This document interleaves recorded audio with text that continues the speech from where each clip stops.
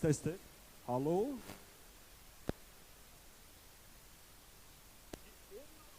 Wo muss ich sein? Hallo? Ich bin hier.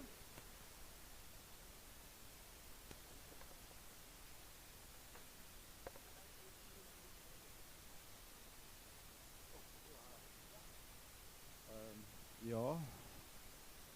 Hallo, check, check, check. Ich höre mich gut.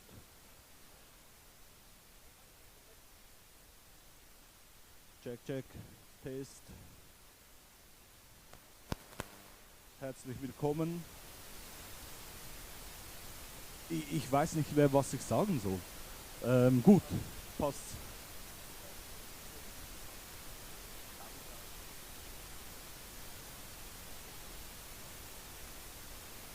Kann ich die jetzt zur Bühne legen oder soll ich die zur Bühne bringen? Soll ich die eingeschalten lassen?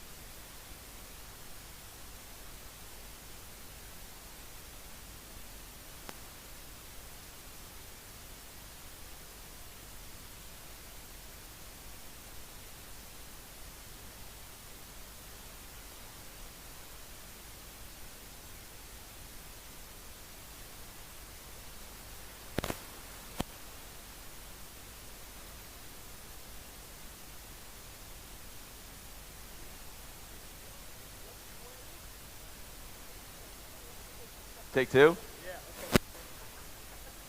Take two.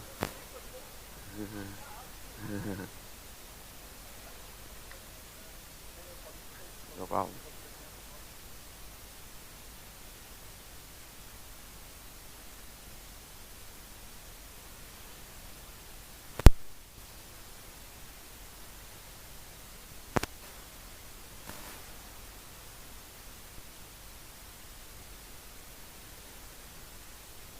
Love floating.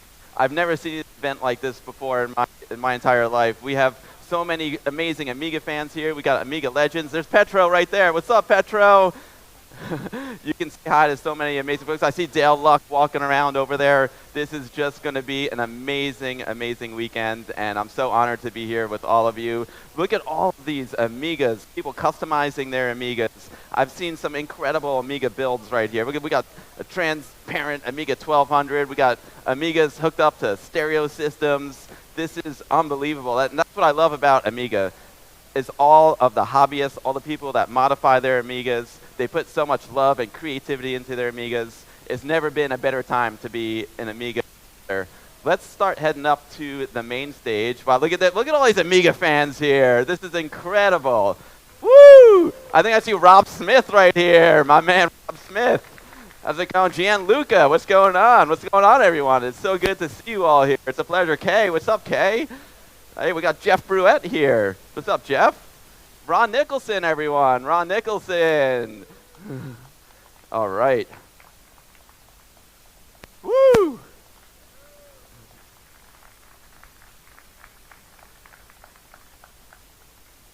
Guten Morgen. My name is the Amiga Bill.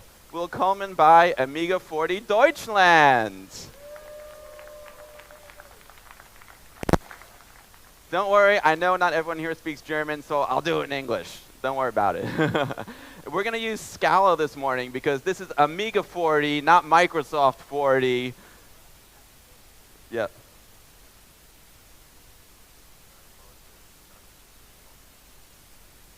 Oh, okay. Okay, sure. Sure.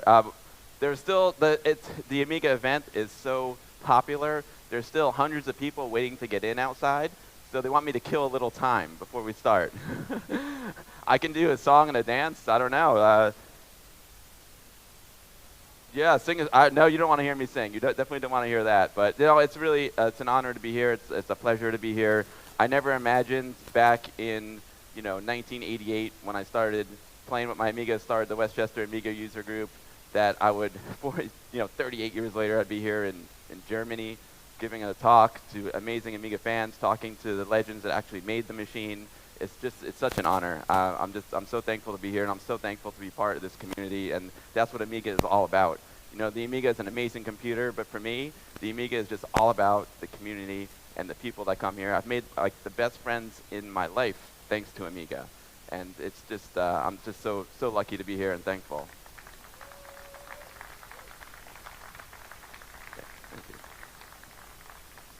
I've got a little slideshow ready for you guys, show you a little bit of my Amiga history, talk a little bit about some of the awesome stuff that you're going to see here at Amiga 40 Germany. After that, we're going to have Jeff Bruette up on stage. I'm going to talk to Jeff about his amazing story and the Andy Warhol, Debbie Harry portrait. After that, I'll be talking to Ron Nicholson and Dale Luck about the origins of the Amiga. Then I'm going to introduce Beth Richards. And then my duties on stage are done, and I'll be walking around this show, hanging out, buying stuff, because there's so much cool stuff here to buy. I'm so excited to see, and it's so nice to see everyone in person. I know a lot of you I know through online. A lot of us know each other through online, social media, various forums, but there's nothing like getting together in person. It's the absolute best. Like when you get together, you fist bump someone, you really get to know them, and this is a really special event. So huge thanks to Marcus and his whole team for putting this amazing event together.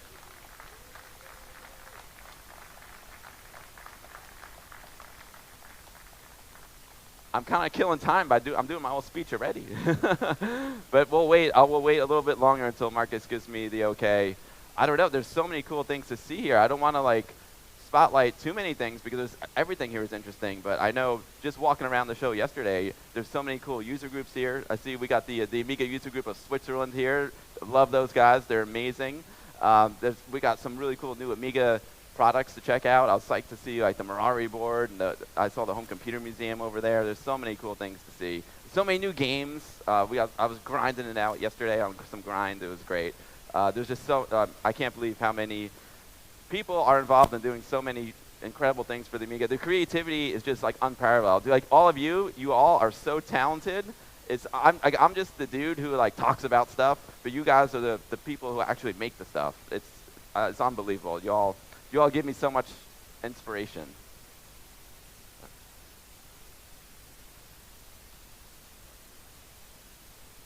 Yeah. 8 minutes. Yeah. Okay, sure. I'll keep going. No problem. All right, so we got eight minutes before. See that? The Amiga is so popular that people can't even get in. This is like better than a Kraftwerk concert, right?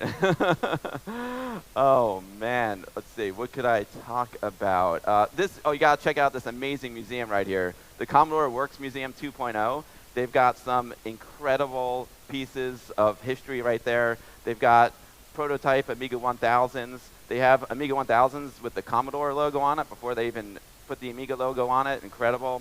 They had the Amiga 4000T there, signed by Petro. It's beautiful. I love these. There's a lot of user groups and a lot of folks here with Amigas. I saw one that's like hooked up to a stereo system. It's called the Amiga Party Machine. It doesn't get any better than that. I mean, that's awesome. Who wouldn't want to have an Amiga Party Machine?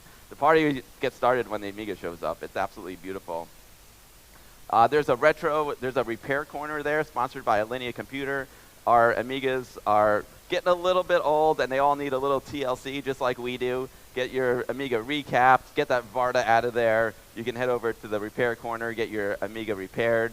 And yeah, there's just so much to do here. It's unbelievable. I can't wait to see all of you. If you see me walking around the show, definitely come introduce yourself. I'd love to talk to all of you because seeing you in person it's next level. It's so much richer experience than seeing you all online. It's amazing. I mean, this is so cool. Like when I started the Westchester Amiga user group back in 1988, it was great because I had all those friends, and we were in first of all, let's clear it up. It's Westchester, New York, not Westchester, Pennsylvania. There's two Westchesters.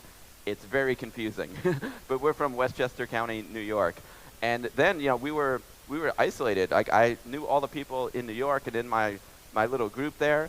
But now, thanks to the power of the internet, like it's brought us all together. Now we're here this is an international event. Like we may be in Germany, but this is an international event. People from all over the world have flown here to come to Amiga 40 Germany, and that is really, really special. I mean, who ever thought 40 years after this machine was launched, there is a line of people trying to get in. They can't even get in. That's how awesome the Amiga is.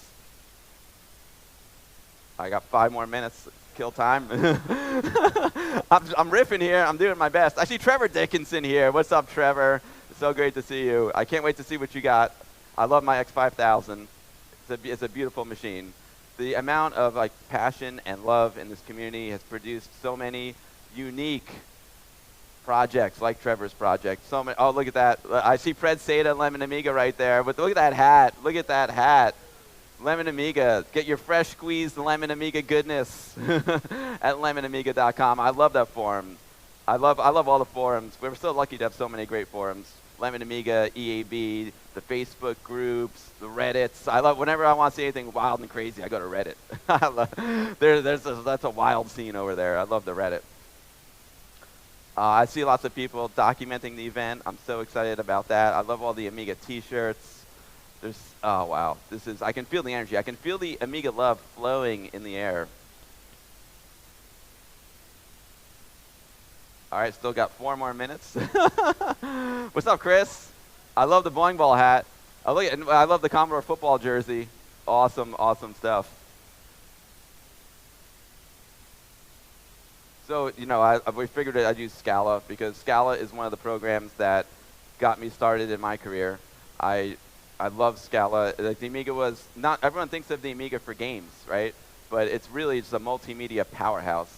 And it got so many of us, it launched many of our careers. Many of us creative people, whether you're into video production, film production, whether you're an artist, whether you create art with code and you're a coder, it was the Amiga's creativity that gave us that spark and it changed our lives. Like if it wasn't for the Amiga, I probably wouldn't be where I am today with my career. So it's such an important part of all of our lives.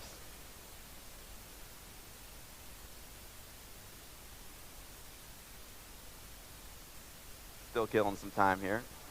I love that. I love that. It's like a rock concert. People trying to get in. It's just so awesome to see so many of you here in person. I've met so many of you online, and I can't wait to have some beers with you. Who knew? Who knew? Like the largest exhibit of the whole Amiga 40 would be the bar. That tells you something about the Amiga community. I love it. I absolutely love it. I can't wait to hit that bar after 12 of my duties are done up here. I see Passion. I see Chervizian back there. He's made T-shirts with the lead boss character in his brand new game that he's working on. My man, what's up, Cherv? He actually came all the way from Prague to a Westchester Amiga user group meeting this summer. That is the dedication of the Amiga community. That is how passionate fans are. And the Amiga passion is just, it's unparalleled. There's no other computer out there that has as many passionate people as the Amiga. I guarantee you they're not lining up in a queue to get in at Microsoft 40. I don't even think there is a Microsoft 40. What's up, Marcel? Great to see you, my man. I'm killing time up here, Marcel. Yeah. So like I said, I'm going to just give a little Scala presentation, talk a little bit about my history with the Amiga, and hopefully it relates to you. You guys can relate to it because many of us share the same stories. Then Jeff will come up here. He's going to tell an amazing story about the Andy Warhol and Deborah Harry portrait. And then we had got Dale Luck and Ron Nicholson, two absolute Amiga legends. I'll stop going blah, blah, blah. I'll let them talk because you guys want to hear from them. You'll be tired of me by then, I promise. So it's going to be awesome.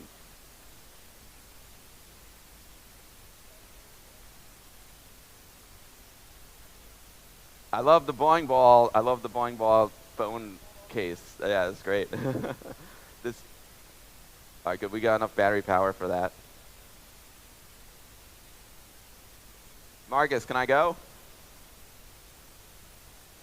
I'm going. I guess I'm going. Good. Okay, I got the thumbs up. All right. All right, I'll start it. I'll take it again from the top. Take 3. Here we go, folks.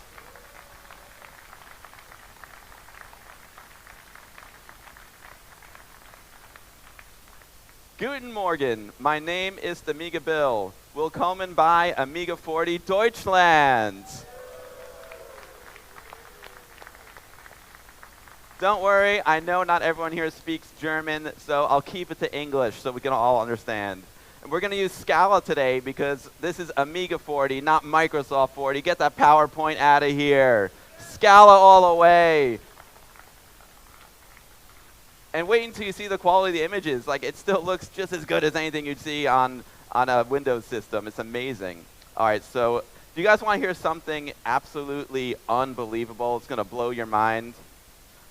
Right now, in New York City, at the Museum of Modern Art, one of the most prestigious museums in the world, the Amiga is front and center. Literally, you come up the escalators, and what do you see? You see Amiga DOS, you see Amiga Workbench, and you see these incredible pieces of art made by the great painter Samia Halaby. Samia uses her Amiga 1000 to create what she calls kinetic paintings. She uses them to, she programs them in BASIC and C, and they're absolutely gorgeous pieces of work.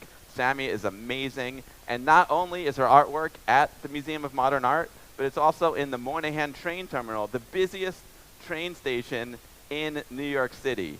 It's absolutely mind-blowing. And the Amiga is relevant, not just relevant as a machine that creates modern art, but it's relevant to us because it's what brought us all here today. Speaking of going to Amiga events, I'll never forget it. March of 1990. My parents loaded me into my grandfather's 1977 Cadillac and drove me down to Washington, D.C. for very special events, AMI Expo. Now, I used to go to many different expos, AMI Expo New York, World of Commodore New York, but this one was particularly interesting because Jay Miner, the father of the Amiga, was giving the keynote speech. He gave an amazing talk, and after the speech was over, we saw Jay walking down the hall, and my dad stopped him. He's like, Mr. Miner, can we get a picture? And he was just like, absolutely. Let's get a picture. And he wanted to set up the shot. he wanted to set up the shot with he and I looking at each other as if it was like a business meeting. But I was just like so excited. I was like a deer in headlights. I was just looking at my dad like, whoa, this is J minor. It's amazing. It's amazing. And then Jay started asking me questions. And I told him that I ran an Amiga user group in New York called the Westchester Amiga User Group. And he's like, wait a minute, there's like a 17-year-old kid running an Amiga club in New York? I'm like, yeah, and I told him all about it. And he's like, you know what? This is really, really beautiful because Amiga means friend, and Amiga is all about the people. He had folks from like New Tech and Digital Creations. They all want to talk to him about tech, talk business. And he was just like, hold on, I want to talk to this kid because Amiga is all about the people. And that's the whole theme of this show. That's the exact reason why we're all here today. I mean, sure, I'm super excited to see like all the latest games and hardware and all the cool software that's here. But the real reason why I came all the way here from New York City is to meet with my friends.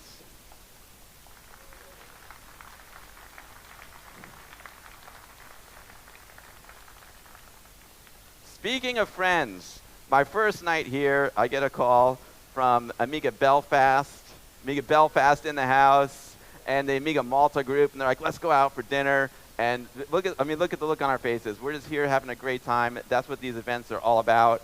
I keep hitting the wrong button here. I got too many mice. Last night I got together with Captain John and Amiga Sons and my amazing friends from the Westchester Amiga User Group, Tony Rocks and Corbo, who came all the way from New York, and Sigurborn, who came from Iceland. It's just an amazing gathering. And like I said before, it's all about the people and all about friends. I mean, I've made some of my best friends in the world thanks to Amiga. When I started the club, I was only like 12 years old when I first joined WOG. And some of the folks in that club, like I'm still great friends with them today. They're basically my best friends. And now I have all these new great Amiga friends.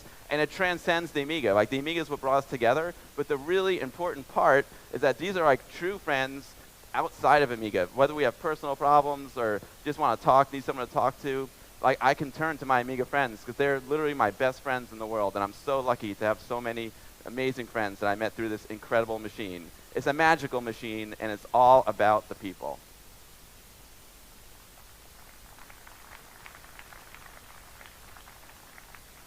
There's our Westchester Amiga User Group meeting that we had this year. It was so much fun. Those meetings are the absolute best. We've been meeting since 1988, never stopped and never will, even through the dark ages.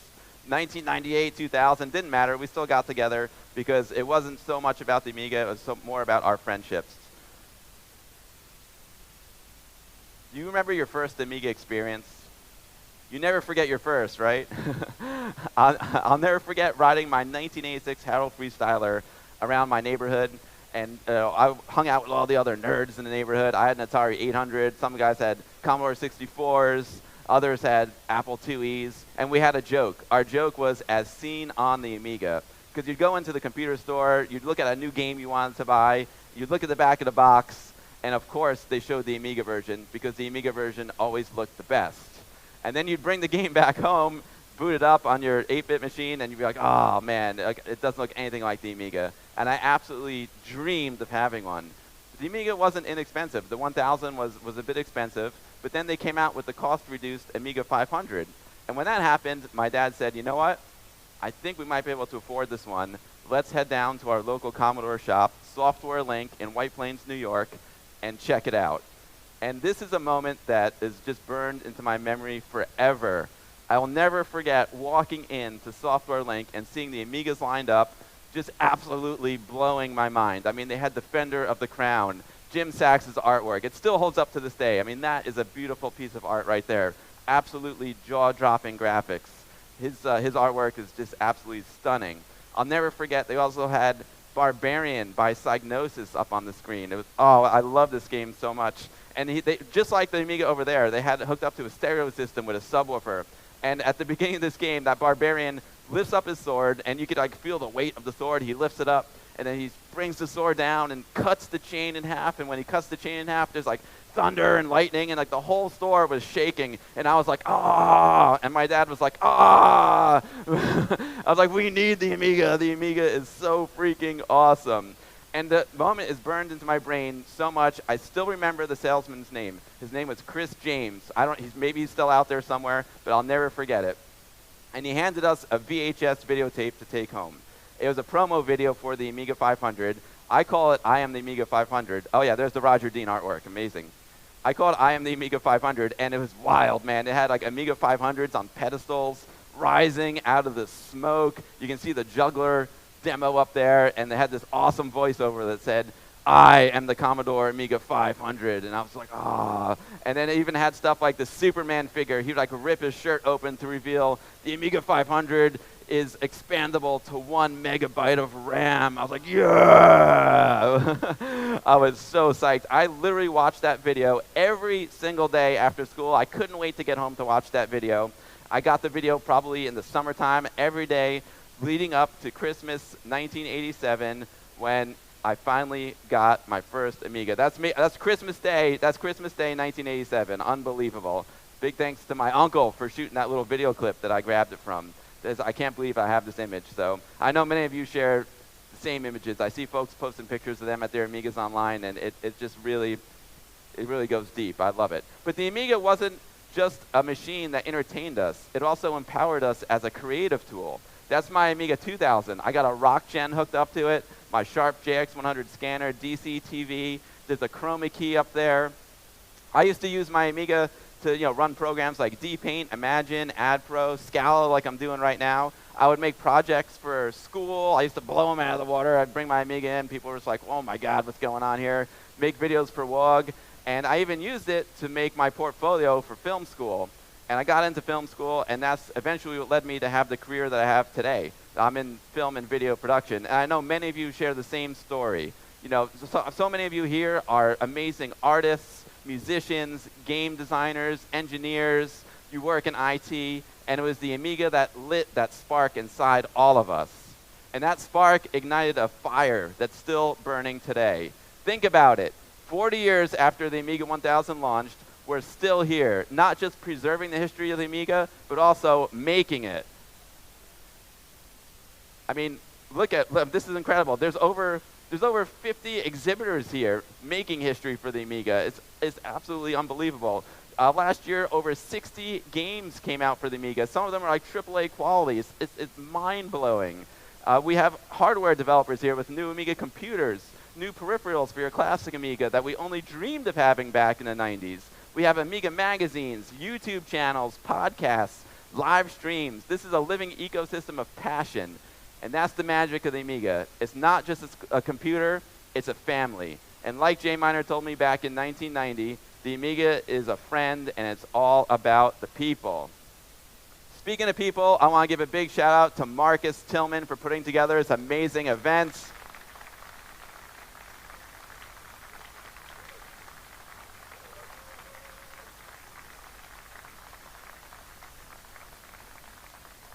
Thank you so much, Marcus, for inviting me and asking me to do this opening talk. I'm humbled and honored. And also his team. Marcus couldn't do it without a team. They're all wearing these red team T-shirts. So if you see him walking around, give him a fist bump, give him a high five. Show them some Amiga love for all their volunteer work and all their hard work. Without them, we wouldn't be here today.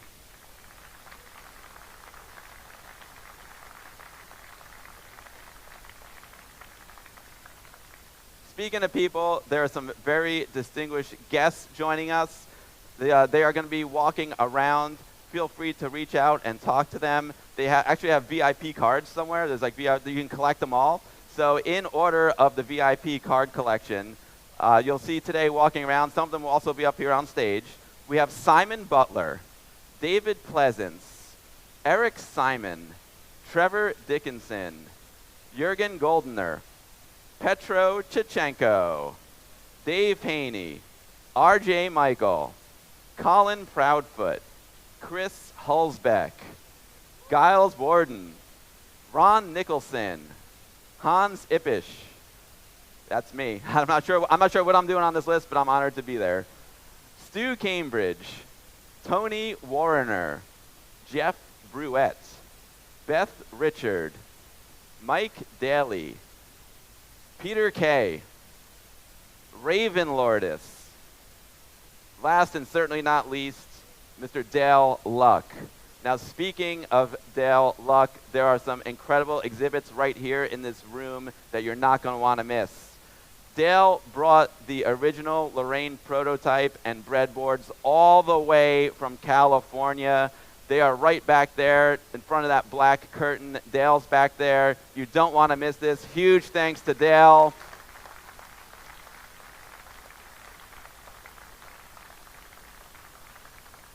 This is an amazing effort that Dale brought these boards so far. This is the farthest east that they've ever been.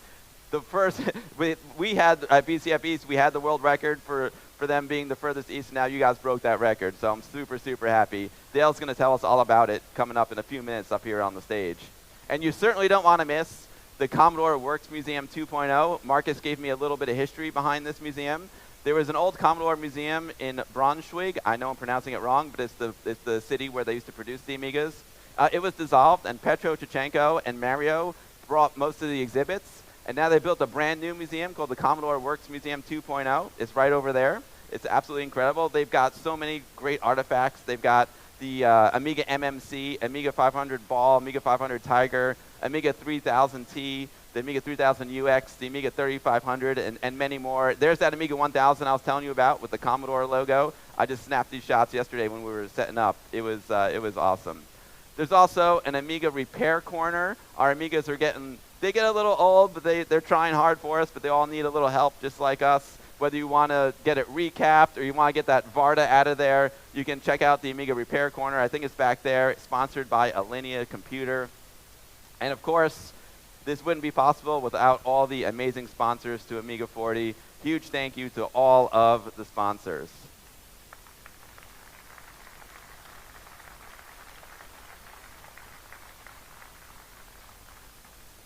All right, Amiga family, let's make this a weekend you'll remember just as fondly as I remember AMI Expo 1990. Have an amazing time, and Amiga forever.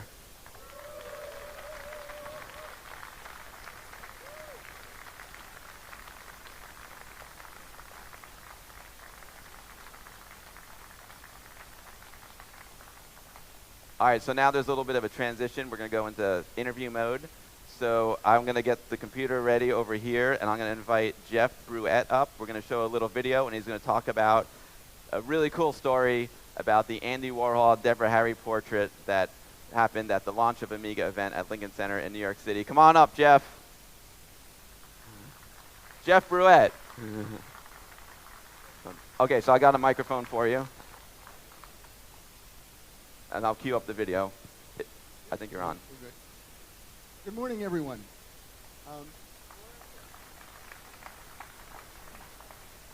Just like Bill said regarding inability to speak German, I don't speak German. I failed it 2 years in a row in high school, so we're going to be going with English. But I'm going to actually begin with a little bit of a story how I was at Commodore and what led up to the Amiga launch, which is the main thing I'll be talking about today. I was actually a sales guy at Radio Shack, but I had a VIC-20 computer, and I kept calling Commodore, asking them different technical questions, to the point my questions kind of exceeded the...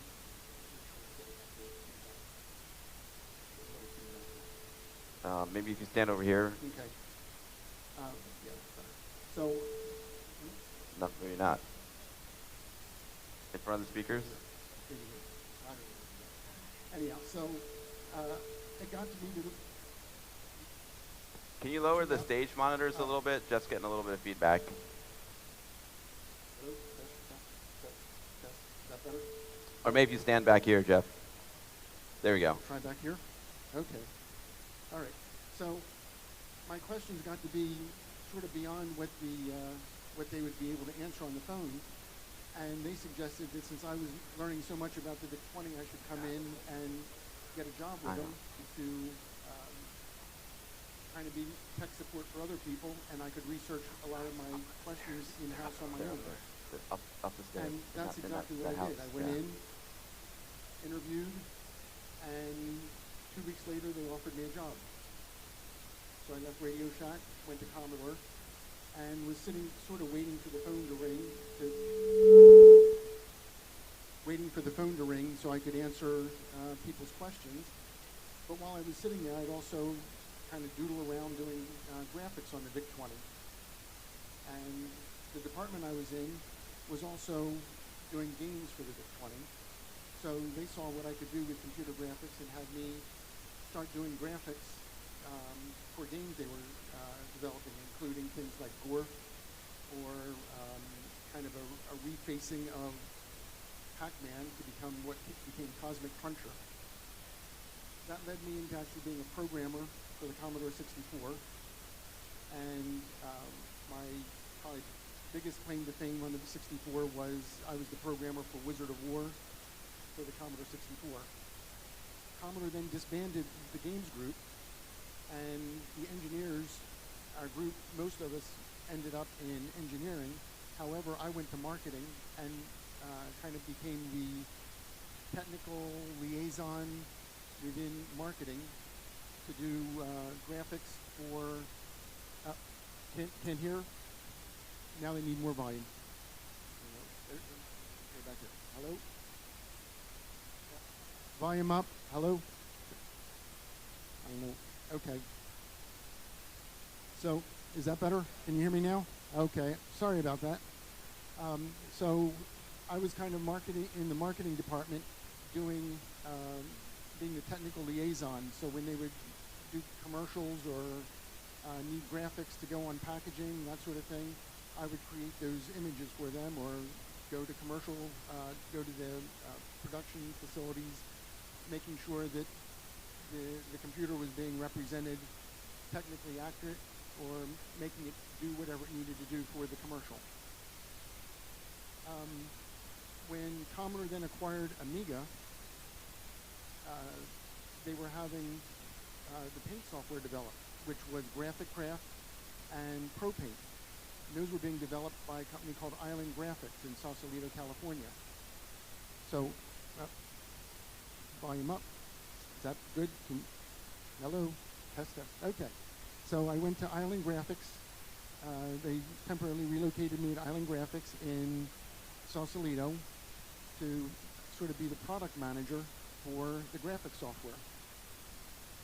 There were some contractual disputes between Commodore and Island Graphics, mainly because the operating system was still being developed, and Island Graphics felt that they were having to keep reinventing the wheel because functions that they would develop would stop working because there'd be a change in the operating system, and then they'd have to go back and fix things that they didn't break. But so simultaneously, while they were developing graphic software, R.J. Michael was developing a paint program in-house just as a backup in case everything crumbled with Island Graphics. About 3 or 4 weeks prior to the Amiga launch, I was suddenly called back from Sausalito back to Commodore on the East Coast in Westchester, and I was told that I needed to go to New York to teach some guy how to do some computer graphics because they had hired him to demonstrate the Amiga's graphic capability at the launch. I was kind of frustrated with that. I said, why didn't you just hire somebody that knows how to use a computer? And they said, well, this is Andy Warhol. I had no idea who Andy Warhol was. And, but I was, it was my job, so I packed up my things, and I was talking to one of my coworkers and told him about my frustrations, and he said, well, who is it you're going to teach? I said, his name's Andy Warhol. He was quite enthusiastic. He said, Andy Warhol? I said, yeah, is he somebody special? His response was, he's the guy that did the Campbell soup cans.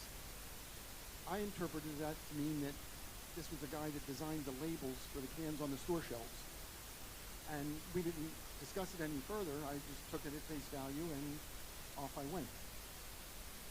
So I went to Andy's studio in New York and spent several weeks up there working with him, teaching him literally everything from how to turn the computer on to the left and right mouse button and so on.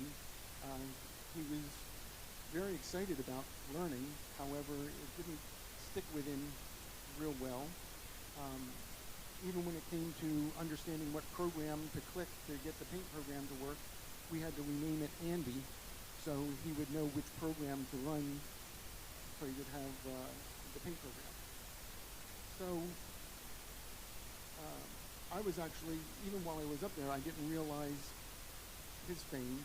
I was more excited about the various people that would come by and to visit with him, like at the time the music group The Cars was popular, and so Rick Ocasek from The Cars stopped by one day. So there was...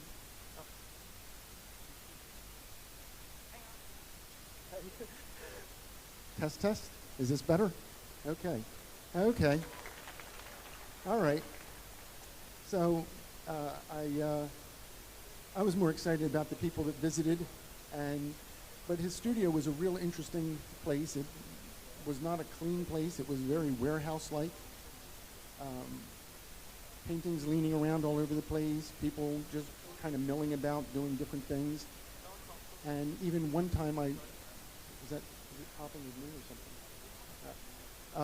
So there was even like one occasion that I was wandering around and saw a gentleman working on something with punching bags, a bunch of Everlast punching bags, and they were these just painted white that had sort of line drawings of religious figures on them. And I asked, what's this? And he just described it. Oh, so these are Andy's disciples. Many, many years later, I've now come to realize that the person I was talking to was who became a famous artist, Basquiat. So I didn't realize, though, what I was in the midst of this entire time. So anyhow, we now are getting up to the Amiga launch. And I think probably this would be a good time to show this video that I prepared that kind of tells the story that people never really realized. Check. I got a question for you. Jeff. Yes. When you showed Andy the Amiga for the first time, I can't help but think about the scene in Star Trek when Scotty picks up the mouse and he goes, "Hello, computer." Was it something like that? I'll be honest. I don't remember. I don't remember what it was like that first time, because for me it was more about getting. I was more focused on the technical aspects as opposed to how this person was reacting to it. It was. I was very much that computer nerd kid. Right. So I was, and particularly being in New York, I was very much out of my element of comfort of, slow Westchester.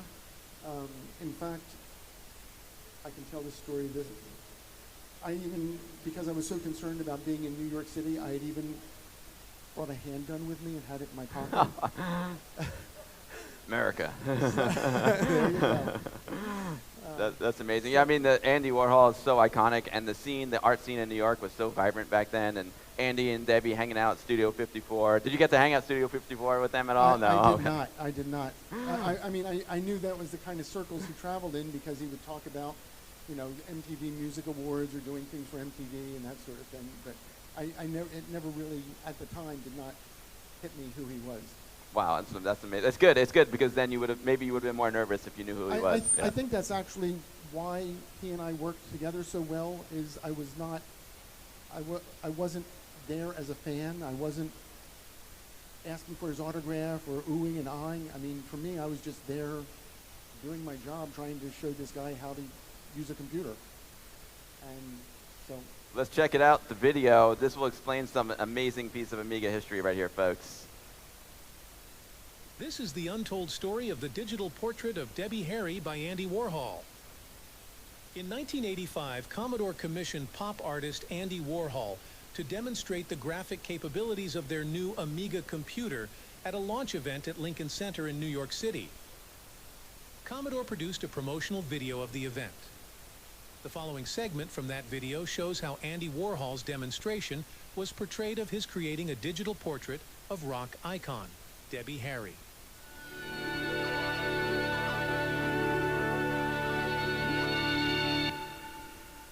Good evening, ladies and gentlemen. Commodore welcomes you to Lincoln Center.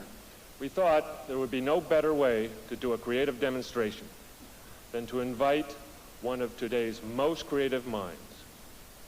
He's a publisher, he's a media star, but above all, he's an artist of the first order. Ladies and gentlemen, please give a warm welcome to Mr. Andy Warhol.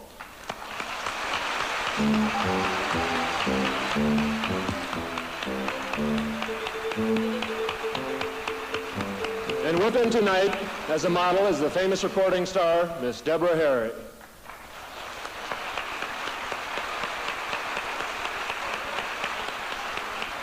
Are you ready to paint me?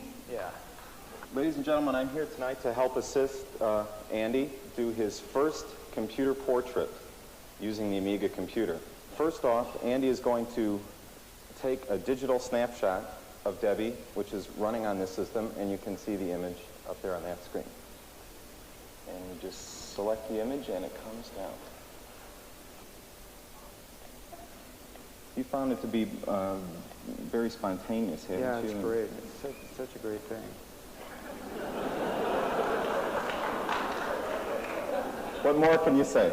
Well, I can there's say a lot of things. Oh, that looks very good.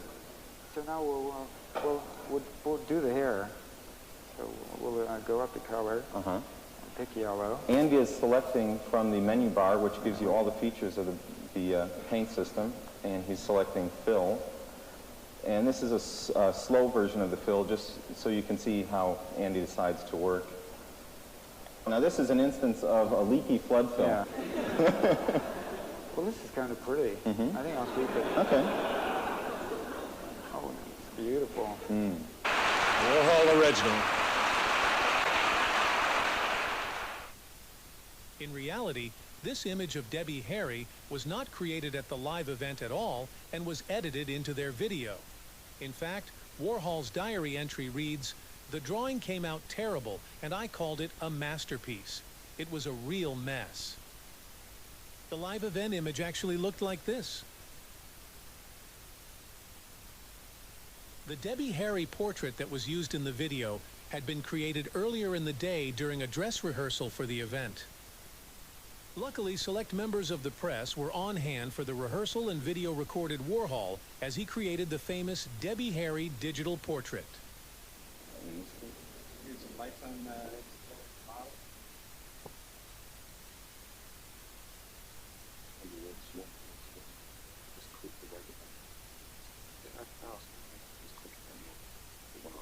Let's get more fun here. Could you place the camera more? Yeah, a little closer. Oh. No, zoom in. Zoom in. Can you zoom in? Technology is Yeah, wonderful. zoom in. Yeah, zoom in. Oh yeah, that's great. Okay. Just click the right. Okay, look right in the camera. Yeah. That's it. Okay, okay. Now save it for you. Yeah. Okay, and then we wait for it to come over. Now what's going on is this image is being saved in that machine over there, which has the digitizer software, and we'll bring that disk over here so that Andy can then put his own personal touch in using the Graphicraft paint program, which is the artist program that comes with the system. Thank you very much. Okay, and I'll just do it. Let me just bring it down. And we'll take a look at the palette first.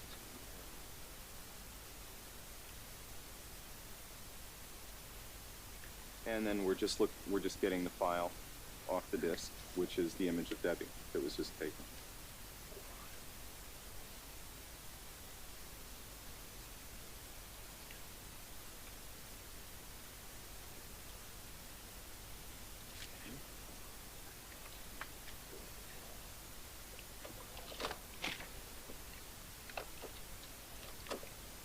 And there you are, Andy. Go to it.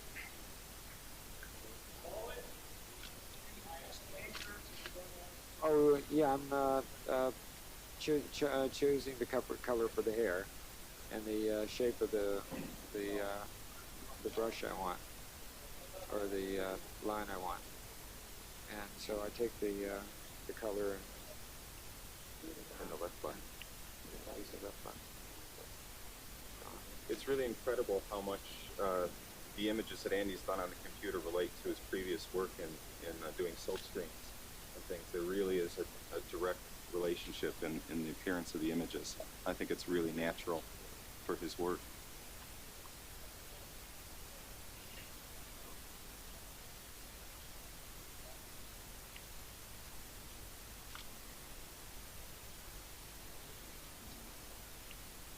Now you've been working on this for about a week, Andy.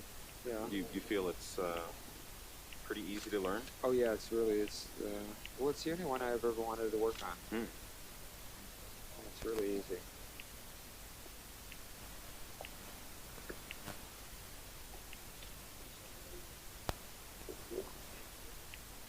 Oh, very. I see. It looks like a Warhol already. I think you could just sign it. Warhol's experience at the rehearsal was more to his liking as he reflected in his diary, "We ran through it, and the easiest part is running through our thing for the press. That's so easy." The computer was about to be reset. However, due to quick thinking by one of the engineers, the image was saved to a diskette. This is the iconic digital portrait of Debbie Harry by Andy Warhol that is so well known. Warhol signed the diskette and gifted it to the engineer. This diskette is currently displayed with one of the original prints of the Debbie portrait to create an amazing, one-of-a-kind assemblage presenting Andy Warhol's most iconic digital artwork.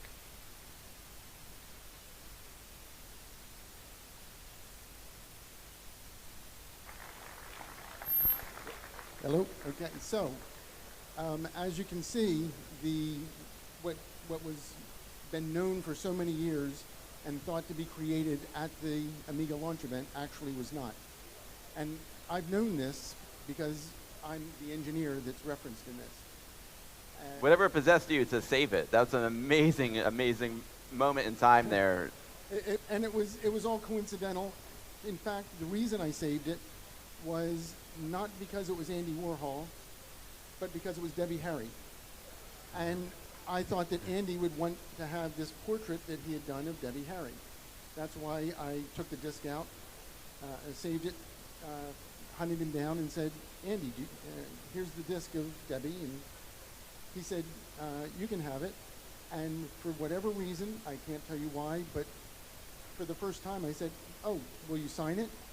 And he signed the diskette, handed it back to me and said, "Here, it's yours." So I had it for all of these years. But then when we were editing the video and got to the part where it was supposed to be Andy, they had nothing but a bad image. And so I suggested I have a diskette that I saved from the rehearsal. Maybe that would be better. And I showed the editor what we had. And he said, "Oh, absolutely. But how are we going to make it look like he's drawing something, because it's obviously a static image?" So I actually unfilled the hair, and he recorded as I pretended to do the fills. That's why the image that you see in the launch video being filled is different slightly from the image that Andy's filling, because he had filled two areas, a black area and a white area, with the yellow hair.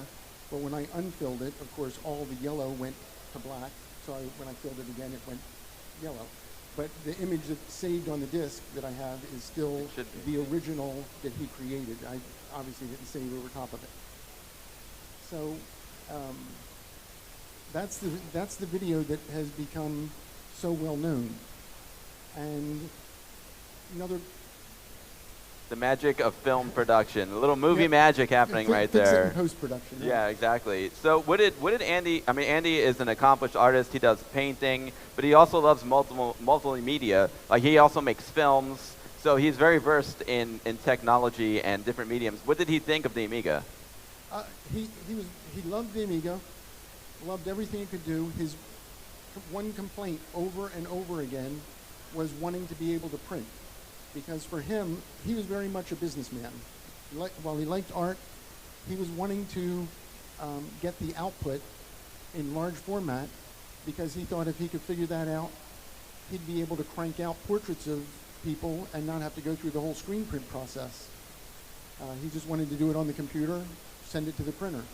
But there were no printers really available at that time. In fact, the prints that were made of Debbie Harry's image, there was a contractual limit. Commodore could only print 3 copies. And we found a company that did prints of things like billboards and such, where they used a special printer, a drum-based printer that printed the 3 copies. And I'm happy to say, some years later, the director of marketing was kind enough to gift me one of those prints. So I have the print along with the diskette. But his thing was about printing, not. But he just really enjoyed what he could get on the screen. And he did use the Amiga also for a show he was doing for MTV called Andy Warhol's 15 Minutes. And he invited me back to his studio to help him do graphics for that. So if anybody ever sees the pilot episode of Andy Warhol's 15 Minutes, you'll see Amiga graphics throughout that, title graphics and so on, and some special effects that are done in there.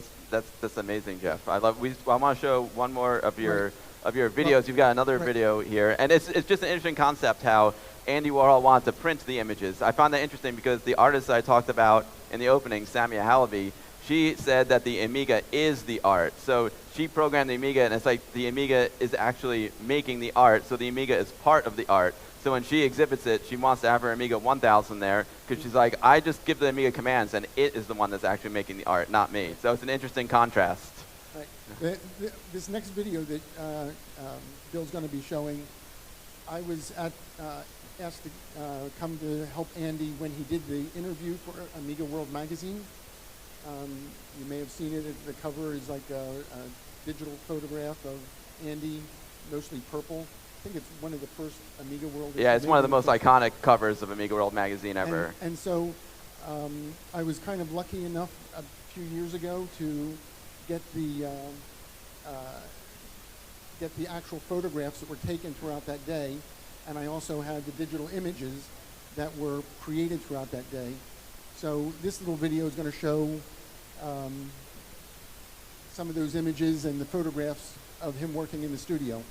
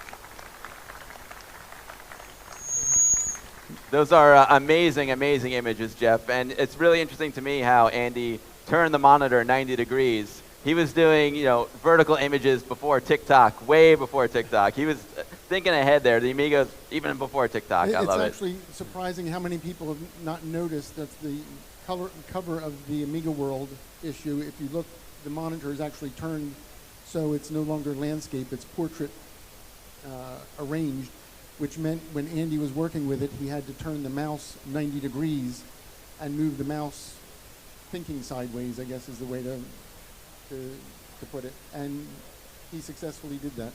Well, unfortunately, we're almost out of time with Jeff, but if anyone has any questions, feel free to reach out. If you don't have them now, Jeff will be walking around the show, and he'll be happy to answer any questions that you have. Any questions for Jeff? Yes, Trevor.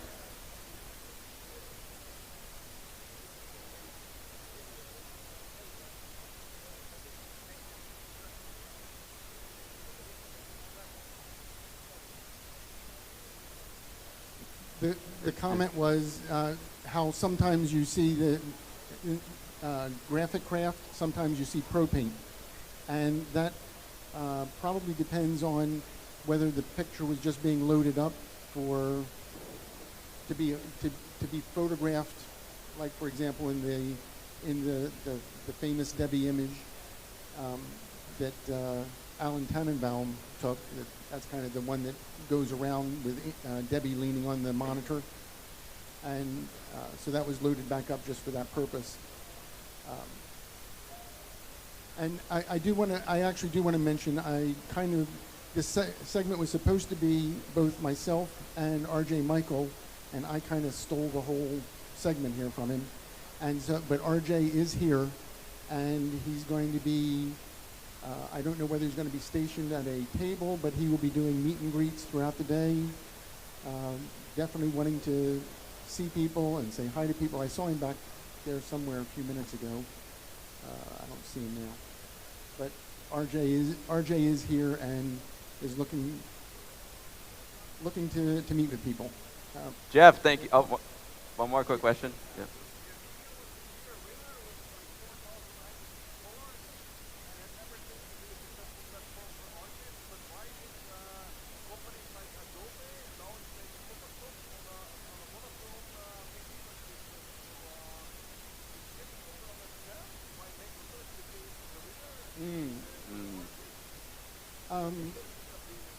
Amiga should have been the winner, but Commodore thought otherwise.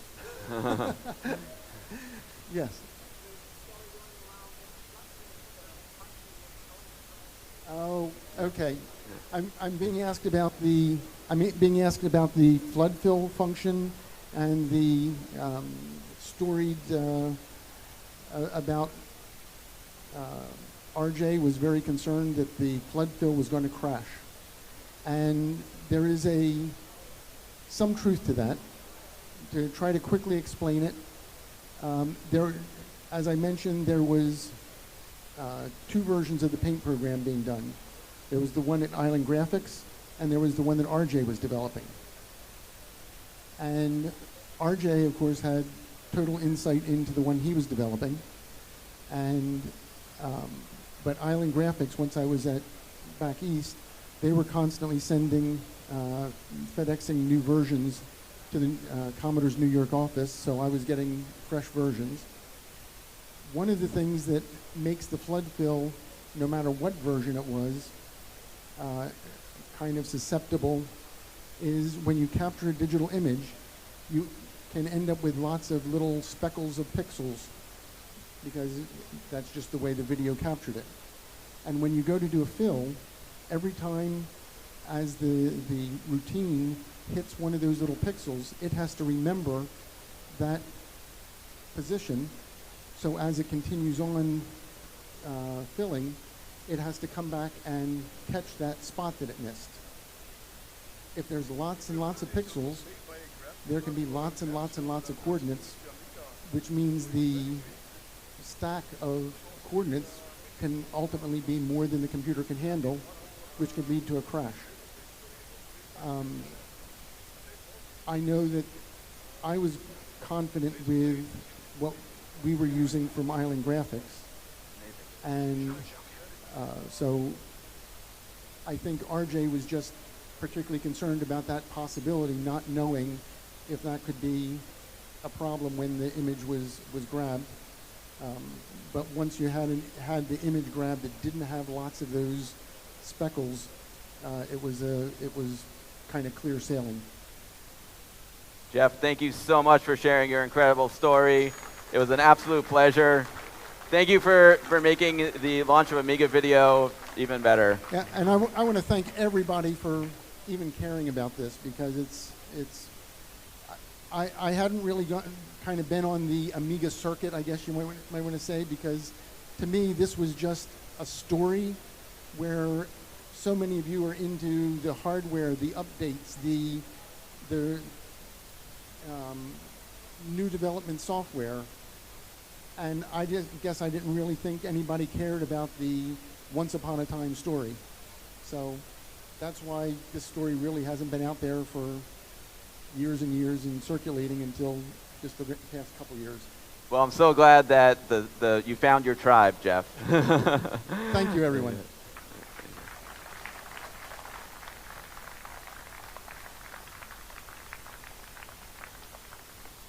All right, amazing stuff from Jeff.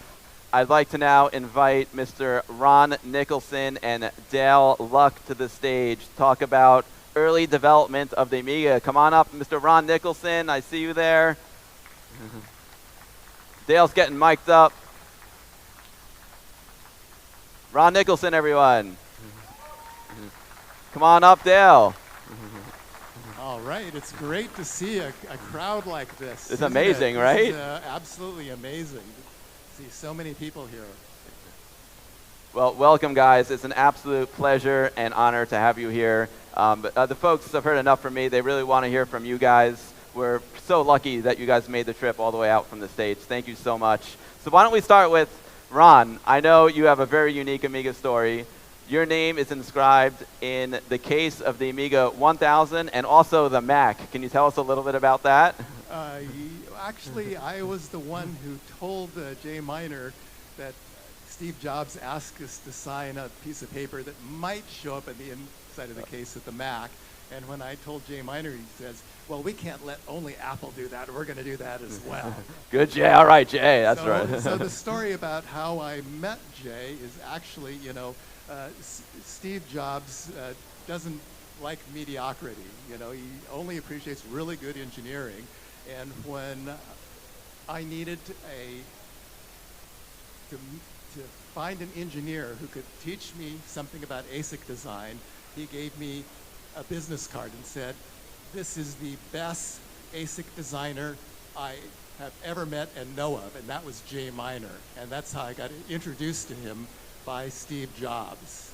He was that good. He founded several companies in Silicon Valley, and he really taught myself and Joe DeCure a lot about chip design and chip architecture. So that's the story I have about Jay Miner. And he was just a wonderful mentor. It was the three of us, Joe DeCure, Jay Miner, and myself, who sat in a room with whiteboards and drew crazy ideas on the board. Some of those crazy ideas are mine. If you like the way the Amiga 1000 architecture worked, you can applaud me. Woo! I think they like it. If there are any mistakes or omissions, for instance, if you're a software developer, the omission of memory protection, you can also blame that on me and boo. Well, the lack of memory protection also gives us the guru meditation, which we all have on our heart very fondly. So, yeah. So anyway, I'm going to echo the statements of many of the other speakers up here who are involved with the Amiga, in that we are absolutely astounded. I've worked for several different companies in Silicon Valley, designing lots of products. Many of those products never were finished. Some of the ones that were finished were canceled before they went to production. A few went to production, but no one ever bought them. So the fact that not only did the Amiga make it out the door, but 40 years later, there are people still developing new hardware and software in the ecosystem, still writing new games, still having a user community who loves playing with it is just absolutely mind-blowing. So I'm going to give you an applaud for being part of that community. That's a great point. We wouldn't be here today if it wasn't for all the Amiga fans, right? Absolutely, yeah. absolutely. Yes. So I see something up here on the screen. My first question for Mr. Dale Luck is, how the heck did you get this through security, Dale? Oh, is your mic off?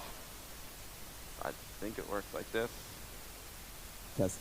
It's on. You just have to put it right up to your mouth. On? Yeah, yep. Well, I had nothing to declare. Yeah. It was just in my suitcase, and everyone has stuff like this that they fly with, don't they?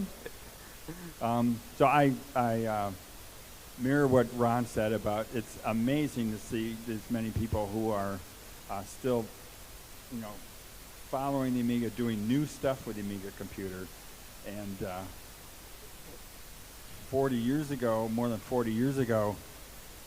Actually, a long, long time ago, in a galaxy far, far away, we started working on this, and all we had was documentation on what the hardware was going to do. There was no hardware, and we were supposed to start writing software for it, and so none of this existed. We just had the documentation that Rob Peck had created for most of us to work on, and we had the promise, though, that by around December 10th, we would have this assembled together and working, and we had to be at the Consumer Electronics Show about 1 month later with working software and demos and audio and graphics and the Carl's exec, and so there was no Christmas for any of us that year. We spent, I think, a full 2 weeks sleeping at Amiga just before the show, and it was a crazy time. I can't even imagine. I mean, when I look at this, I'm just a layperson. I'm not an engineer like you guys. Like, what exactly is going on here? How do you build a computer from scratch? Like you said, you had to make software for it, but the computer didn't even exist. So how do you make software for something that doesn't even exist yet? Well, we knew what processor was going to be, the 68000, which is this chip right here. And when I started this, like I said, there was no hardware. They were working on building these, wire wrapping these breadboards. And it wasn't until, I think, about September or October that I got my first piece of hardware to use that you built. Yeah, this board I actually hand built, more than half of it. A lot of the other boards were built by Dave Needle and several consultants that he hired, and they did a really good job of finishing that up from the block diagrams that Jay Miner and I had drawn up on the whiteboard. And the way these worked is that you see these umbilical cords, these ribbon cables, they would plug into the sockets on this board. And so each one of these, this is the address generator. No, let's see. This is the address Agnes. And this is Paul or Portia. No, that's Daphne. That's the address generator. That's the blitter chip. This is Daphne, and this is Portia. And they all together, they made this thing do its amazing graphics and audio operations. Each one of these had its own power supply, and you see the power supplies there. For testing them, they had these custom-made test boxes with switches and stuff that you could set registers in them. This is getting more technical, I guess. But what else can I say? If you count the number of wires on that thing, it is absolutely astounding that we actually got that to work. So the first time we fired it up and it actually worked, I went, what? We don't have to spend 3 weeks debugging it? Because it actually came up pretty quickly. Yeah, it did. In fact, I mean, there are some stories about how did this ever work. When we did get to the Consumer Electronics Show, we got the line drawing working. before then. And but when we came back, we plugged it in and something stopped working. And my tests weren't working exactly right. And so Dave Needle looked at it and he said, oh, there's a missing wire here. And it's not working because of that. And it could never work with this missing wire. The wire was never installed. We, to this day, do not know how this system worked with that one wire completely missing from the wire wrap stack. Another story is, prior to the show, we had moved it around and something broke. And I was running my test programs on it, and a particular display was blinking at me. And Dave Needle came over and he figured out what the problem was. For the bus transceiver chips had broken, or probably because of static electricity. And so we replaced those, and great, it was working again. We took it to the Consumer Electronics Show. First time we plugged it in, I saw the same exact problem appear on the screen. And I says, I know what's wrong with this. I saw this like a week ago. And Dave Needle came in and told them that he would work on it. And so he magically fixed it in like 5 minutes. And we had our working Consumer Electronics Show demo ready to go. It's an Amiga miracle. Go ahead, Ron. Yeah, it was all in a hidden booth because we were trying to show it off in secret. And I remember, people wanting to see it, but we said, unless you sign an NDA, they're not getting in there. So it was the special secret of the show. I saw at the exhibit at the Amiga 40 in California, you guys did an amazing job recreating the 1984 CES booths, and I saw you guys had the Joy board out there and different Amiga products, and then you had a secret curtain that people could go behind and see what you were working on, the prototype. Right, and in that room we had some of the original hardware from 1984, like the Sony monitor that was part of the show in 1984. I still had, and so we had it on display. I had it rejuvenated, kind of. You heard of the story of the Boing ball? Yes. Please tell it. So Sam Dicker originally wrote this fantastic demo, which is this big spinning ball, which we don't have it anymore. We're going to try to recreate it sometime. And it was a ball that was fully the size of the screen, and it spun using color map animation. And me knowing how the play fields worked and the color palette worked, and also being a physics guy back in high school and college, I thought I would like to make that guy bounce. And so I shrunk the ball. So during the course of a week or so before the Consumer Electronics Show, I started actually working on that. And I got a chance to continue working on it on the night before the last day of the show. And RJ and I, he had another demo he was working on, and we snuck into the show with a 6-pack of beer, and we continued to work on our own demos, and I finally got the bouncing ball working about 3 or 4 o'clock in the morning, and said, okay, I'm done for tonight. And the next morning, when the Amiga execs came back in, they saw the bouncing ball, because we were sleeping on the floor in the room, and they probably wondered what we were doing there, sleeping on the floor there. And then they saw the little bouncing ball on the little Sony monitor, and then they said, well, now we have to go back and get everybody that we've already showed everything to and bring them back in because we want to show them this new demo. So that was pretty amazing back then. That's amazing that you guys just slept there and worked on it overnight. To me, that shows the amount of passion and dedication and care that you had for this machine. Ron, we were talking about the Amiga community and how we're still here 40 years later talking about the Amiga. There's something magical about the Amiga. And I don't know, and I think it comes from you guys. Can you tell us, what it was like working at Amiga back then, and you guys kind of put your heart and souls into this machine. Tell us why you think that translates to what you see here today. Well,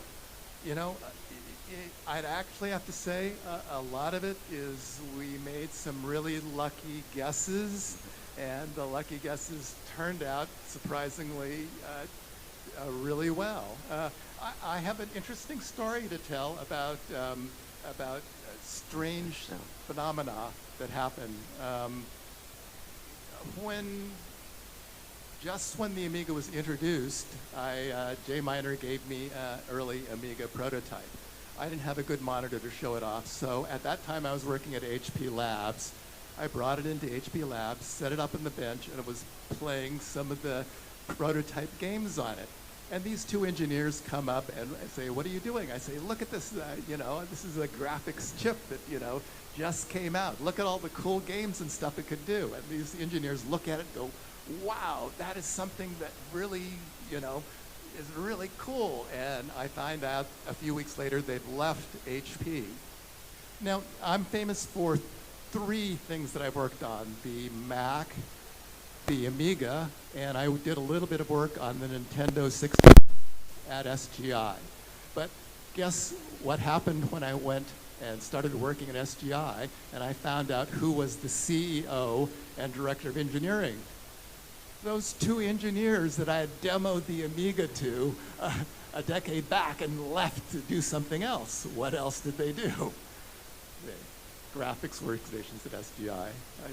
So things that influence the future that you would never think of turn out to be quite interesting. Yeah, it's amazing how many of you guys went on to create other incredible projects after Amiga that have also changed the world. So I could add something to that. Yeah. Back then, we honestly, I think, all of us felt we were on a mission from God, is what we were on. You talked about lucky guesses. I think one of the lucky guesses that we had was hiring an incredible group of talented and passionate people who had their own visions. Carl had his vision about the kernel and preemptive multitasking. And they're still using that kernel now. Yes, absolutely. And I'd been working at Hewlett-Packard for 4 years on graphics, and so I had a vision of what we could do with graphics, and Sam Dicker had a vision of what he could do with audio, and so there was this, and RJ had his vision about blitter objects and what animation we could do, and eventually bringing out the intuition. So I think it was really, it's the people. It's the people that were that injected spirit and soul into the machine. You can really feel that today, and that's why we're all here together right now. And like I said before, like, you guys made something that has changed so many of our lives. Like, so many of us went into the career that we have now thanks to the machine that you guys created. So it's very, very, very magical. One of the tenets that I remember we had was, we didn't want to let our own possible limited creativity, our own limited thinking and creativity, to limit other people's creativity and what they could do to the machine. So we kept it as open as possible and tried to allow people to do fantastic things like what they're doing now, living within the rudimentary rules that we had in there so that things could play together and not necessarily have to take over the machine. Although there are times when, yes, you really need to get right down to the hardware and take over the machine. But more or less, everything works together still. And there was a lot of teamwork. For instance, I was responsible for the original memory map, but the software engineers came to me and said, "No, we need to fix this, we can make it better." So the integration between the software and hardware, I think, is one of the key things that optimize this architecture. I think we were not just necessarily software or hardware, but we're more system engineers. And we could look at a problem and say, well, I could piece this part and get this done more efficiently in hardware, or maybe the hardware isn't the right place to do something. A little piece of trick software will make the hardware a lot easier to do and implement. In particular, one of my stories is the line draw. When the blitter was created, there was no hardware line draw. There was a fill mode, which I kind of looked at, and I'd done area fill, polygonal area fill at Hewlett-Packard, and I wasn't sure exactly how to make that work or how to use it effectively. But then, since I had no hardware, when we started, I wrote a Blitter emulator in software, and so that I could write a program to drive the virtual hardware. And as I wrote the program that was state accurate to how the Blitter worked, I realized that changing about 3 lines of my software would cause the Blitter emulator to draw lines instead of just doing basic rectangular blitz. And that realization of that came around in November, early part of November, and I wanted them to change the hardware to do that, and said, because software line draw is pretty slow. So I put on my hat that says, we need to do this, and everyone was pretty much saying it's too late. The hardware is done. The schematics are done. That was me. He had to twist my arm. Fortunately, he succeeded. Well, so it was either you or somebody said, okay, Jay, take Dale out to lunch and give him the bad news that we're not going to be able to do it. So sometime in November, Jay took me to Denny's, which is like a diner. It's like, yeah. Right, it's like a little bit more than yeah. McDonald's. Yeah. And I brought my program listing, and Jay was there wanting to convince me, no, we're not going to do hardware line draw. We can't do it. I brought out my listing, said, Jay, we just need to do these 3 changes. And then we came back, and Jay said, I think we should do hardware line draw.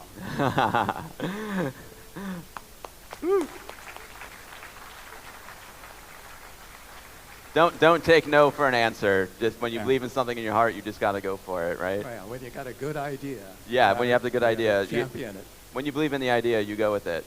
Now, we were talking about the bowling ball. I never realized that bowling ball had different iterations, how at first it didn't spin, it didn't move. But one of the most iconic parts of the bowling ball is the sound, that bong sound. Can you tell us a little bit about the boing sound, guys? Okay, so that's another story. So after the Consumer Electronics Show, we came back. We wanted to make it better. One of the things I was really missing was a sound when it bounced, and there was a lot of different sounds that were tested that Sam was creating that were more like arcade sounds. And they sounded like boink, boink, boink, and ding, ding. And none of those seemed to work for me.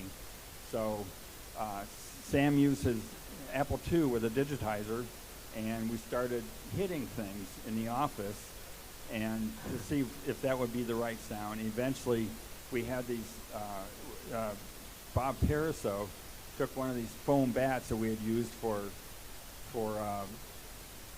settling arguments at work, and went outside and behind a big roll-up garage door, steel garage door, and he banged on it. He banged on the garage door, and I thought, boom, that sounds like the right sound.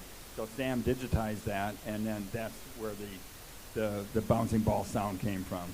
Amazing. Oh, that's just amazing. I love all these stories. Ron, do you have any, unfortunately, the time is so tight with these talks, but do you have any favorite memories working at Amiga? Anything that really means something to you internally? Anything you'd like to share with the audience that you think they'd like to hear? Well, Dale already said it was an excellent team of engineers, system engineers, software, hardware, documentation, the people, the technicians doing the wire wrapping. It just all came together.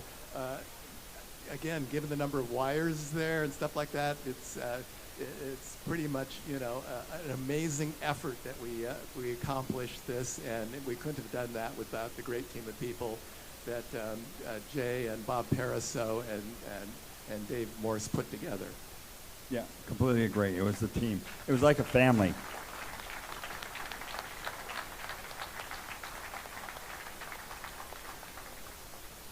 Unfortunately, there's only 2 minutes left. Does anyone have any questions you'd like to ask the guys?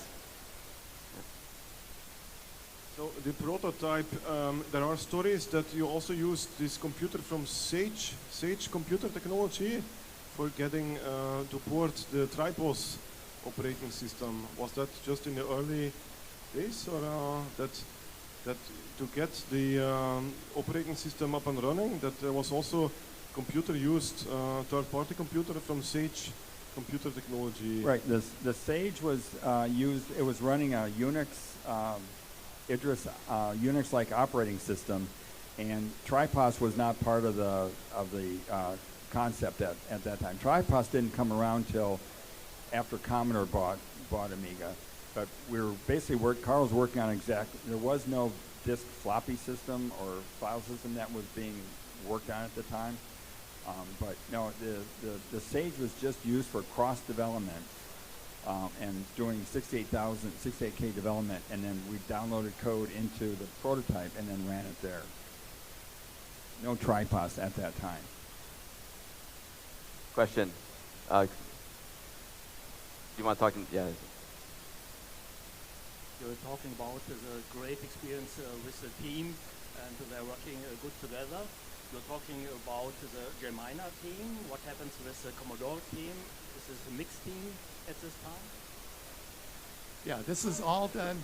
This was all done originally from a shelf company called High Toro, which is the original, I think, 15 or so people that got renamed Amiga, and it wasn't until well after this was working and the chips were working that Atari and Commodore all entered in sort of a bidding war for the company, and I guess Commodore won.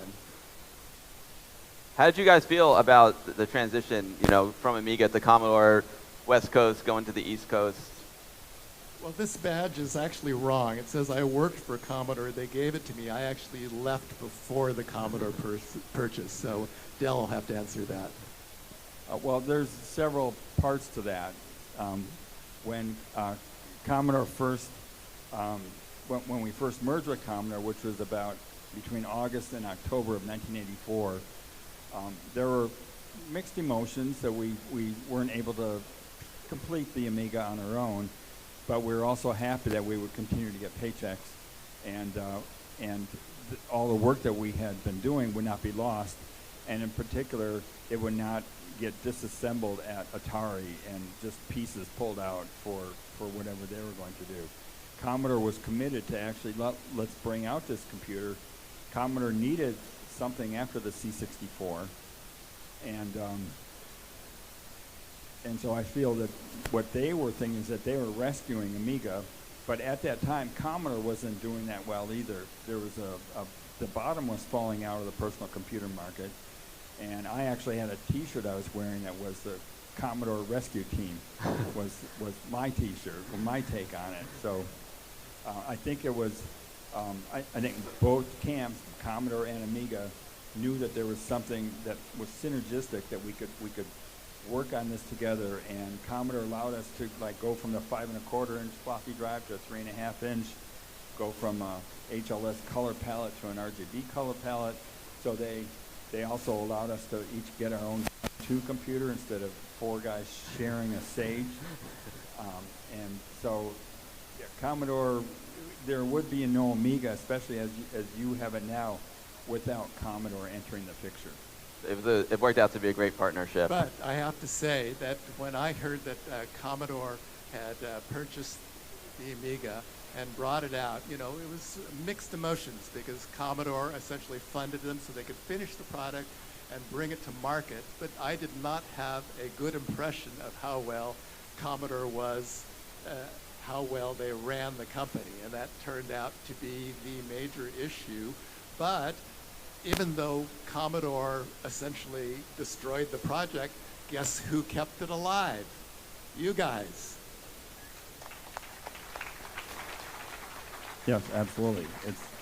There's something I like to say. I say Commodore failed, but Amiga survived. Amiga definitely didn't fail. Do you have one more question? Then we have to move on to our next guest. Yeah. So it's amazing how you guys could manage a team of clever software and hardware engineers. Today they try to reinvent project management methodology like Agile, Scrum. Can you explain a bit how this team was managed? Was there actually a project manager?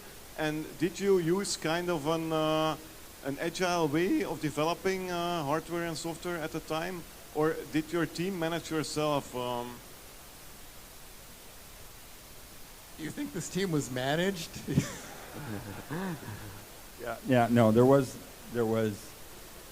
a little bit of guidance, and then we were told that basically we hired you for what you knew and what you wanted to do and your passion, and so go do it.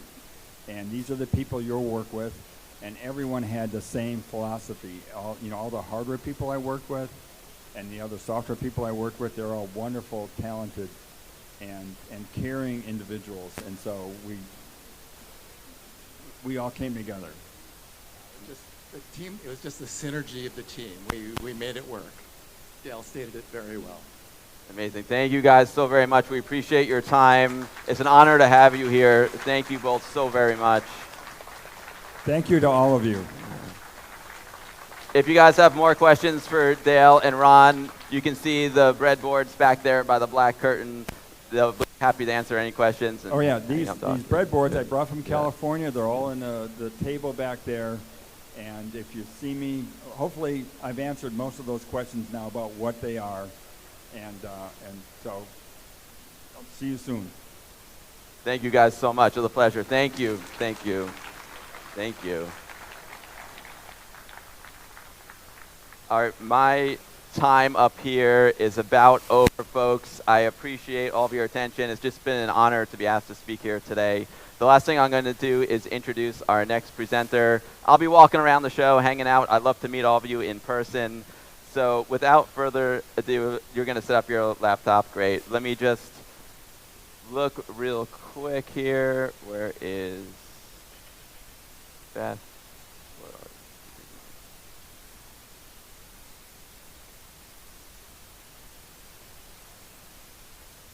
There we go. All right, folks. Without further ado, I'd like to introduce Beth Richard. Beth Richard worked as an engineer for Commodore from 1991 to 1994 and was the co-designer of the Grace chip and the CD-TV CR that used it, the MPEG 4000 prototype, which was the reference design for the CD32 full motion video cartridge, one of the 4 designers of the Akiko chip in the CD32, and the lead designer of the CD1200 prototype. I'd like to welcome Beth Richard.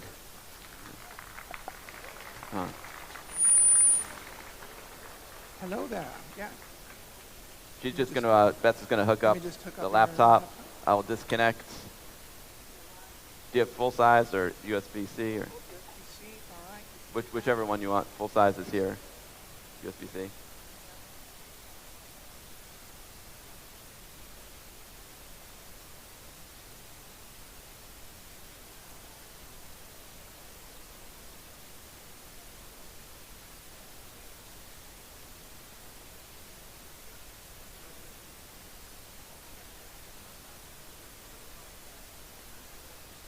I'll move mine out of the way. All right.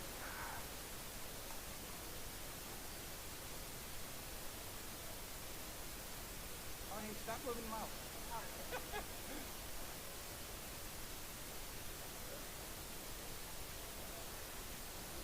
Not yet. Hello, yeah.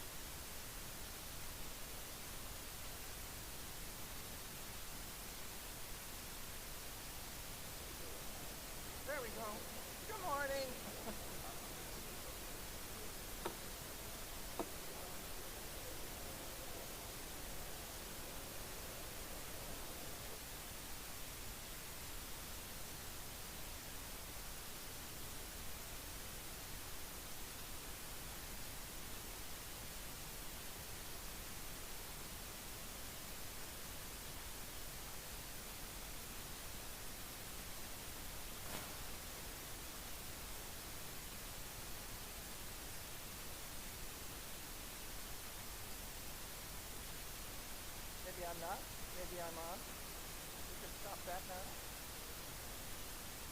Okay, trying it now. Is anybody out there? Can anybody hear me? Okay, you know what? No, it's on. Check, check. It's on. All right.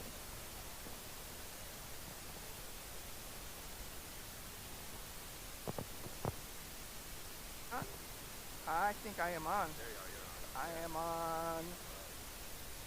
Everybody, welcome to the Amiga 40th anniversary. It's amazing to be here. I was seeing people here from the early days. I am from the ending days of Commodore. So I was there. Okay, is that better? Can we maybe hear it all? I gotta have a little bit more projection, maybe. Okay, so here we go. So I've been seeing the people here from the early days. I was at the ending days. I arrived in 1991. We were just doing some projects involving CDs. It was the first time that Commodore had gotten into that market, and it was something really fascinating to do. I was there for the time of the CD32. I was one of the 4 design engineers on Akiko. And one of the things that's unique to the CD32 and the Akiko is the chunky to planar converter. So in the chunky to planar converter, because it's unique to that, a lot of people don't understand what it does. I have the mouse. I have the mouse. So I've heard things like it is a graphics processing unit. It is a 2-axis shift register or a game accelerator. Or maybe it's a graphics format converter. Or maybe it's a 3D graphics processor. Or maybe it's a bitwise array processor. Or maybe it's a little bit more down. Yeah, a little bit more down. Or maybe it's, where did I leave off? Graphics accelerator. Here, how about that? Is that a little closer? Okay, very good, thank you. So, some of these are right, some of these are wrong, but it's very mysterious. People have asked me many times to explain what it is. So I've explained this many, many times. Now I get to explain it to many people, so I won't have to explain it to many, many more times. So, let's find out. First thing you need to know is how pixels are represented. And it's different between PCs and the Amigas. And so, in the beginning, the way to get images on a computer, well, there weren't graphics. So there was ASCII art. But that wasn't that great. So the next thing that came along was pixels. But pixels at that time were just on or off. And you could get images like this. Yeah, still not so great. By the time the C64 came out, the idea of having 16 color pixels was something that was new, but you could get images like this. Oh, much better already. Beyond that, there's another pixel format that came out around a year later that was the CGA, the one that was used on the PC. And in that case, you can see now that there's starting to be something that looks a little bit more like RGB palettes. So now you get something like this. It's still a little bitty, a little crunchy, but it's better. 1984, so a few years later, Mac backs up. We're going to have monochrome, but we're going to dither. So now you get images like this. Very pretty, black and white. It wasn't until you get to the Amiga. What? Oh, I moved this way. Okay. It wasn't until you get to the Amiga with the RGB 444. That's 4 bits of red, 4 bits of green, 4 bits of blue, total 12 bits, 4,096 color combinations. Yeah, there's not enough memory for that, so they broke it up into a 32 entry palette with 5 bits. Now you're starting to get there. By the time we got to AGA, it had gone from 444 to 888. So that's 24 bits, that's 16 million colors. And instead of just 32 that you could put on your screen at once, it went to 256. And now it's practically lifelike. So, how does that represent in memory? If you have 3 things, each taking up 8 bits, that's 24 bits. You know what? Processors like to work on the registers and data that is the size of the data bus, which is 32 bits. you have 8 wasted bits every time you do anything. Okay, there's tricks you can play with them, but for the most part, it was not a good use of the space. But I mentioned earlier about the 8-bit palettes. The 8-bit palette meant that you could represent an entire pixel with just 8 bits. So in that 32-bit space, there we go, that 32-bit space, you got 4 pixels. So that was much more effective. It was a way to compress graphics effectively. So here's what the input to a palette looks like. You can see 0 to 15. They're represented in hexadigits as 0 to F. And in binary, you can see all the way from 0000 to 1111. These were the inputs to a lookup table. And the lookup table found the different pixels. So in this case, with this palette, you can see RGB in decimal, 0 to 15. I show it again in hex, 0 to F. And the biggest important thing that we'll come back to many, many times to the rest of this is the version that's in binary, which you can see in this third column here. So, how about these formats? Here they are. You can see them in memory in a little chunk there. It's a frame. This is one frame. It's got a 16-bit address space, a 16-bit data bus, and the RGB 444 pixel format in this machine that deals with this. And you can see how they're all stored together in one little lump of memory space. And we'll zoom in on that.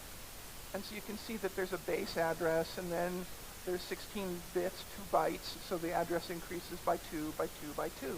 And that gives you your 4 rows in this little image. And thank you. You're a really nice man. Up late last night. And this is the way it's used in PCs. We're not using PCs. We're using Amigas. There were some really clever ideas that happened early on that Ron and Dale were just talking about, that now we're in a 16-bit address space still, 16-bit data bus, same bit. But this time, instead of putting all the memory together in one piece, it's spread out in planes. And so now there's gaps between each of the pixels, and they're in memory separately. But wait a second, if you look at it, oh, I got a cursor. Does my cursor show up? Yes, it does. If you look at it, here's the pixels that we wanted to get, but they're not in the same place anymore. They're spread out this way. So it's like you're looking at it in the bits within each of these pieces of data represent a pixel spread across different parts of the address space. This actually worked out pretty good for several features on the Amiga, and so that's why it was chosen. So let's take a comparison of these two. There you can see the PC side on the left and the Amiga side on the right. The question becomes, if you were to port software, maybe you were going to take Doom. Everybody remembers Doom from 1984, 1985. And you wanted to put it into an Amiga.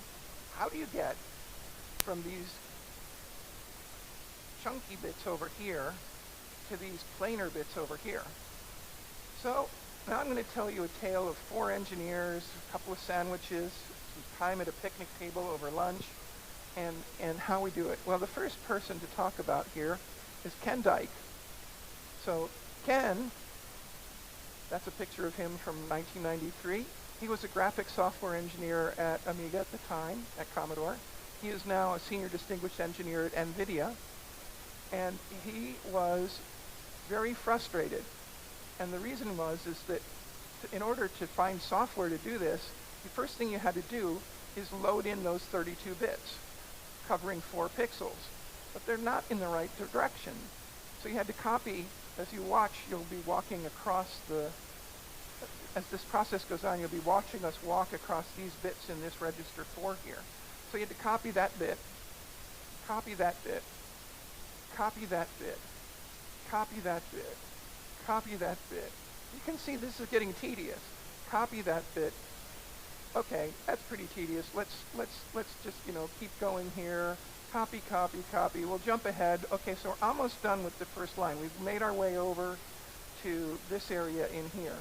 So the next one we're going to put in is, pixel number 3, bit 2, pixel number 3, bit 3. We're not done yet, but we've used up all of the bits in that row. Okay, I'll get a little right here. So over and over again, it's the same process.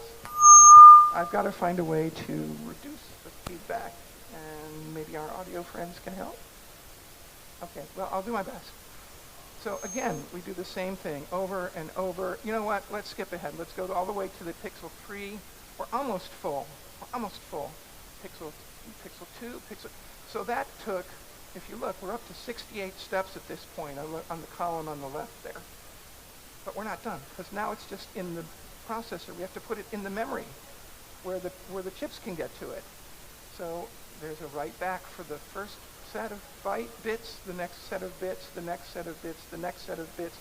Now everything's been moved from the original PC frame to the 4 planes over on the Amiga in 72 frames, or 72 steps. I worked this out and did a lot of time fooling around with finding optimal ways and asking my friendly ChatGPT how to optimize. In software, this takes about a half a second to do all of that on a 68 EC020. There's what's inside the CD32. That's 2 frames per second. That's like a slideshow. It's not, yeah, okay. He was frustrated. And then Chris Coley, I wish I had a picture of him from 1993. I don't. He was a systems hardware engineer. He was one of the other people that worked on the Akiko chip. He was, the 2 of us from the Akiko chip were sitting there talking with Ken. And he made a really interesting observation. And that's what Chris is today. He is retired, but he was a senior director and vice president of engineering for a couple of companies. If you've ever seen the phone that came out, that was the Android phone, that was the first one, the Essential phone, he's the one that was the lead engineer on that. So he noticed that if you look at this chunky format, and let's just look at the left, or the right 4 pixels of that. So pixels 0, 4, 0, 4, 7, and 13. Well, guess what? Let's just take that, we'll take that group, but now we're going to format it as a matrix. Okay? And it's, nothing's moved here. This is all conceptual. It's like, okay, here, if we thought about it in this way, then if you rotate it 90 degrees, hey, wait a minute. Now your blue pixels, by the way, these numbers here, 3210, are to keep track of the bits. They're no longer, in this demonstration anyway, the bits of the values. It's the bits of where the bits are. So you can track where bit 3 went, that kind of thing, right? Okay, so if you do that and put it back in, hey, now you're on the Amiga planar system. Now the mathematicians amongst us are thinking, oh, 4x4 matrix rotation, we've got multipliers and arrays and all that. But that's when I come in. And I'm a digital design engineer. This is me in 1993 with our daughter. And these days I am a principal design engineer at ARM, working on the video processor unit. But instead of thinking about rotating the matrix, I thought, well, what if we shift things in and shift things out in a different direction? And Chris was like, huh, what? Ken was like, huh, what? And I grabbed a napkin and a pen and I drew it out and I showed it to them and they said, that's really quite cool. So let me show you kind of what I drew. So here's those 4 pixels that we looked at earlier in the chunky format. Each pixel on its own row, 3210, 4 bits. So if I take the first pixel and I shove it into a block of flip-flops, and then I take the next one in and shove it and move over, and move over, and move over. Hey, we're there. Now, with only 4 steps there, what about getting it into those address spaces for the planes? Well, we shift down, we shift down, we shift down, and we shift down. We're there. 8 steps, not 72. This should really speed things up. And so instead of taking so many software steps, we can do it quickly in hardware. And because the bits are operated on in the processor as big chunks of 32 bits at a time, and you can kind of split it down to 8, it's hard for the processor to work on bits, but it's easy for the hardware to work on bits.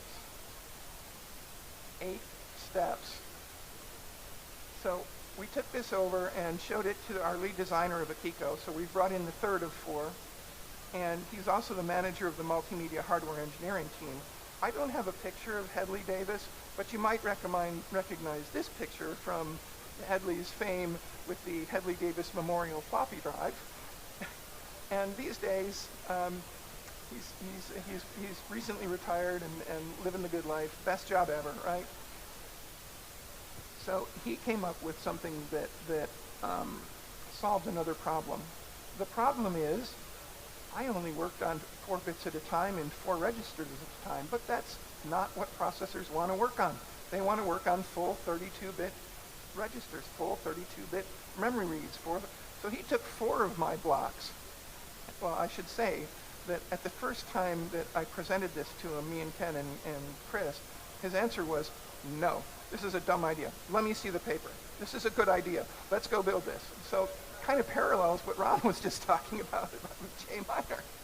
And so it's like, okay, 4:30 in the afternoon, I got kids, I got to go home. I'll come in the morning, Hedley, and I'll go do this thing. And he's like, cool. I come in the morning, I open up the database of all the schematics, and Hedley decided it was so much fun, he implemented it himself. But he spotted something interesting, and that was that you can work on 32 bits at a time if you put 4 of these in parallel. So his method was take those 4 pixels in, shove them in there. Shift them over, shove them in there. Shift them over, shove them in there. Shift them over, shove them in there. Hey, now we've got all 32 bits and all 32 pixels handled. Now you pump them back out. Oh, wait, take a look at this. So the first pixel way over here that we want is pixel row 0, column 0, and that matches. The next pixel we want is row 0, column 1. But because they were shuffled, it's way over here. It's not where it needs to be. But you know what? The fix for that is just to hook them up to the data bus and unswizzle that swizzling that was done. When you do that, look what ends up happening. Row 0, pixel 0, row 0, pixel 1, row 0, pixel 2. Ha! So it was just a matter of how you wired the output of this block to the bus in order to put that bus into the memory. There was no more processing steps needed to be done. It was just wiring. So we're still at 8 steps. Here we go. It's been swizzled, put in memory, swizzled, put in memory, swizzled, put in memory, swizzled, put in memory. Chunky to planar is empty. They've all been processed. We've got our big frame on the PC side on the chunky. We've got our planar frame on the other side. 8 steps. So I tried this out, and like I said earlier, nearly 7 million bus cycles on a 640 by 400, nearly a half a second. That's 2 frames per second effectively. Slideshow, right? Okay. 320 by 200, less pixels, so it should be faster. And it was faster.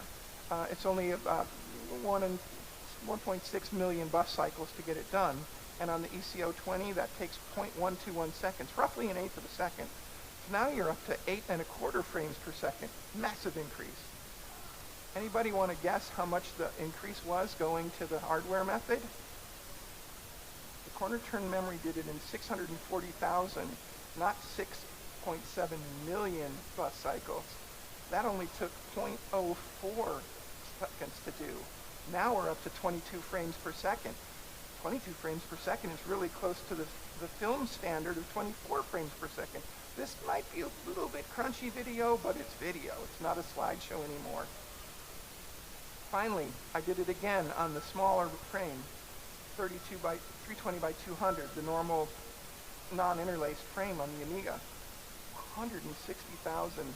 We're way down there. 0.0112 seconds, 90 frames per second. The Amiga doesn't run at 90 frames per second. What that means, though, is that you've got all this processing that you've done in much less than a single frame of output to the monitor. You've gained back performance in a big way. So, those questions from earlier, well, yeah, it's not a GPU. It's not creating imagery from models. It's not a game accelerator. It didn't really do anything to the processing speed at all of the game itself. it's not a 3D graphics processor. It's even like a more complicated GPU. No, it's not that. And it's not a graphics accelerator, which we think of like retardable graphics or that kind of thing. But it is a bitwise array processor. And processors hate working on bits. Hardware loves working on bits. It was implemented as a 2-axis shift register. And it converted PC to Amiga graphics very quickly. The same thing actually can be done the other way, but that was a later edition compared to that day in October of 1992, sitting over a Subway sandwich at a picnic table with 3 engineers thinking, poor Ken has to do this in software and it's just not going to work. How can we help him in hardware? So that's the opposite of what Dale just said about you do a little software trick and it makes the hardware easier. We did a little hardware trick and it made the software easier. So that's the mystery behind the chunky to planar converter, and I am happy to not have to explain it to every one of you individually. And so if you have any questions, I would love to hear them.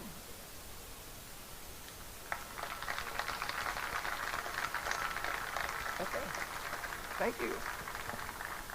I'll see if Amiga Bill's around and we can figure out who comes next.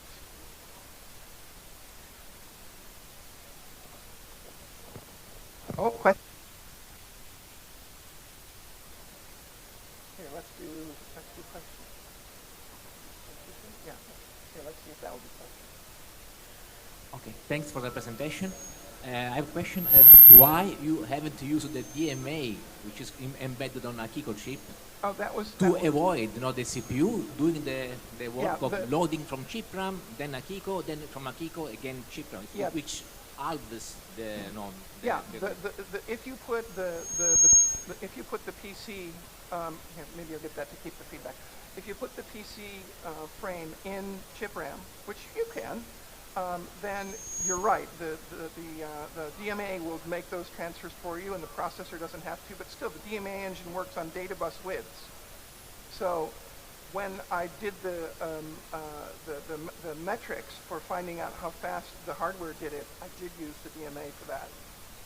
And so not only did I use the DMA for that, but the pointers that the DMA needs were stored in registers, read from hardware the first time, set up on the registers, and just bang them into the DMA, bang them into the DMA, bang them into the DMA, and it was able to get down to that 90 frames per second in the 320 by 200. But yes, you're absolutely right. Use the hardware that's there. This is a thing that adds to the hardware that's there. Because trying to even do the DMA to do the software, it really wouldn't have sped things up very much. Follow up? We know very well that the access to the chip RAM was crippled because the CPU can access every 4 cycles. But with the 020, which was much more powerful, it was stuck there waiting, accessing the chip RAM. Why don't you have removed this limit and have the CPU access to the chip RAM at the fastest possible memory without waiting those 4 cycles every time? Honestly, that's a great question for Headley. Okay, Marcus, we got to get Headley here. But sorry, I'm falling apart. Let me think about that for a second. So point this not towards the speaker. But I think the answer to that is that because it's so much faster, we can spend time in the interframe period. So we don't have to do it while the frame is running, which is when the memories are being accessed by what is, I'm going to say Agnes, Paul, and Denise because I'm an A1000 person, but you know what I mean. So I think that you could take advantage of the times when they were less busy to push things through here to fill those frames to get them ready to be taken out once they're in the place. Does that follow?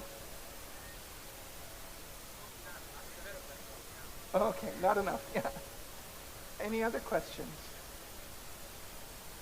Okay, well in that case, thank you all for coming to my talk. Appreciate it very much. Looking forward to the rest of this conference. Take care, everyone. Oh, I think it's lunch break time, yeah?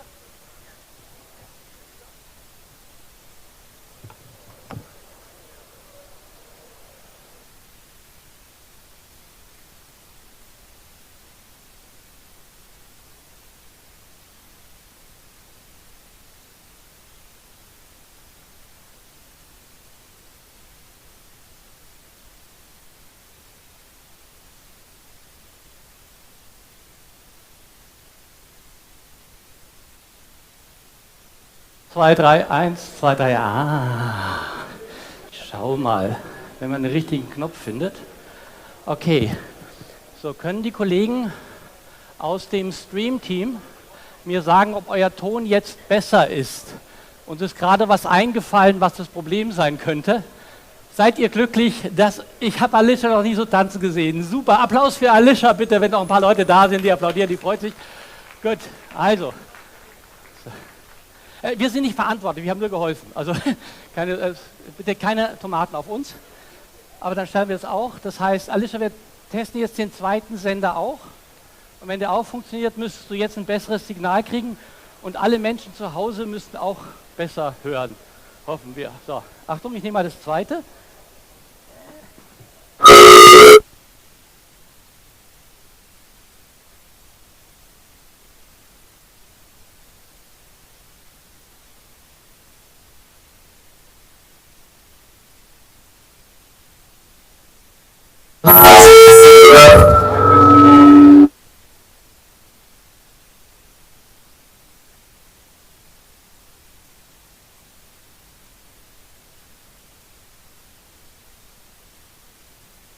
Eins, zwei, ja, du darfst jetzt nicht mehr so hochpegeln, weil das Mikro nämlich jetzt lauter ist. Das ist der Unterschied.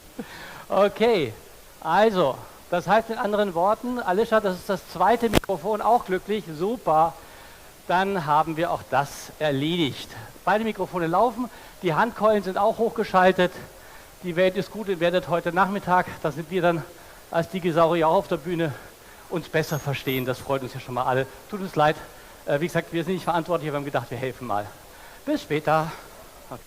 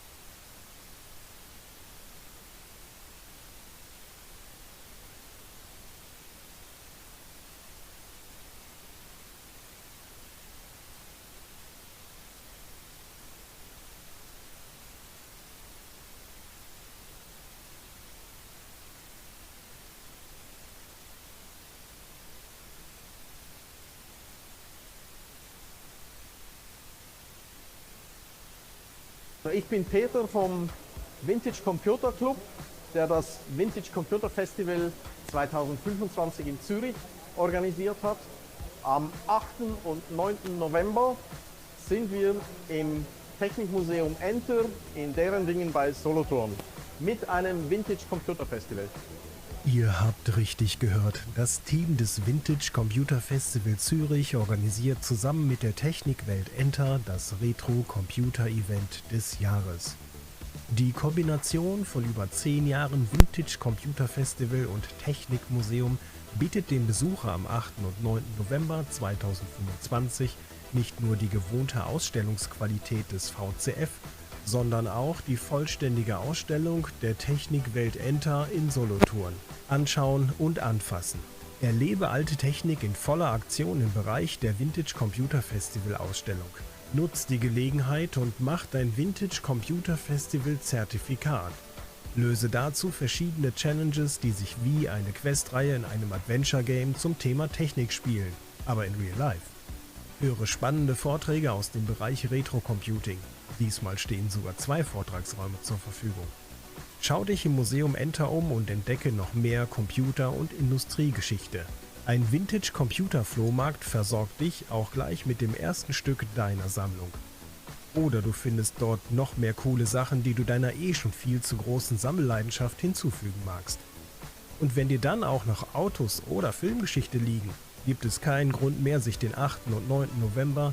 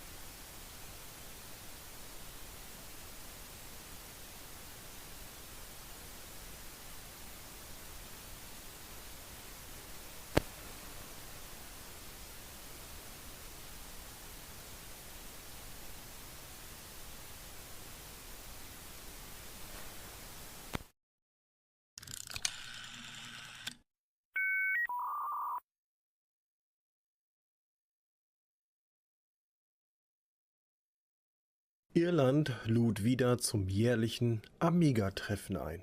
Organisiert wird das Treffen von der Commodore Users Group Ireland, kurz CUGI.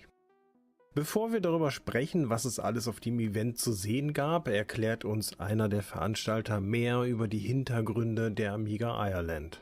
My name is Irla, and we're in Athlone at Amiga Ireland, which is hosted by the Commodore User Group of Ireland. The Commodore User Group of Ireland started in 1983 and still have some of the original members with us today. And it was a nationwide group that circulated a newsletter and met fairly regularly in Dublin. Amiga Ireland started in 2016 with some of the members still involved, so we thought, why break the lineage or have a separate name? So we are reunited again as CUGI. Yeah. Doch all die Tradition hinter dem Veranstalter und dem Treffen hält niemanden davon ab, neue oder bewährte Entwicklungen rund um den Amiga zu zeigen. My name is George Sakianos.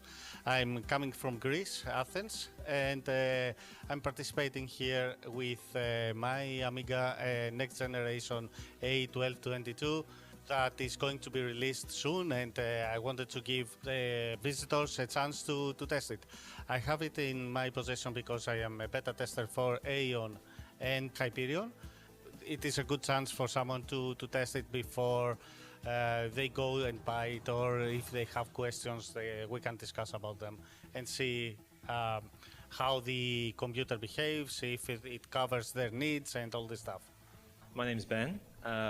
I am a new member of the Commodore user group, let's put it like that, but I'm a member of a hackerspace and I have a background in technology and all sorts of interesting things, so of course a community like this is of interest to me. So on my table I'm trying to build a demonstration of a packet radio network, reliving technology as it was in the late 80s, early 90s, without using an ISP. So we don't have POTS phone systems anymore. Using old dial-up is not necessarily possible, even if it is out of fashion, and we think that using old technology such as retro computing with older technology like packet radio means we can do something really cool and independent without needing anyone else in the way helping us out. Chats, BBS, file sharing, we can do it all ourselves. First things first you'll need to do is you'll need to become a licensed radio amateur. So it depends on the jurisdiction, but it will consist of a bit of study. You go to your local representative, do an exam, get your call sign. Once you have that, the world's opened up to you.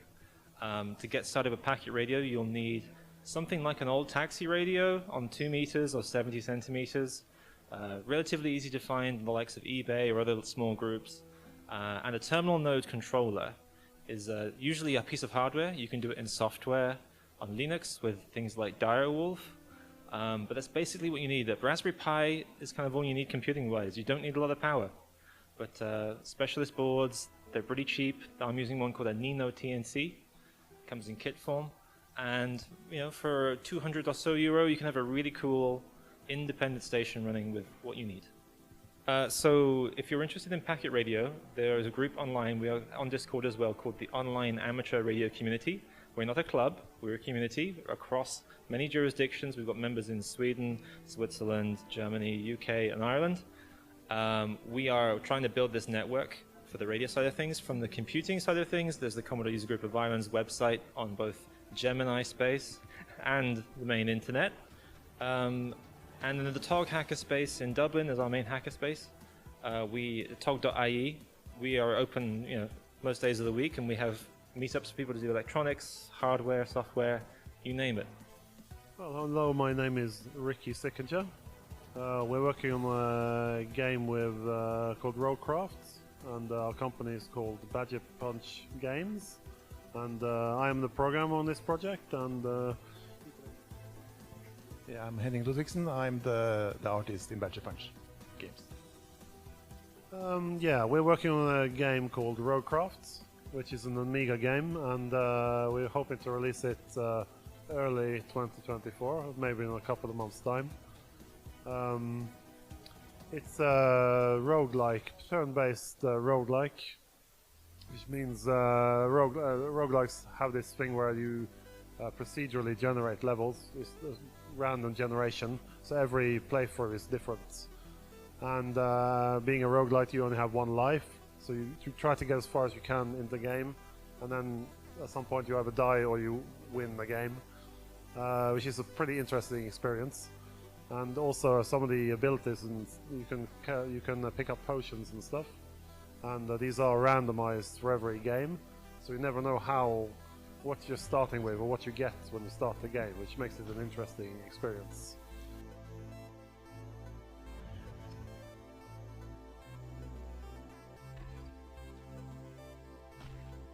It's a fantasy game. You walk through a dungeon, basically. So it's an isometric game. We've never tried isometric before, so we wanted to expand on some previous games we made and like take it one step further. So yeah, I would say like an adventure, role-playing, roguelike game. It's not really that much action because it's round-based, turn-based.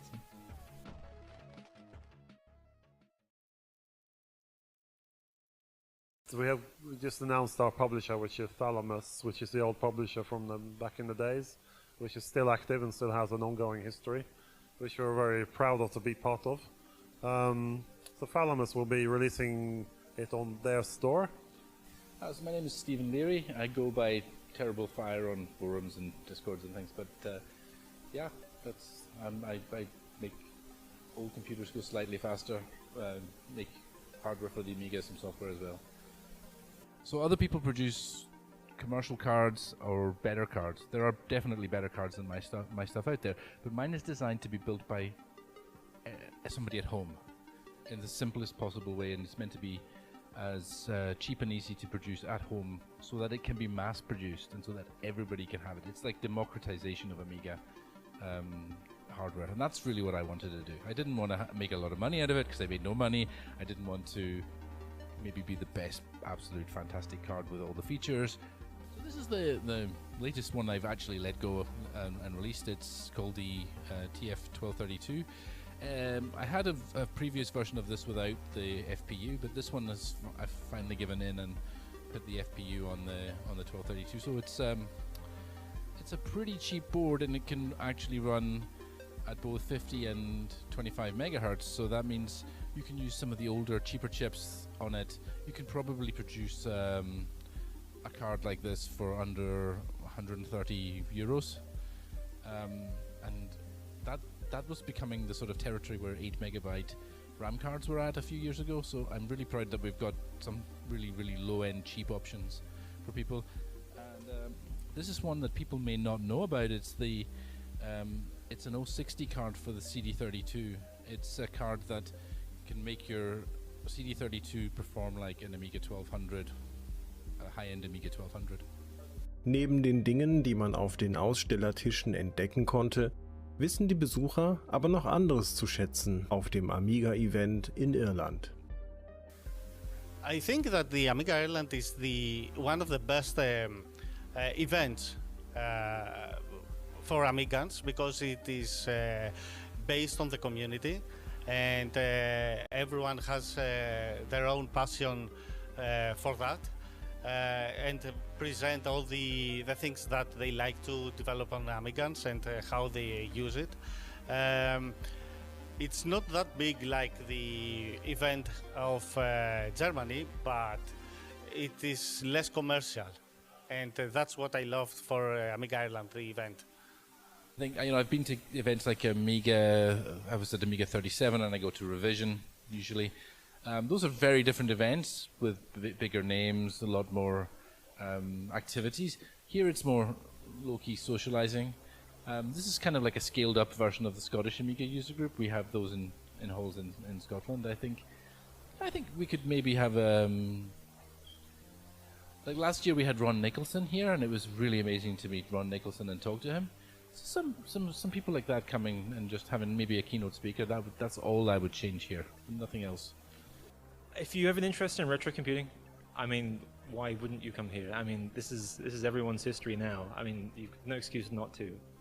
So far, I'm really loving it. Like yesterday was kind of calm and stuff, so you were a bit not worried, but it was kind of a nice chill atmosphere. And now today, you see everything is like ready, and people are coming in and playing the games and stuff. So yesterday we spent most of the day just setting up and chilling out. Today is a little bit more action for people coming and playing our games and stuff. And Yeah, I think it's very good. They were talking about next year they will do a buffet or something on Friday or Saturday, so that'll be easier access to food, so we can stay here at the venue and eat and stuff. That would be very nice. Die ruhige und sehr persönliche Atmosphäre auf dem Amiga-Treffen in Irland ist genauso gewollt. You know, in Germany they had an awful lot of what you call celebrities. I know from personal experience and from doing surveys most years that meeting VIPs here isn't the highest. Maybe it's the second or third highest, but the primary thing that people are here is to meet like-minded people, actually. While we would be interested in maybe doing something like that, we can't do it if it would take away from the kind of interpersonal experience. Doch was wäre ein Amiga-Bericht von BBS Index ohne das traditionelle Amiga-Wortspiel? AMIGA, awesome machine in games always. Always magical, inspirational graphics and awesomeness. Wo wir gerade schon im Ausland auf einem Amiga-Event unterwegs sind, in Griechenland gibt es auch eines.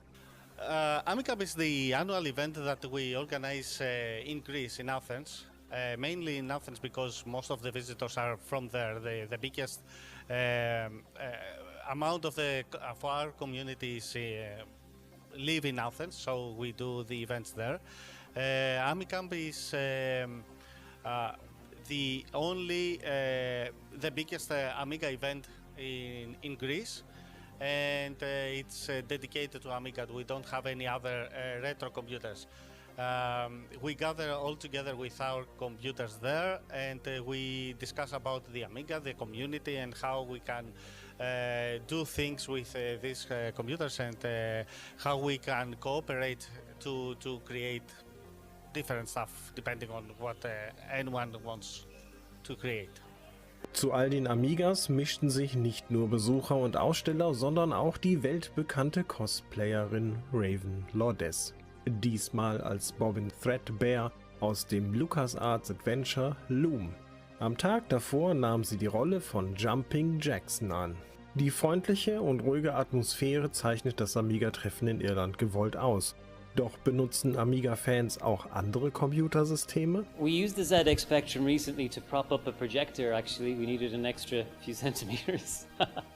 Ach so, naja, das ist auch ein Use Case, also ein Use of Case. Okay, ich mach Schluss, bevor die Witze noch schlechter werden. Wer mehr zum Amiga Irland Treffen wissen möchte, kann sich unter qg.ai informieren.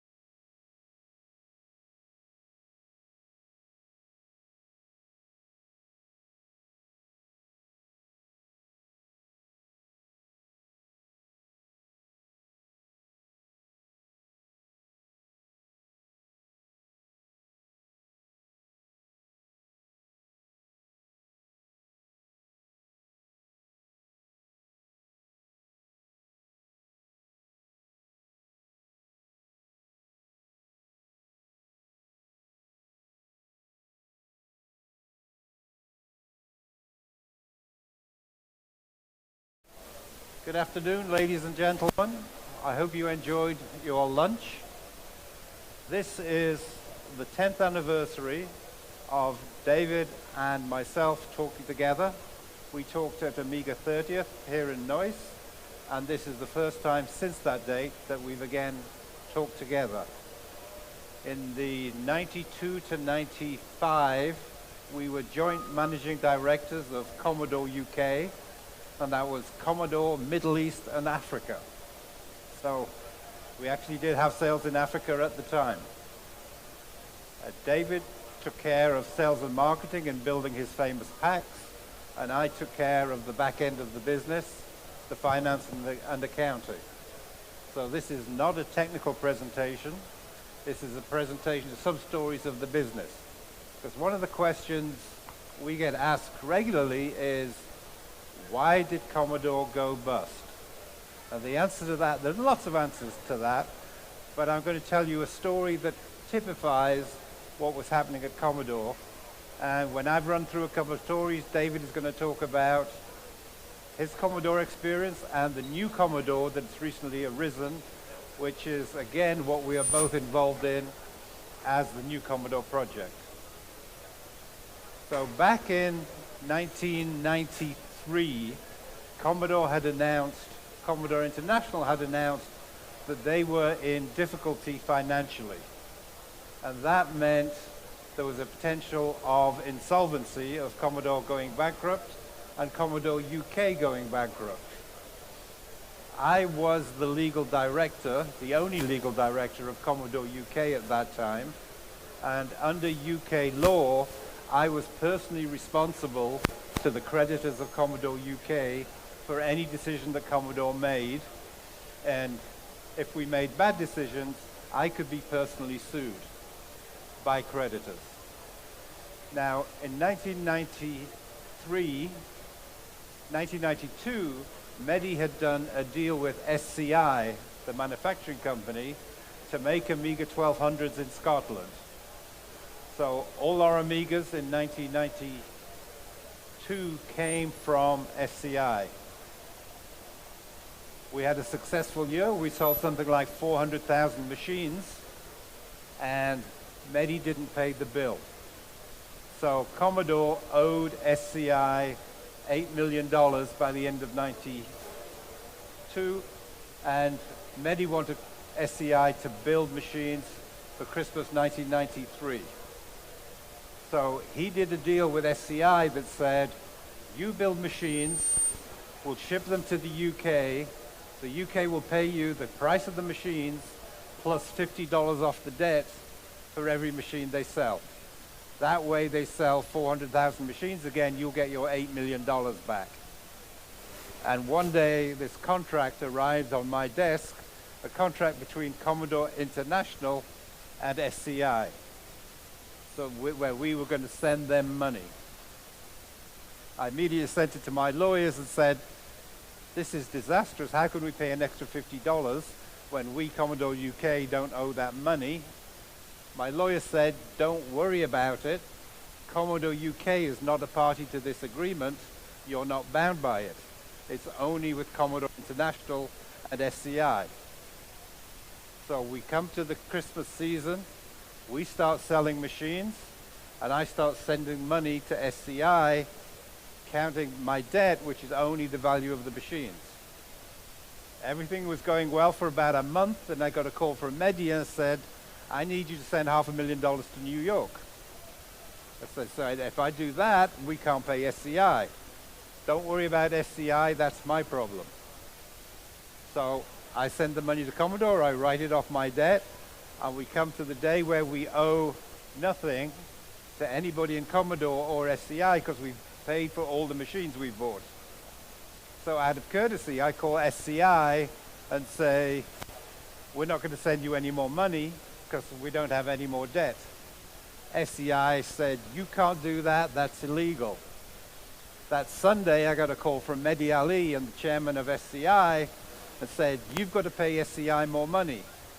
I said, I can't pay more money because the money belongs to the UK creditors. I don't owe anything. We're not paying any more. It would be illegal for me to pay. So Mehdi, being Mehdi, said, find a way to make it legal. So I said, if you can find a lawyer in the UK who's reputable, who will explain a way to make this legal, I'll do it, but until then, I'm not moving. The upshot was, 6 months later, SCI sued Commodore International, Commodore UK, and me personally for $6.5 million. We go to the High Court in the Strand, where the judge is wearing a wig, the barristers are wearing wigs, very formal. The first witness was the chairman of SCI. He came on the stand and ranted for an hour and a half about how Mehdi was a liar and a cheat. Everybody in Commodore were liars and cheats. Couldn't stand up to any agreement, and it was terrible. After he'd finished ranting for an hour and a half, our barrister stood up, held up the agreement between Commodore International and Commodore UK and said, do you recognize this agreement? He said, yes, this is my contract with Commodore. Is that your signature on the last page? Yes, it's my signature. Did you read it before you signed it? He said, well, no, I relied on my general counsel. I didn't read it. Thank you, no more questions. The general counsel gets up on the stand, rants for another hour about how terrible Commodore is and we're all liars and cheats. Comes to our barrister, holds up the contract. Do you recognize this document? Yes. And you asked your chairman to sign it? Yes. Did you read it before you asked him to sign it? Well, no, I was concentrating on our annual general meeting. I relied on the finance guy. Next man up, the finance guy comes up. Do you recognize, same rant and rave, do you recognize this document? Oh, I've never seen it before. It's not the document I negotiated with Commodore. Well, what do you think happened to the document you negotiated with Commodore? I don't know. I went on vacation, and when I came back, it was signed. Then, witnesses. Commodore's general counsel got up. Do you recognize this? Yes, it's a document that I negotiated with SCI. And Commodore UK is not a party to this agreement. No, we didn't want UK to this agreement. No more questions.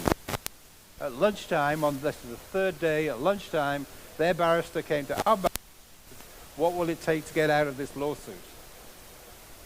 And we wanted to work with SCI as we were still trying to buy Commodore at that time, so I just said, cover our costs and we'll be good. So business can fall apart really easily. And that was an example. $6.5 million disappeared from SCI because Commodore were being cute in the way they structured that agreement, but I can't say it was ethical, but it was what happened. Yes. Football. So one of my favorite perks of running Commodore was we were shirt sponsors for Chelsea Football Club. So I became a vice president of Chelsea for 2 seasons, the 93-94 and 94-95 seasons. Now in 93-94, Chelsea had a good year. They were 3rd in the table, I believe, and they got to the semi-final of the FA Cup. And in the sponsorship contracts, there are win bonuses. If they win the Premiership, it's $1 million. If they win the FA Cup, it's $1 million. And if they do slightly less well, it's a lower amount, but it's up to $3 million of exposure. So what do you do as a sponsor?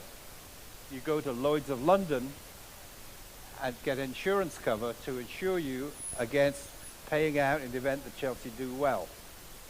Now, Lloyd's being insurance brokers, they base the cost of insurance on the history, and in 93 Chelsea did well, so they tripled our premium from £120,000 to £360,000, that was a lot of money. So then you do a calculation. There is an alternative to Lloyd's of London. It's a bookmaker like Ladbrokes. So we calculated the odds of Chelsea winning the final, winning the semi, all the things that we had to cover, And I worked out that we could cover that for £140,000 as opposed to the £360,000 insurance. Now the thing is about a bookmaker is you can't just walk in and say, I'm betting £160,000 on Chelsea to do these things, because they would immediately change the odds. So we hired a team of consultants who, 60 of them, at 2 o'clock on a Tuesday afternoon, walked into 60 different bookmakers across the country and all placed £3,000 on Chelsea, covering our odds. By the next morning, the odds of Chelsea winning the FA Cup had gone from 14 to 1 to 3 to 1. So if you see a big shift in the odds of a team doing well, it's not necessarily because the bookmakers think anything's changed, it's just that the shirt sponsor has covered their bets. Okay. Okay, my turn. And boy, have things changed in the last few months. It's just incredible. Anyway, what I'm going to do, a lot of you know my history, a lot of you don't. So if you don't mind, I'm going to very quickly go through my history with the old Commodore. And then I'm going to talk very briefly about the new Commodore. So let's get started. Should be ready to go, I think. Unfortunately, I forgot my glasses, so I can't really see very well, but I think we're almost ready.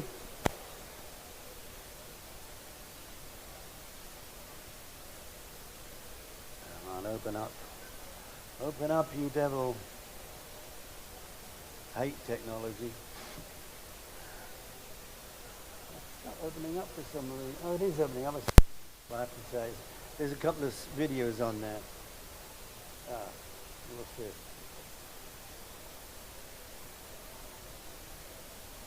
I don't know what it's saying here. Maybe I'm in the wrong file. I don't know. I need some help. Somebody, please. Well, it just said it was something wrong with that file. I just need to find the file again.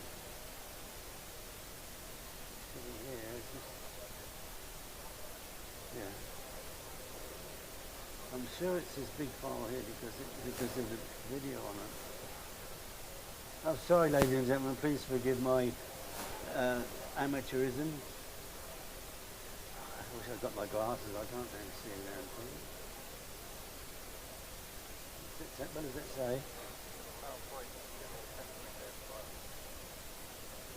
It must be a different file then. Well, it's a presentation in July. Yeah, but that's a short. I don't think that's got the file. Anyway, it doesn't matter. Let's go through that one.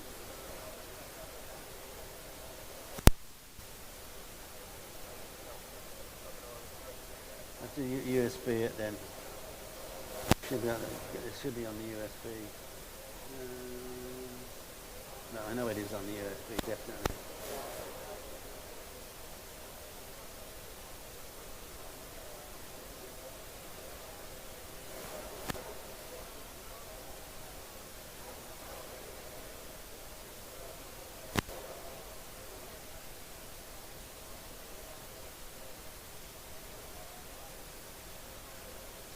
Open up here somewhere.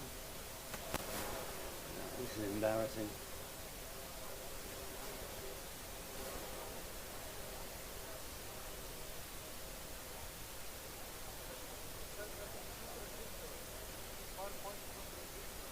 Yeah, I'm just trying to open it up on the USB port.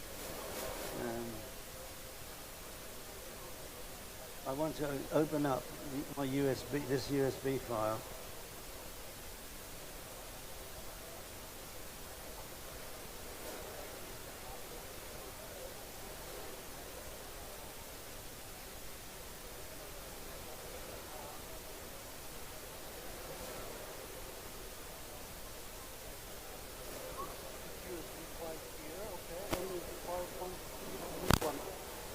Yeah, but it's saying it's something wrong with it.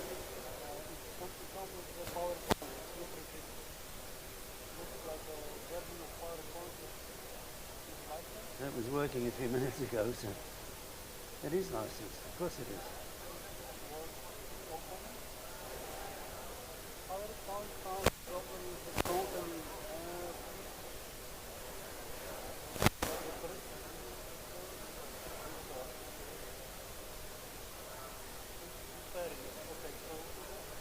But listen, I'll just talk you through it, guys. I'm sorry about this. It was all set up and I don't know what's happened. Anyway, I'll just give you a very quick overview of my background with Commodore. Yeah, I joined Commodore in June of 1983, and I was recruited, hello Robert, I was recruited as a salesman to introduce the Commodore PET into the retail market. Now, I'd only been with Commodore a few weeks when I realized that, to be honest, I believed that Commodore would ultimately go bankrupt. Why? Because they clearly had no business plan. Because within a few weeks of me joining them in that specific role to sell pets to the retail market, they announced that they were not going to make any more pets. So I'd been recruited for no reason whatsoever, which could have meant the end of my career with Commodore. But luckily for me, the consumer, which had the VIC-20 and the not long recently opened, launched in '64, it had a sales manager and a key accounts manager who looked at, the key accounts manager looked after all the big retail stores, and he decided to leave. So I was moved into that role. Anyway, the thing that I did that changed the face of computing really, is I came up with the concept of, from now on, we don't sell computers, we sell dreams. Looks like it's up. So,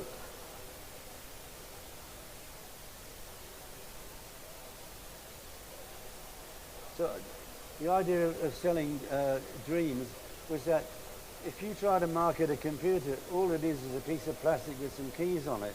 And it's very, very difficult to market that in any meaningful way. So I came up with a concept of bundling, with putting lots of good games in it, always making sure that we had some productivity software in there, word processing and art packages, so that the parent could justify the purchase, because we all know that the kids wanted to play the games, but if you could say, I'm buying this for my son's education or my daughter's education. So I came up with that concept. And over the years, we kept the 64 alive, with different packs. We did 2 packs a year actually. It's just an examples of the packs. I'm going to click through this very quickly just so you can get the concept. Okay, for example, this pack here, the Connoisseur Collection, I think we were the first computer that had a mouse in it. We had a product called Neos Mouse and Cheese, which was an art package. And so that was an example of the things that we did then. In August of '84, Commodore bought the Amiga company and product.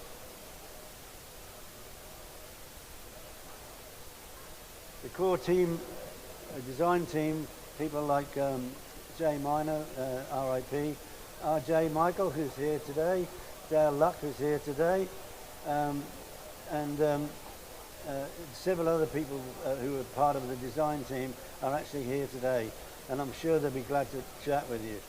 First product we launched, as you probably know, was the Amiga 1000.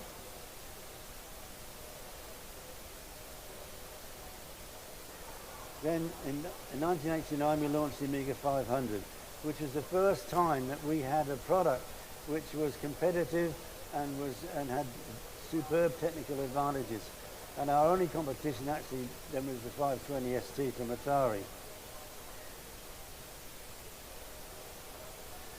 Now, in September 9, I launched this product called the Batman Pack. Basically what I did was I went to Ocean Software, who had just come back from Hollywood and having just paid $1 million just for the rights to use the name Batman the Pack. Batman the movie, sorry. So I said to them, look guys, I want you to give me that product for 2 months, so you can't buy it over the counter, you can only get it in the pack. I want to pay you very little for it, and I only want to commit to 10,000 pieces. So they talked amongst themselves, and in the end I persuaded them to go with it, which was pretty brave of them. We sold 186,000 of those packs in 12 weeks. It was a massive success. Now, the only reason I'm mentioning that is because I then went to Mehdi Ali, who was the president of Commodore, and said, this is how you market and sell the product. Let's spread this idea across Europe. And he refused to do it. So we were then forced into launching the CD32, which we did in 1993. And we launched that at the Science Museum.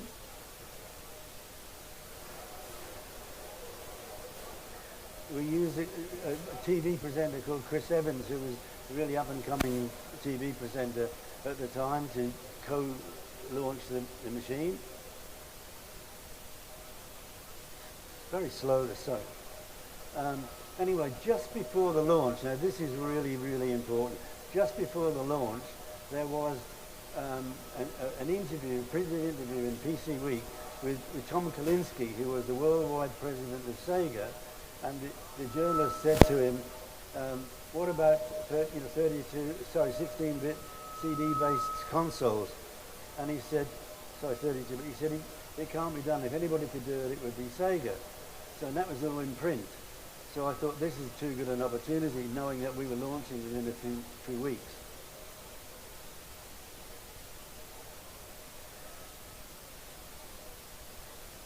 It should work. I hope this works.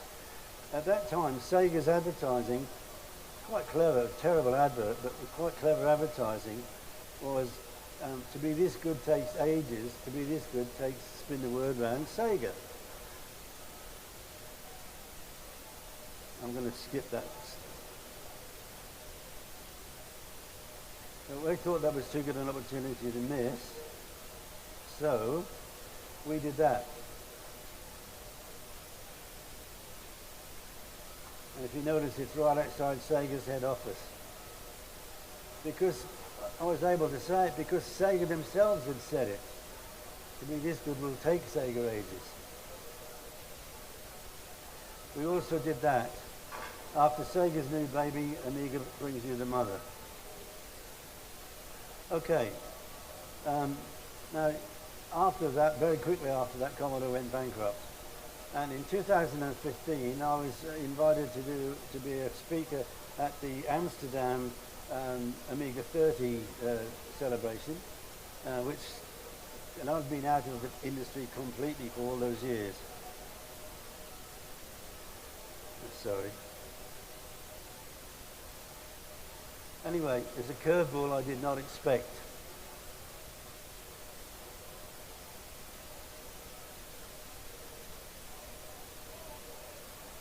So if it's going to, for some reason these videos don't want to run. I don't know what's wrong.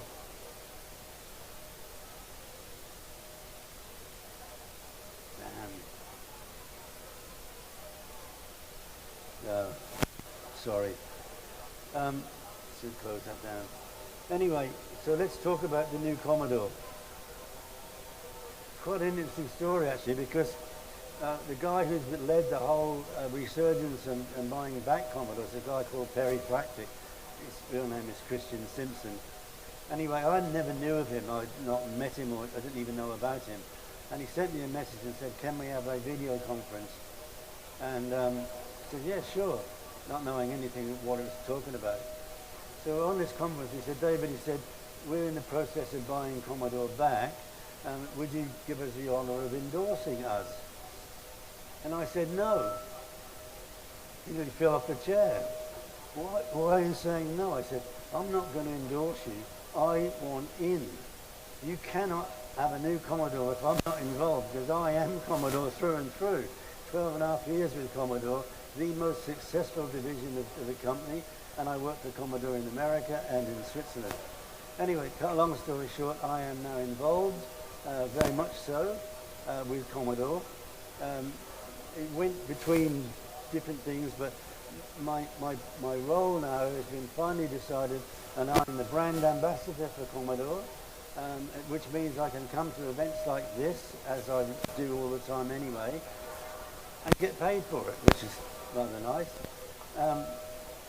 The other thing too is that I think the most important message about Commodore is that Commodore is that for the very first time is in the hands of people who care.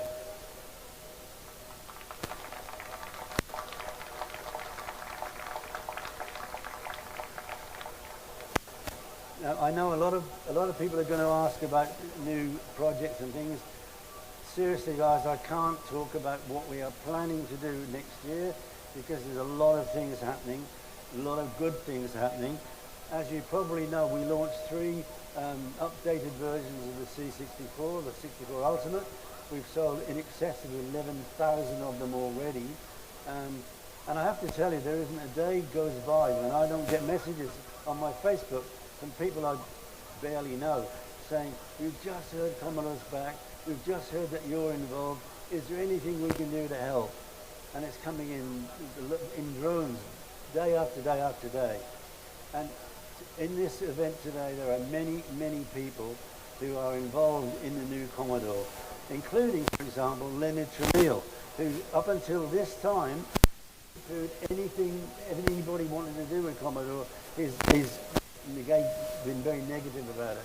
But he is actually now involved with our Commodore, and we asked him what title he wanted to be, and he said CTO, which we already got a CTO. He said Chief Tramiel Officer, which is quite funny, I think, in a way. Anyway, guys, that's really all I want to say. I've got a stall here at the back of the room. If you want to come and talk to me personally, I'm very glad to speak to you.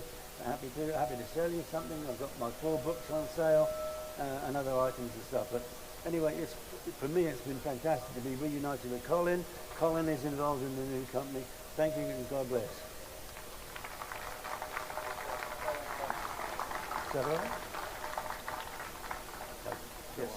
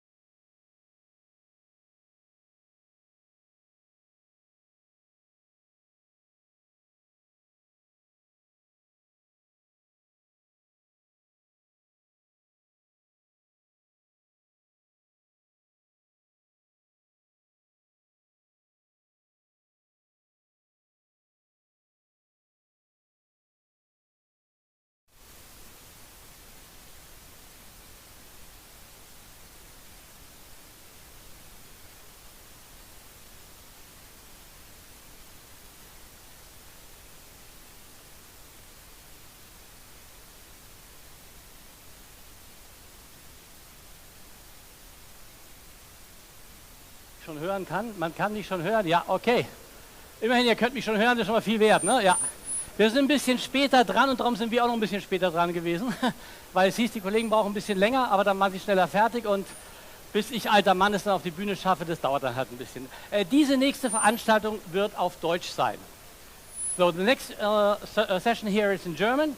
Just for you to know, one way is you activate your Google speech translation, or you try to understand what we say. Okay? Good.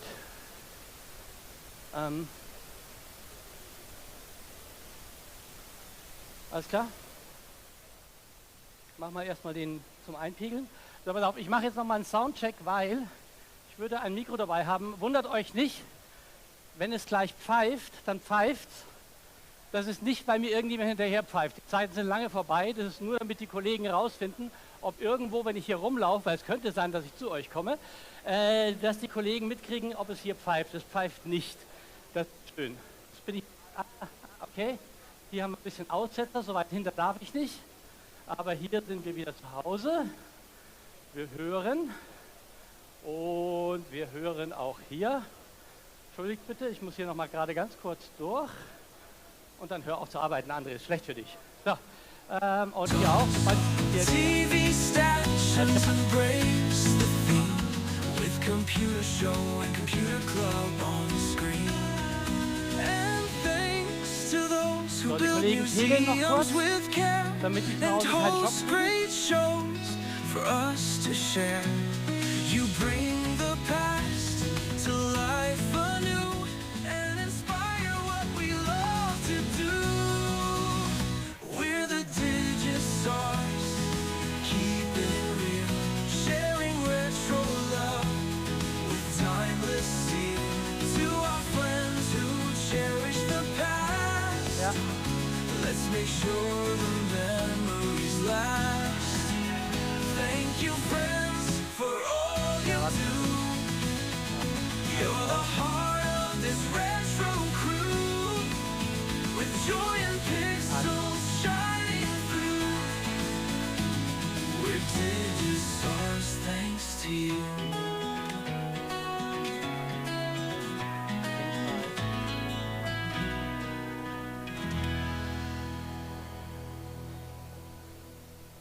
Jetzt läuft noch. Ich war in einem anderen Modus. Okay.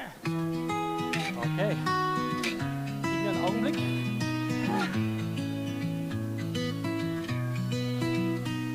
Through floppy disks and dust still light,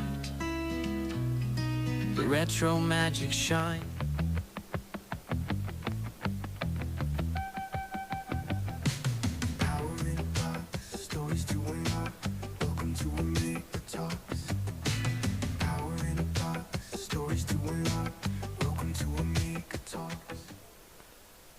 Einen wunderschönen guten Nachmittag. Schön, dass so viele von euch Zeit gefunden haben. Ich weiß, es gibt so viel zu sehen und ihr müsst mit dem hässlichen Stück, was hier auf der Messe rumläuft, jetzt Vorlieb nehmen. Aber ich kann es jetzt auch nicht ändern. Ich bin hier, mein Name ist Christian Spannig. Der eine oder andere hat vielleicht ein Amiga-Buch von mir gekauft. Der eine oder andere hat vielleicht eine Sendung von mir gesehen. Ich war jung, ich brauchte das Geld. Okay? Was euch gefallen hat, ist schön. Was nicht gefallen hat, vergesst es einfach. Ich freue mich, dass ihr hier seid. Und wir wollen heute bei der Dinosaurier-Zeitreise-Sendung über den Aufstieg des Amiga reden. Morgen reden wir über den Niedergang, heute wollen wir den Aufstieg reden. Und dazu habe ich mir einen Gast eingeladen und wir haben ein paar Einspieler für euch und wir hoffen, wir können euch ein bisschen unterhalten in der nächsten rund halben Stunde. Wir sind also heute in den 80er Jahren unterwegs, okay? 80er Jahre. Wir werden uns gleich noch daran erinnern, was das heißt. Ups, da liegt ein Mikrofon, das ist auch gut. So, 80er Jahre. Es gibt zuerst eine schlechte Nachricht. Und die ist, dass wir eigentlich zu zweit hier sein wollten. Mein Kollege, der Hannes Rügheimer, der viele Bücher mit mir geschrieben hat, ja.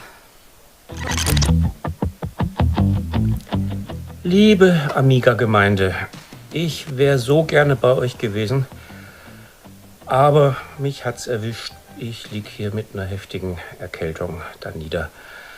Ich wünsche euch eine tolle Amiga 40, bin im Gedanken bei euch. Und es tut mir leid, dass ich es leider nicht persönlich schaffe. Ja, ich habe Hannes genötigt, dass er zwei Dinge tut. Erstens, eine kleine Botschaft an euch schickt. Und zweitens habe ich gesagt, guckt ihr den Livestream an. Hannes, alles Gute, dass du bald wieder gesund wirst, hier vom Publikum. Ihr dürft ihm einfach mit eurem Applaus alles Gute wünschen. Dankeschön. Okay, dann will ich euch kurz erklären, was Digisaurier ist. Zuerst mal die schlechte Nachricht. Digisaurier.de oder der YouTube-Kanal ist nicht nur Amiga. Wir reden über Computerhistorie auf der einen Seite. Was war? Da geht es auch um Microsoft, es geht um Atari, es geht um alle möglichen Themen, die halt so waren, die diese Generation ausgemacht haben. Darüber reden wir bei digisaurier.de. Das Zweite, was wir machen, wir versuchen nicht nur diese Historie zu konservieren mit Interviews, mit langen Gesprächen mit Leuten und mit Einspielern, sondern wir versuchen auch ein Stück weit Orientierung zu geben heute. Ihr alle kennt diese YouTube-Unpacking-Videos, du machst auf, innerhalb von 30 Sekunden zeigt dir jemand, wie alles geht und bei dir funktioniert es nicht. Das ist halt der Unterschied zu Anwenderkurs früher. Neuester Anwenderkurs, da haben wir das anders gemacht. Wir erklären in Ruhe und langsam, wie bestimmte Dinge funktionieren. Wir erklären zum Beispiel, warum KI manchmal ganz toll und manchmal ganz bescheuert ist. Wir erklären aber auch, wie man den Umstieg auf Windows 11 macht, für alle, die davon betroffen sind. Herzliches Beileid. Also wir versuchen, ein Stück weit Orientierung zu geben in dieser Welt. Und das Dritte ist, wir reden über Themen, die uns alle irgendwie auch ein bisschen bewegen. Was macht zum Beispiel aus, wenn plötzlich KI in der Welt ist? Was heißt das für die Jobs? Was heißt das für uns? Auch darüber wollen wir reden. Oder was passiert eigentlich, wenn Mediamarkt wirklich von einem chinesischen Investor gekauft wird? Ihr wisst, das Thema geht um, also was passiert dann eigentlich? Diese Themen besprechen wir auch. Das alles findet ihr bei digisaurier.de. Die Webseite seht ihr hier hinter mir sozusagen. Das heißt, wenn ihr Lust habt, kommt dort vorbei. Übrigens den QR-Code da oben, wenn ihr den scannt, dann kommt ihr auch zu uns. Oder ich glaube, hier haben wir den auch. Also könnt ihr gerne machen. Und solltet ihr nicht wissen, wie ihr euren Kaffee trinken sollt, wir hätten auch ein Tässchen für euch. Das könnt ihr da vorne dann besorgen. Oder Shirts oder was auch immer. Haben wir nämlich auch auf einigen Wunsch hin gemacht. Das sind die Dinge, die wir machen. Es gibt einen Podcast, es gibt einen YouTube-Kanal und es gibt die Webseite. Wenn ihr Lust habt, guckt gerne mal vorbei. So, ich schaue gerade, ob ich Jungvolk sehe. Ja, ich sehe Jungvolk. Pass mal auf. Du da in zweiter Reihe, genau. Weißt du, warum deine Eltern so sind, wie deine Eltern sind? Nee, ne? Nicht wirklich. Okay. Hast du jemals Jugendbilder von deinen Eltern gesehen? Von deinen Großeltern? Das waren nur die geschönten Bilder. Die Wahrheit, glaub mir, sah anders aus. Wir reden von den 80ern. Wir machen jetzt einen kleinen Zeitsprung in die 80er Jahre. Und wie gesagt, das war die große Zeit vom Amiga. Und wir haben gedacht, wir zeigen euch mal, was damals so los war. Erinnert ihr euch noch? Samstag 18:15 Uhr, Formel 1 lief im Fernsehen. Erst Peter Illmann, dann Ingolf Lück, später Stefanie Töking und Kai Böcking. Die Musikvideos liefen und wir saßen davor, als gäbe es nichts Wichtigeres auf der Welt. Die neue deutsche Welle klang langsam aus, die Synthesizer übernahmen. Modern Talking, Nena, Wham. Unsere Eltern verstanden die Welt nicht mehr. Im Kino, Zurück in die Zukunft, Ghostbusters und 1987 dann der absolute Knaller Dirty Dancing. Millionen Deutsche im Kino. Und die Mode erst. Schulterpolster so breit wie ein Türrahmen, Karottenjeans, Taillen hoch an den Knöcheln, eng dazwischen. Naja, Neonfarben überall, je knalliger, desto besser. Stulpen beim Aerobic, Neonstulpen. Wir sahen aus wie wandelnde Textmarker. Und wir fanden's geil. In der Spielzeugkiste? Der Zauberwürfel. Wer den in der Pause lösen konnte, war der King. He-Man mit seinem Zauberschwert. Monchichis, diese süßen Affen mit dem Schnuller. Glücksbärchis. Slime von Mattel, eklig grün, perfekt, um die Geschwister zu ärgern. Und draußen? BMX-Rad für die Jungs, Rollschuhe für die Mädels, 3 Fernsehprogramme, keine Handys, kein Internet. Aber ehrlich, das reichte völlig. Und dann stand er da, in unserem Zimmer, der Amiga. Während andere draußen Fangen spielten, luden wir Turrican von Diskette. Klack, klack, klack, 5 Minuten warten, dann Chris Hülsbecks Soundtrack. Gänsehaut. Blue Byte brachte die Siedler. Faktor 5 aus Köln den besten Jump'n'Run ever. Deutsche Entwickler, wir waren stolz. Der Amiga hatte 4096 Farben, der PC 16. Wir fühlten uns wie die Könige der Pixelwelt. Das war der Amiga. Ein Stück Jugend, ein Stück 80er. Eine Zeit, als Computer noch Abenteuer waren. Wir kommen zur Digisaurier-Zeitreise auf der Amiga 40. Wenn man die Klamotten so sieht, klärt sich einiges, ne? Also, hattet ihr auch so wer hatte Schulterpolster? Hände hoch, wer hatte Schulterpolster? Ja, okay, die 3, die sich melden und die anderen sagen, da will ich nicht mehr drüber reden. Es ist jetzt draußen in der Welt, war ein Stream, okay? Also, der Kern ist, ihr habt auch gesehen, wir haben tatsächlich geschafft, den jungen Christian, den aus den Ende 80er, Anfang 90er Jahren wiederzubeleben. Die Kollegen von Hey Jen haben das möglich gemacht, dass wir mit meinem eigenen jüngeren Ich sprechen können. Der wird auch morgen nochmal auftauchen. Jetzt habe ich einen dabei, der war auch mal jünger. Ja, das stimmt. Aber jetzt ist hier bei mir Hermann Achilles. Hermann, du warst bei Ariolasoft und warst beim VOD, dem Verband der Unterhaltungssoftware Deutschlands. Richtig. Das waren deine Jobs. Jetzt ist es so, du hast mir erzählt im Vorgespräch, du hast ja bei Ariolasoft gearbeitet, sagt, es wäre total schwer, Infos über Commodore überhaupt zu kriegen, auch für euch. War das wirklich so? Naja, es gab eben noch nicht das Internet, man konnte nicht recherchieren und ähnliche Dinge und man musste alles aus den bekannten Medien, sprich Zeitschriften oder Zeitungen, holen. Und ganz ehrlich gesagt, im Fernsehen habe ich also über Computer wenig gehört zu der Zeit. Da waren wir ziemlich solo, das weiß ich auch. Also gerade also Mitte 80er Jahre gab es ja noch gar nichts. Wir haben mit Neues angefangen, glaube 1992 haben wir die ersten Sendungen gemacht. Vorher war da gar nichts.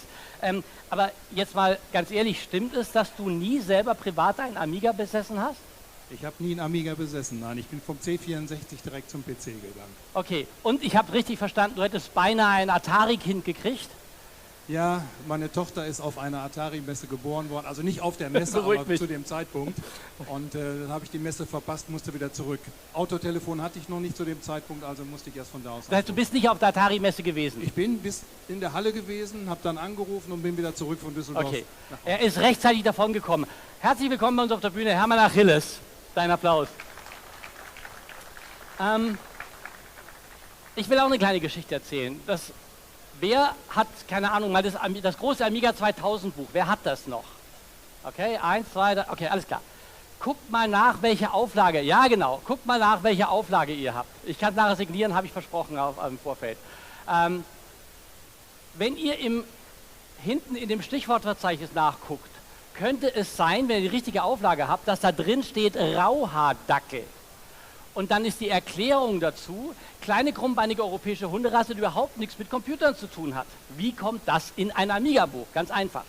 Am Anfang wollte keiner Amiga-Bücher. Als sie erfolgreich waren, haben sie uns machen lassen, was wir wollten. Das Lektorat hat aber immer behauptet, wir müssten das lesen, es dauert zu lang, die sind immer so dick und die sind so kompliziert geschrieben. Also kompliziert hieß für die, wir haben die lustig geschrieben, das fanden sie nicht so toll. Und wir haben gedacht, jedes Mal sagen die, das Buch kommt später, weil wir so viel Lektoratsarbeit haben. Da haben wir gedacht, okay, das probieren wir aus. Und haben dann hineingeschrieben, Rauhaardackel, um herauszufinden, ob das Lektorat das Buch wirklich gelesen hat. Ja. Könnt ihr euch lieber vorstellen, was passiert ist? Sie haben es natürlich nicht gelesen, die haben es aber liegen lassen, weil die haben sowieso nichts mitgemacht. Und dann waren wir bei Dr. Becker, die ersten Verkaufszahlen waren, Buch lief super und Dr. Becker sagte dann, ja, also ist ja ganz toll, das ist gut gelaufen und müsst noch mehr und so. Und sagte, ja, habt ihr auch, also lustig war ja auch die Sache mit dem Rauhaardackel, ne? Neben mir der Lektoratsleiter. Rauhaardackel? Wieso Rauhaardackel? Ja, im Buch. Habt ihr doch gelesen, ihr lest die doch immer so gründlich. Rauhaardackel, Blätter, Rauhaardackel. So. Das Ergebnis der Veranstaltung war, dass unsere Bücher ab sofort unglaublich viel schneller durchs Lektorat gingen, weil jetzt haben sie wenigstens zugeben können, dass sie eh nie gelesen haben. Also das ist eine Hintergrundgeschichte damals aus Zeit bei Data Becker zu den Amiga-Büchern. Nur für euch exklusiv und natürlich für euch zu Hause, die ihr im Stream zuguckt. Okay, jetzt wollen wir aber woanders hingehen, nämlich auf die Frage, wie war eigentlich die Situation in Deutschland bei Commodore, als der Amiga angekündigt wurde, hausintern. Dazu habe ich vor einiger Zeit ein Interview geführt, und zwar mit Dr. Peter Kittel, und ein Stück von diesem Interview, das gucken wir jetzt an, für alle, die nicht dabei waren. Darin wird auch kurz Lorraine erklärt, ihr wisst, da hinten ist das Board und der Aufbau, da wird kurz erklärt, was Lorraine eigentlich war. Für alle, die es wissen, macht euch nichts draus, und für alle, die es nicht wissen, hilft es vielleicht weiter. Wir gucken erstmal in den Film rein. Was waren denn die allerersten Infos über den Amiga, die du überhaupt bekommen hast? Also was habt ihr gewusst, was habt ihr erfahren? Habt ihr überhaupt was erfahren? Wir wurden informiert, und zwar, das muss Ende 84 gewesen sein. Da wurde die gesamte Supportmannschaft zu einem Meeting beordert und vorher schon gesagt, alles hochgeheim, ganz secret nichts weiter erzählen. Und dort wurden uns die ersten Bilder vom Amiga gezeigt, sprich diese Zeichnung, die heute als Lorraine noch vorhanden ist, so eine rechteckige Schachtel mit einem Schacht, dass man oben auch wieder Game Cartridges reinstecken kann. Ein kurzer Einschub. Lorraine war also eine Art Prototyp vom Amiga. Die Bilder, von denen Peter Kittel hier spricht, sind irgendwann einmal auf einer Veranstaltung abfotografiert worden und geistern durch das Netz. Die Designs sind teilweise wirklich futuristisch, finden wir so. Da haben wir gedacht, was wäre, wenn das einer mal als Modell bauen würde? Und siehe da, mit ChatGPT haben wir diese kleinen Modelle erstellen lassen. Immer mit einem Digisaurier auf dem Monitor. Natürlich in Amiga-Grafik.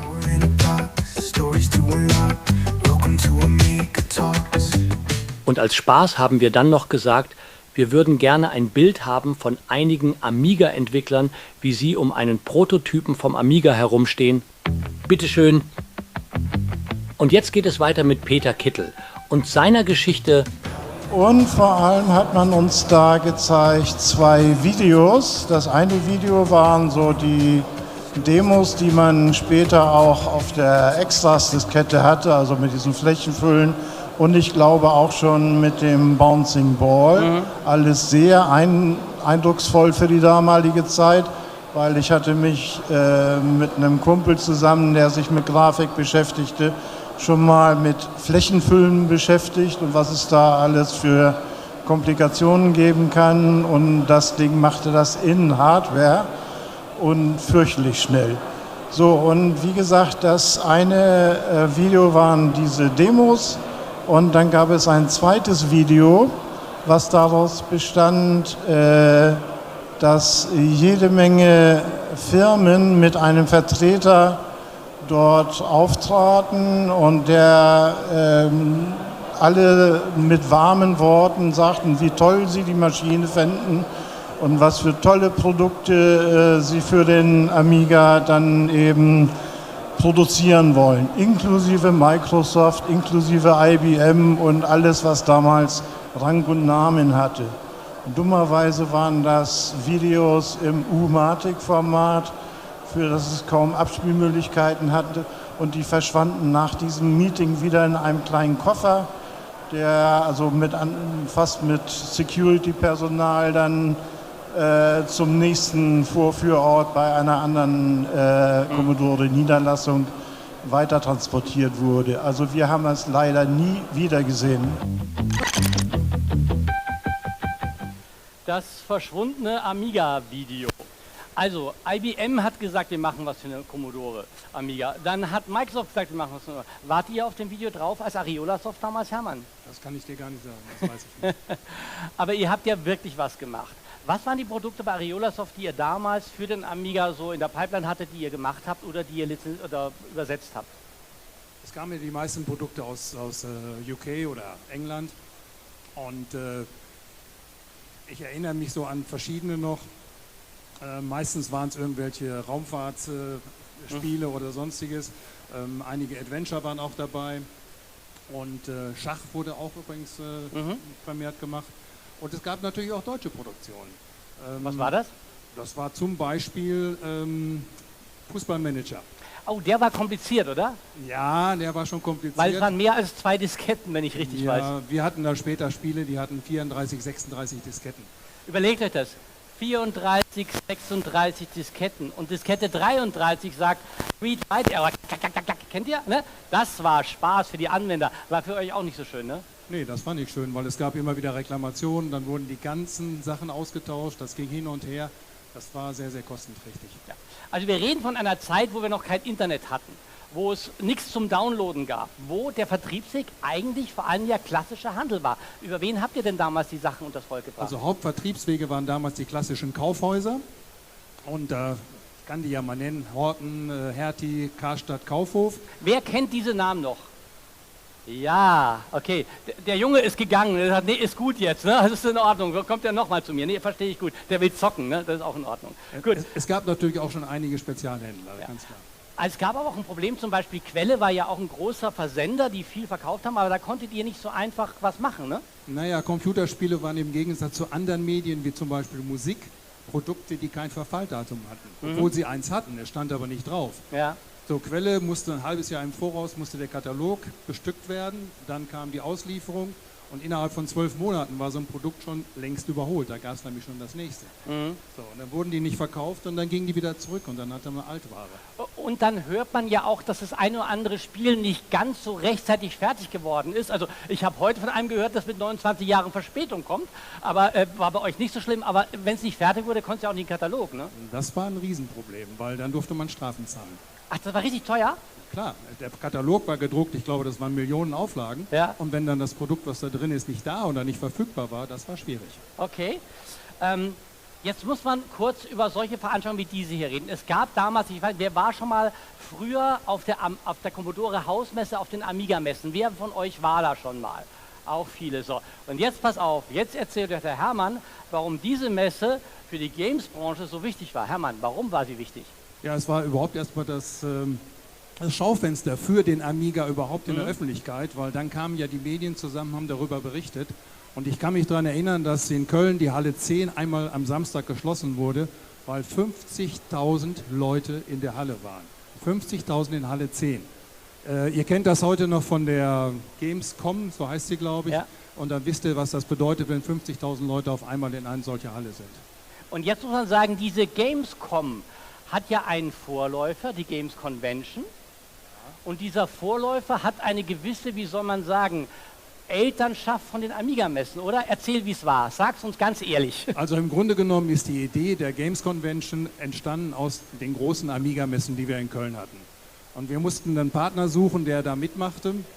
Und der hat sich leider erst dann in Leipzig gefunden. Es gab ja zwischenzeitlich noch die CeBIT Home zweimal, aber da gab es Schwierigkeiten mit der IFA und so weiter. Und unsere Branche hing immer in der Luft. Und für uns war es wichtig, eine Messe zu haben, die publikums- und medienwirksam war. Und das konnten wir nur dann machen, indem wir viele, viele Menschen zeigten, so wie hier auf diesem kleinen Raum. Ich finde das toll, ich fühle mich zurückversetzt in die Amiga-Messe. Da war das nämlich genauso. Unwahrscheinlich viele Leute da, die viel zu erzählen hatten, viel zu diskutieren hatten. Und das hat letztendlich dann auch die Verbreitung gebracht.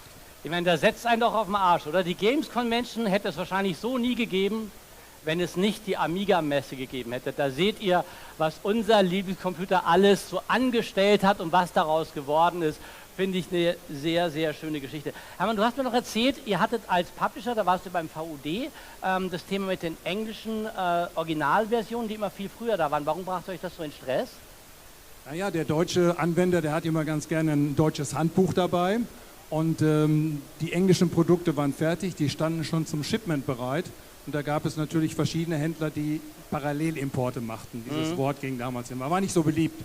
Und dann gingen die Produkte in den Markt schon rein und dann kamen unsere Publisher ein bisschen zu spät manchmal. Okay, aber ihr habt trotzdem übersetzt, das war natürlich für euch dann schwierig.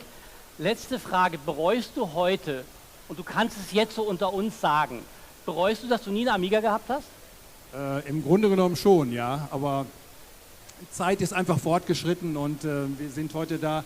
Und wenn ich heute die sehe hier alle, die den Amiga immer noch toll finden, aber letztendlich selber ein iPhone haben und so weiter, damit alles machen können, wovon sie früher geträumt haben, das ist schon eine tolle Entwicklung und trotzdem ist die Nostalgie hier zu Hause. Der Hermann hat vorhin zu mir gesagt, als er hier reinkam, das war wie ein Zeitsprung. Plötzlich warst du wieder in der Zeit von damals, als er hier reinkam. Ja, wir sind alle ein bisschen grauer geworden, zumindest einige von uns, und alle ein bisschen mehr Falten. Aber Hermann, danke, dass du deine Geschichte mit uns geteilt hast. Habe ich gerne gemacht, danke. Dankeschön. Hermann Achilles. Leg einfach ab. So, jetzt, ihr Lieben, ich habe es ja angedroht. Vitus, du bist bereit? Okay.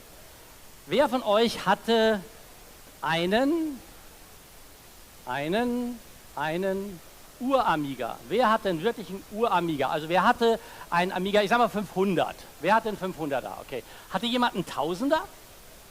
Du hast einen, okay. Wie bist du auf den 1000er gekommen? Also wie, ich darf du sagen, ne? Wir sind beide im selben Alter und wahrscheinlich bin ich älter. Also, wie bist du auf den Amiga gekommen damals? Die Technik war faszinierend. Besser als ein 64er, mehr Farben, diese ganze Soundgeschichte. Wie hast du davon erfahren? damals schon. Kleiner Computerfreak. Okay, das heißt, du bist in Läden gegangen oder Freunde haben dir das erzählt? Ja, in Hannover gab es einen Laden, da konnte man sowas kriegen. Du bist aus Hannover? Ja, in der Nähe von Hannover. Okay, alles klar. Und warst du auch auf der CeBIT, um Amiga zu gucken? Immer. Okay. Immer.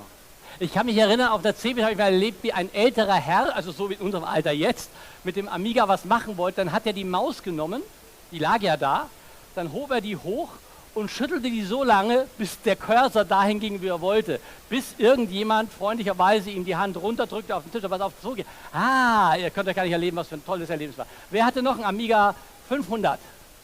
So, jetzt gehe ich mal ein bisschen nach hinten. Was hattest du für einen? Wann hast du den gekauft? Weißt du es noch? Ja, ich hatte den Amiga 500, den habe ich mir von meinem Konfirmationsgeld 1988 gekauft.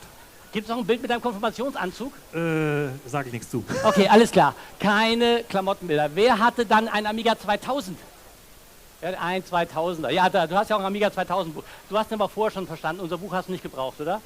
Naja, ich habe das Buch ein paar Wochen vorher bekommen, damit ich mich schon mal einarbeiten konnte. Das war ganz praktisch. Okay, alles klar. So, wer kam erst ganz spät zu einem gebrauchten Amiga oder zu einem refurbished Amiga? Wer kam erst ganz spät zum Amiga? Ich sehe jetzt gar nicht alle. Du kamst. Okay, alles klar. Papa hat ihn dir geschenkt. Nein, Sondern? das war für meinen Patenonkel. Für deinen Patenonkel. Der hat dir den geschenkt? Nein, mein Papa Ja. hat den für meinen Patenonkel Mark gekauft. Und dann hat er ihn geklaut. So, und was machst du jetzt ohne deinen Amiga? Ich habe einen anderen. Okay, wir haben eine Amiga-Familie. Wie alt bist du? Nein, mein Papa wollte es für Mark kaufen. Ja.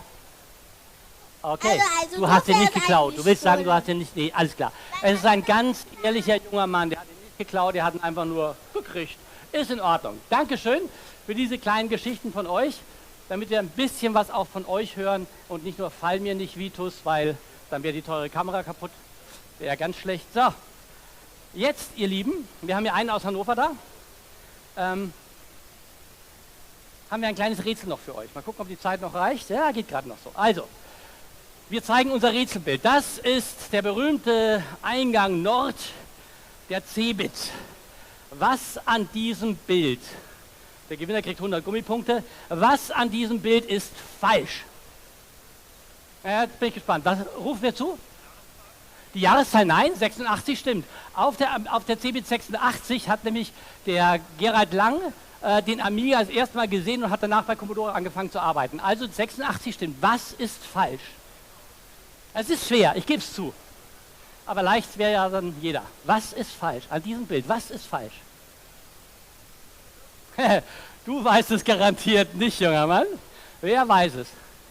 Was ist falsch? Okay, wann war die CeBIT? Im März. Was ist an diesem Bild falsch? Jawohl, das ist die Auflösung. Die Bäume bei den Wirklichkeits haben mich so ausgesehen, weil wir Pech hatten, lag so viel Schnee, dass wir Mühe hatten, überhaupt reinzukommen in diese gottverdammten Hallen. Also, die CeBIT fand immer im März statt, nur ganz zum Schluss nicht mehr, aber sie fand eben immer im März statt und mit Bäumen gab es da gar nichts. So, das war's von unserer Seite. Wir müssen fertig werden. Um 14:15 Uhr muss ich von dieser Bühne fallen und habe dann die Zeit wieder ein bisschen eingeholt. Vielleicht Folgendes. Der Amiga, das ist keine Frage. Der Amiga brauchte auch in der Zeit damals, Mitte der 80er, Freunde. Ganz viele Leute wollten den Amiga nicht haben. Zum Beispiel Dr. Achim Becker. Mit dem treffe ich mich jetzt nächste Woche Dienstag zum Gespräch. Bin gespannt. Der wollte Atari-Bücher und wir wollten Amiga-Bücher machen. Er hat uns dann gelassen, aber er wollte das nicht. Die Händler, Commodore, nee, eigentlich nicht. C64 gerne. Mein Kollege Hannes, den ihr gerade im Krankenbett gesehen habt, wollte kein Amiga-Buch schreiben, der wollte lieber noch mehr C64-Bücher schreiben. Also mit anderen Worten, der Amiga war nicht ein Selbstläufer Mitte der 80er. In keiner Form, aus vielerlei Gründen. Und umso weiter zu kommen, wie er dann kam, gab es nur eine Option, Freunde. Und ich freue mich total, dass ich so viele Amiga-Freunde hier sehe. Leute, die damals bis heute unser Lieblingscomputer leben haben lassen und jetzt weiterleben lassen. Insofern ist dieser Applaus für euch. Herzlichen Glückwunsch, dass ihr das hingekriegt habt. Und zwar alle, die ihr hier seid. Ganz laut applaudieren. Ihr könnt richtig laut applaudieren jetzt. Weil das ist euer Applaus. Ihr habt das möglich gemacht. Ich für meinen Teil bedanke mich jetzt beim Team. Das sind bei uns das Team von der Amiga 40, der Markus und sein Team. Herzlichen Dank für eure Arbeit. Barbara, Dirk und Dirk sitzt da an der Seite. Barbara ist mit der Kamera unterwegs, die geholfen haben, die Show hier zusammenzustellen. Und natürlich die Kollegen von der Technik, als Beispiel die Alicia und den Vitus, den ihr da seht. Einen herzlichen Applaus für das Team, das das hier möglich gemacht hat, sonst wären wir alle nicht hier.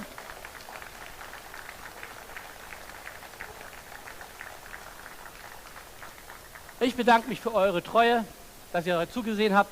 Und wir sehen uns, wenn ihr Lust habt, morgen wieder. Da gibt es die zweite Zeitreise, da geht es um den Niedergang des Amiga. Wir haben wieder einen Gast dabei. Und morgen habe ich noch einen zweiten Slot. Da rede ich mit den Kollegen, die früher bei ESCOM die Amiga-Geschicke versucht haben zu lenken. Auch eine spannende Zeit. Also, vielleicht, wenn ihr Lust habt, sehen wir uns morgen zweimal. Wenn ihr keine Lust habt, kauft euch einen Kaffee. Alles klar, danke euch. Tschüss.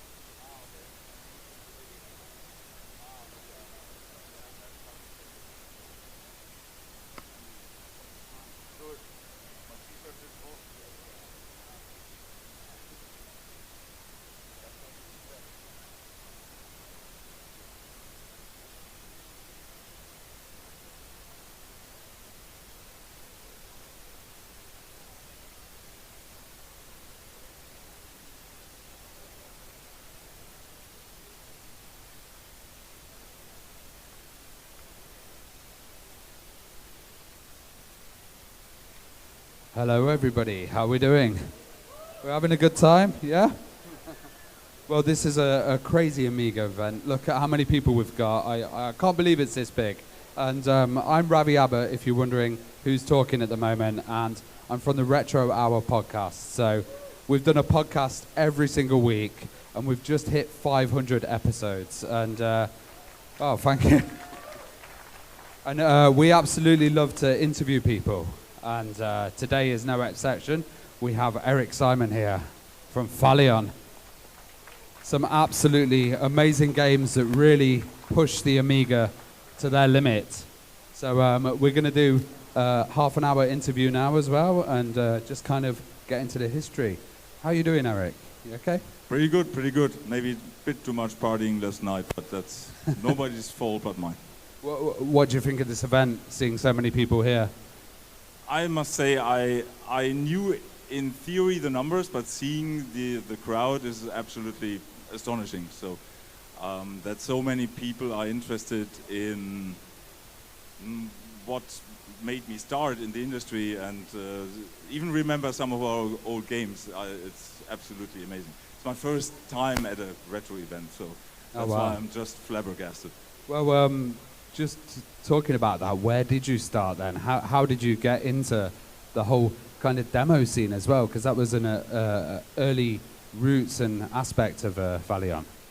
Yeah, exactly. Me and a lot of people at Phalion, we came from the demo scene, and the whole thing started with the C64, as with so many people, and we marveled at these demos and everything, but we weren't creatively active.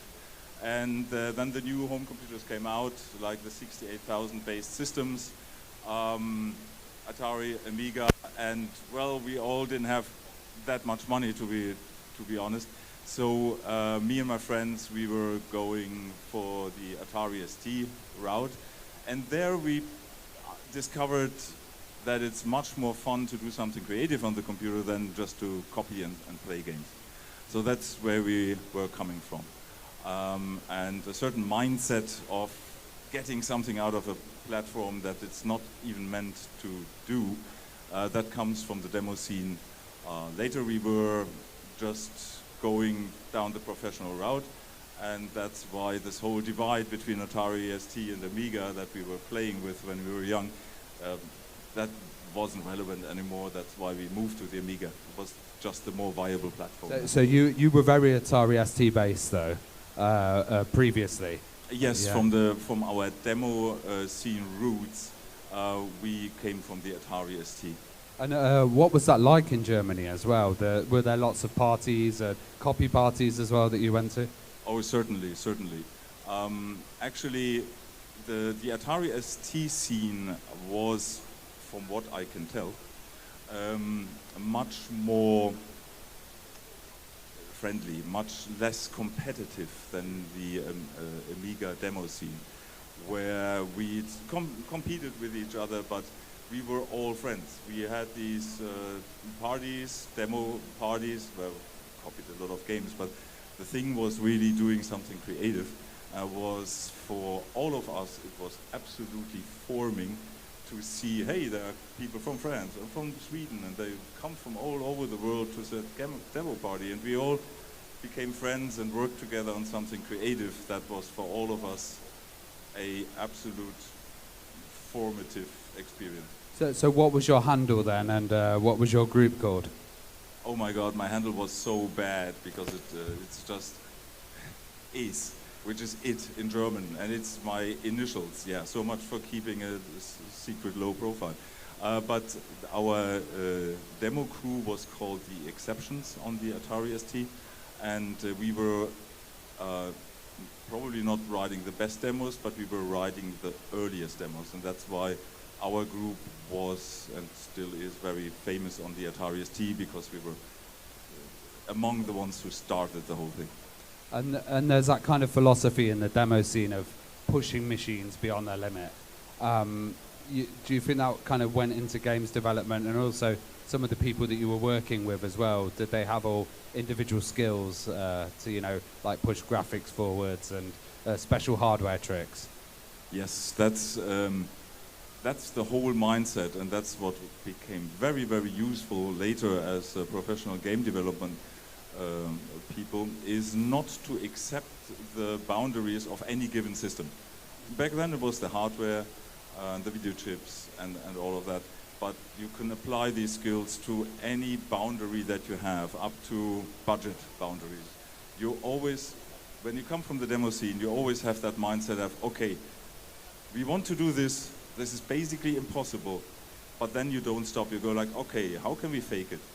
And game development is still, up to this very day, even with the most modern hardware, you gain a competitive advantage if you figure out things that seem to be impossible with a given platform. So that will always apply, even with modern hardware. So at what point did it become a company? At what point were you like, we're going to take this seriously, we're going to get into gaming and move away from the demo scene? I started studying, and I was interrupted by the German government, needed to do civil service.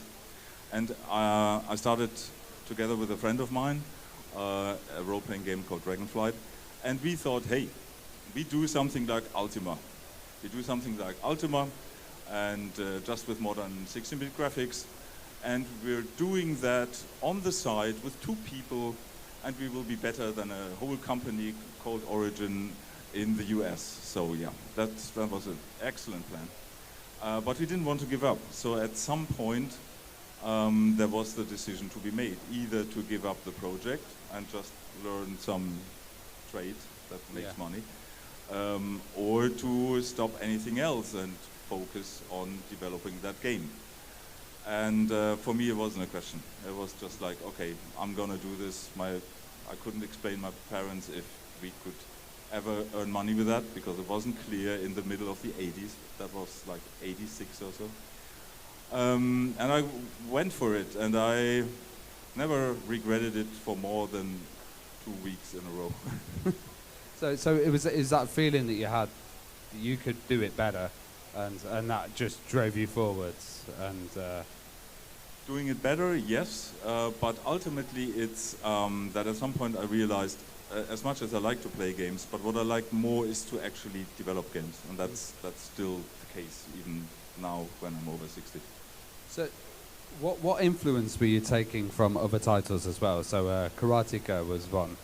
Yeah, and maybe. Chambers of Shaolin Yeah, has some similarities. Yes, but the inspiration for Chambers of Shaolin was less Karateka, but more in titles like IK Plus on the C64, like these one-on-one fighting games.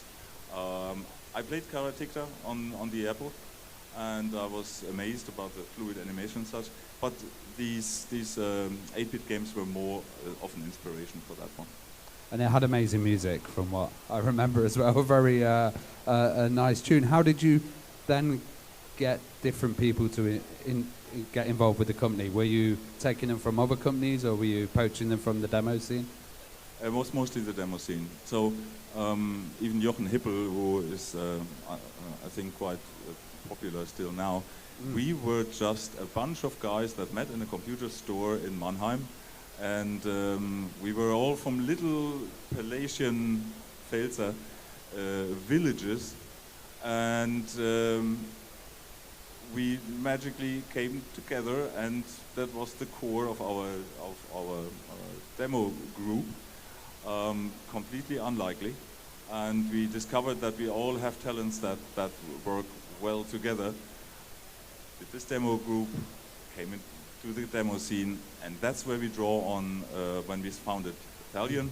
It was a crystallization point for all kinds of people out of the games industry. Actually, one of the reasons that I'm so hungover is that I spent a week partying with people that I got to know back then, end of the 80s, from the UK, from all over the world, and we sort of reconnected recently. So I partied in Malta with them for a week. Guys like that went out into the industry, the tech director of Gods of War, the art director of King. He actually made these little shiny Candy Crush bubbles himself, and So the connections that we made by then, they still hold. I was interested then, did you have like a physical office? How did the company form? Because with the demo scene, there's that kind of idea of remote work, which we have now, but it wasn't so established back then. No. Guys, remember, we were sending discs around via post. There was no internet. There was nothing. We were not into BBS stuff. It was all BP and not enough pixels. And no, we actually needed a physical office because that was the only way to develop games. Yeah. Look, we didn't have a server. We were carrying floppy disks from one machine to the other in order to assemble any game. Yeah, we just needed to be in the same spot, and that was somewhere in Gütersloh, which then got flooded by crazy Swedes and French people and UK people and Dutch people, and they all came to our office. Well, sometimes it can be said that some of the ports from the Atari ST to the Amiga weren't of the best quality. What was your approach to kind of porting games and projects? Oh, quite frankly, when we were porting Atari ST games at the beginning to the Amiga, we did straight ports. It was just otherwise financially not viable. I mean, you cannot redo all the art from 16 colors to 32 colors. It would just not make any financial sense. However, at some point we dropped the Atari ST because the sales numbers went down and focused on the Amiga. And we did the same on the Amiga that we did on the Atari ST, and that is to try to push its boundaries. And that's when some, I guess, quite nice-looking titles came from us. Yeah. And I was wondering as well, you know, coming from England, what the differences between the British game scene and the German game scene was as well, and the kind of the different regions of where you were sending these things out. You know, there was also Australia as well. There was some Americans, so it's quite a global thing throughout Europe as well. From what I remember, I think the German scene was very much focused on technology, on wild coding tricks to just put off some soft scrolling and stuff like that. When we were founding Thalion, we were absolutely having the mantra, okay, we know the technology, we need to focus on the fun and gameplay.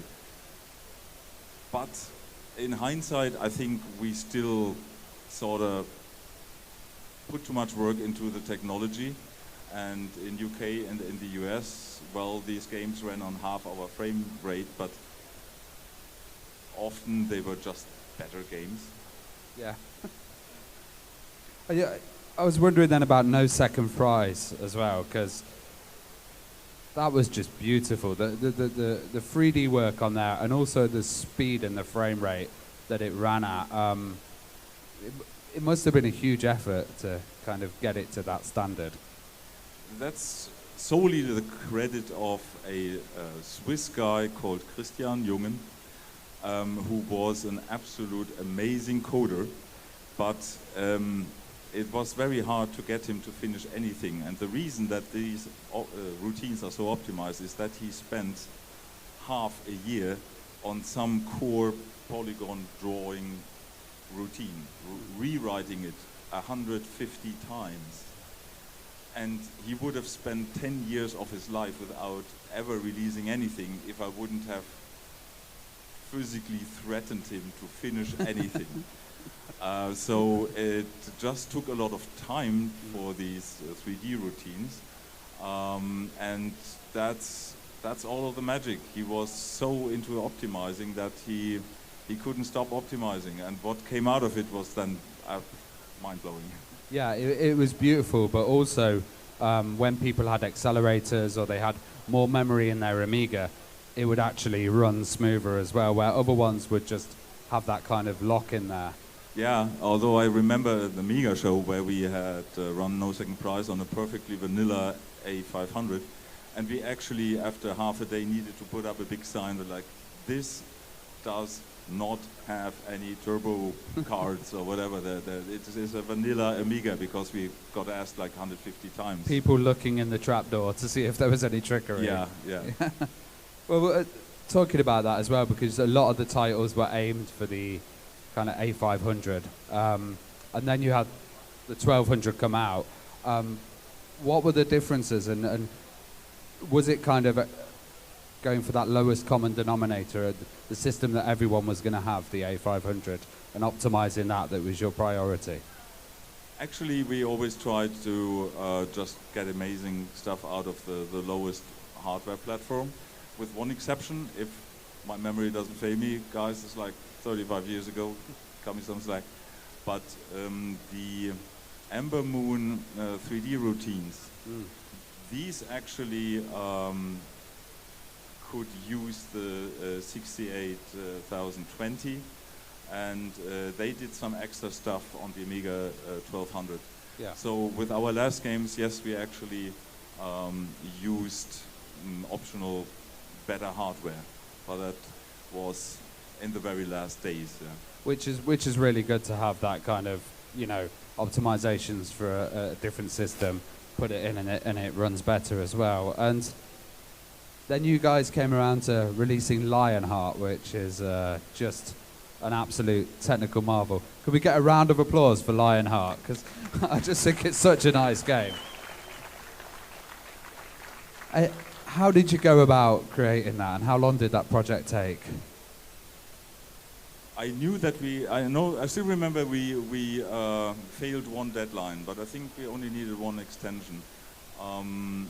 The history was that Erwin Kloiphofer and Henk Nieborg, who was the graphic artist, they approached us with a game that they made. I think it was called Ghost Battle, which was okay-ish, and Thalion published it. And then we invited the guys to make another game in our offices, and which they did. So the core team was Evan as a coder, Hank as an artist, amazing artist, and I did the game design and sort of project management. And what might be surprising, we don't do any special tricks. Yeah. We just use the hardware to its full extent. For example, all the colors in the first level with the parallax scrolling and everything. There was some support 3D routines with a like 3D kind of scrolling from Michael Bittner. But all we do is to use copper lists in an artful way. That's it. And all the other levels, they all use different graphics modes. I have no idea why no game that I'm aware of back then used all the video modes that the Amiga could do. They all focused on one video mode, and the whole game ran into like 16 color mode or dual play field mode or whatever. We just, depending on what the level design should be, we used the best graphics mode. And the rest was just good old-fashioned artistic talent and really good coding, but there was no kind of hardware busting tricks that we did on the Atari ST. For example, like full screen scrolling, we could do that by messing up the hardware, but we didn't need to do that on the Amiga. And I think it was such a breakthrough title as well, because like that use of palette as well, and it running on a lower end system, but also just the artwork with Henk as well. You know, that was one that really got people's attention. What was the reaction after you released that? Do you remember from the magazines and the wider press? We did have some good reviews and such, but there wasn't like this overwhelming reaction. I think only in hindsight people realized, hey, that was one of the peak technological titles of the Amiga. I don't remember that there was a lot of excitement back then, and it was also not a commercial success. Yes. Yeah.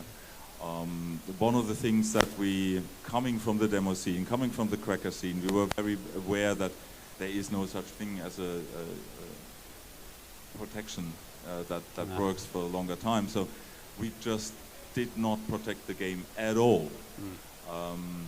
I don't know if Lionheart runs on an HD. Ember Moon did.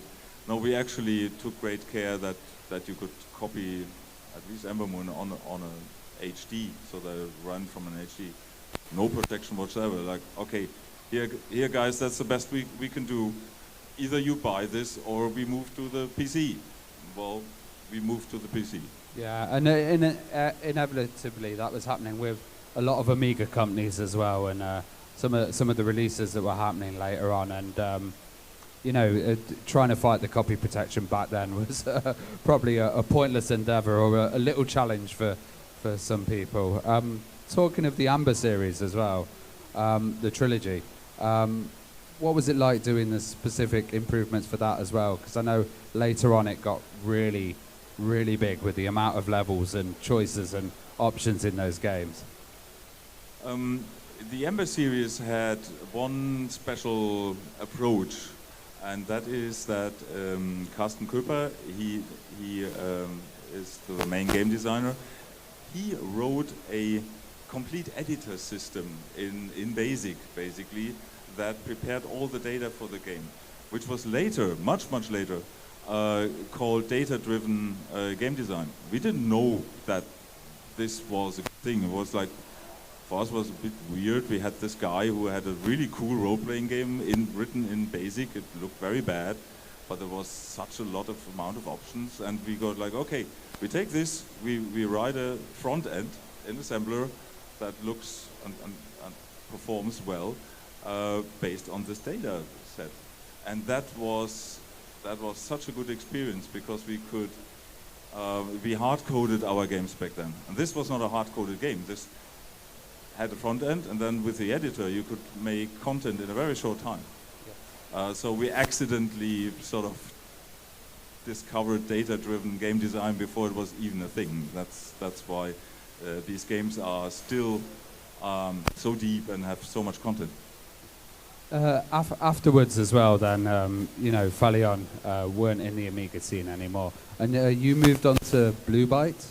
Exactly. We moved over to Blue Byte and did Albion, which was sort of the spiritual successor of the Amber series, but we didn't complete that for, like, we didn't call it an Amber series game. It's a completely different setting and everything, also for legal reasons. I mean, it's a new company and all of that. So yeah, so that was sort of our transition from the 16-bit to the PC, still using this editor set. And then we've seen Settlers 2 here. You were working on some later Settlers titles as well for the PC. What was it like working on that series? Oh, that was a wild ride. I mean, I didn't have anything to do with Settler 1, and I think there are now efforts to bring out Settlers 2 on the Amiga, right? Yeah, they've just got it boxed over there, so they managed to do it, which is nice to see. Yeah, very cool. Yeah. Now the Settlers, Settlers 3 is one of the games I was involved in. I'm still proud of, although back then that was the first title that I took responsibility purely as a manager, so I wasn't creatively involved, and that was really, really hard and stressful. If I have so many war stories from this game, it could fill 2 hours. Just one thing, we had this multiplayer mode in there, and which was one of the very first games where you could actually play over the internet. But we also had one isolated machine in our network which was full of viruses, because we always tested the games, does it still run when the machine is infected? And there we realized, like a couple of weeks before Goldmaster, game doesn't run. We checked it, okay, maybe some virus interferes. No, we had code in there that made the game only playable with a fixed internet connection in 1996, I believe. We nearly shipped this game, and it could only run with internet connection, which maybe 5% of people had back then. God. Limiting your audience a bit. Well, final question, because we haven't got long. I was just wondering, do you think we'll see any remasters or kind of re-releases or remakes of Falion stuff? Yes, I get a lot of contacts about that all the time. it's a bit complicated because of the legal situation. There seems to be a entity that still holds some rights of the Italian titles, which isn't very communicative. So I know a few people, I'm not one of them, who tried to reach out to that company to clear the rights to do these remakes. But so far, it's not getting anywhere. So there might be a chance. Fingers crossed. If the legal situation is cleared. Let's see. Hopefully we'll see that one day. Well, thank you so much, Eric, for joining us. Can we get a big round of applause? Thank you, guys. And before I go, I've just got one thing to announce. I run Kickstart, which is the UK Amiga show, and it's coming back next year. So that's go to amigashow.com. You'll be able to check that out on the 7th and 8th of August. We had 800 people there 2 years ago. This is our 3rd event, so check that out, and it should be a good big party. Awesome, thank you.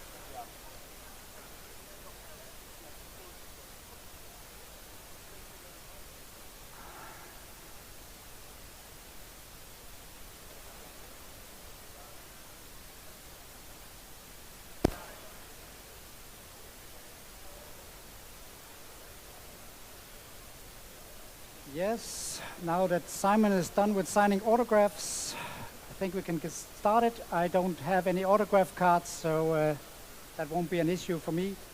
Good afternoon, guten Tag. My name is Thomas Jensen, and I'm the lead developer of the redo of Outrun for the Amiga, called Outrun AGA. Like Amiga Bill told us earlier today, I got my first Amiga back in 1987, an Amiga 500, and later a 1200, then dropped out for a few years. Then I got back in the game in about 2017 and was shocked to see that there was a huge community and that one of the most requested games was a redo of Outrun, and I hope all of you know this game. This is Sega's 1986 masterpiece, Outrun. It's probably my favorite game, favorite arcade game of all time, and I could spend a bit of time telling you all how I managed to complete this game at the arcades, but let's switch to another game that I never bothered to complete. It's okay to say boo. This is the US Gold travesty. Fast forward to 1989 and US Gold released this conversion straight from Atari ST, 200 lines NTSC, no blitter, all the bad things that was coming out of straight ST ports at that time. And since 1989, nobody's done anything about it. So when I got back in the game, I had a small team and we were chatting about various things, and this picture came up, and I said to Martin, who posted it, it looks like a driving game. And then Stefan said, yeah, do you know, Martin, he did an Outrun mod, so 2-channel, real cool music, magical sound shower. Then I said, we should do Outrun. We should do Outrun as the next thing, and that was 4 years ago. So like that guy who was doing the motorcycle game, we can spend a lot of time fiddling things until they're absolutely right. And we are doing this in our spare time. So what is it that we want to emulate or replicate? This is the simplified view of the hardware from the arcade machine. It has 3 major parts. There's 2 processors, 2 68,000s, similar to the one in the Amiga 500. And then there is a dark blue thing here doing the sprites, a lighter blue thing doing the backgrounds and jar sets, etc. And then there's the road generation chips. And even with all this juicy hardware, the game runs at 30 frames per second. So it needs 2 frames to do all the drawing necessary to move to the next picture.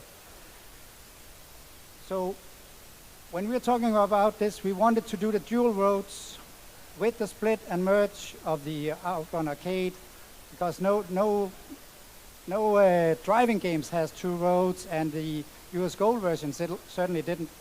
Then we wanted large colorful sprites, preferably not in 16 colors. We wanted to give the user a real impression of speed, not 4 or 5 frames per second that was happening on the US Gold version. And we wanted obviously the magical music that Martin had already started working on. And we wanted to run on original Commodore hardware, not big vampire boards that we're using for MAME at that time. So here's the simplified view of OCS hardware. There's a processor and there's some custom chips. And when we looked at our wish list, we quickly realized it's not going to work on the OCS Amiga 500 from 87. So we looked at the AGA hardware. It's more powerful. It came out in '93, and it has one of the most important improvements are the improved hardware sprites. There are 8 of those, and they are 64 pixels wide. And you'll see when we get to the details that this is one of the major improvements that we utilize very heavily in our new Outrun game. So we want to build the display, and if you remember from the arcade, there are 3 important parts. We start with the blue sky. Let's make it coconut beach blue, and then we need a we need a road, and let's make that 2 roads. And once we got the roads going, we need some clouds. That's a tile generator in the middle from the arcade hardware. Then we need some scenery, we need a Ferrari, a driver, cool blonde girlfriend, this was the 80s, you know. And then we're ready to go. So this is actual images from the new Outrun AGA. And in the following slides, I'll show you how all of this is made. So spilling the developer's secrets if you want. So we start off with the tiles because they are the simplest and there's nothing really radical or new revolutionary thing going on here. But they are rather huge on the arcade. So the arcade has 2 scrollable play fields. Here we see the clouds from Coconut Beach. They are 3 buffers next to each other, 512 by 256. And then there's a set of foreground tiles as well, which are 4 buffers. And those exist in 2 copies because when we go to the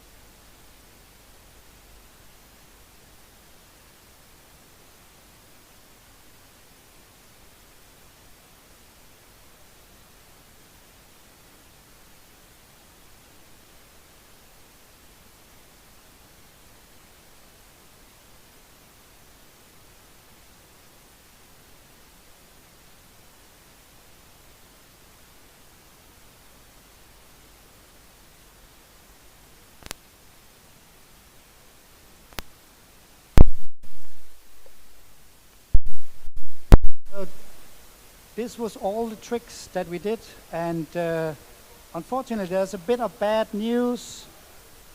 We wanted to give you the whole game for this show, but there are certain events that prevented us from being finished, so what you will get is a playable demo if you want to try it out. It's here at this address.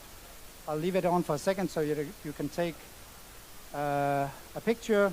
It's an LHA compressed file that you can just install onto your hard drive. It requires VHD load and 4 megabytes of fast RAM. It doesn't really require 4 megabytes of fast RAM in the end, but this is just a demo version, and you don't need any processor upgrades. It runs on a standard 68020.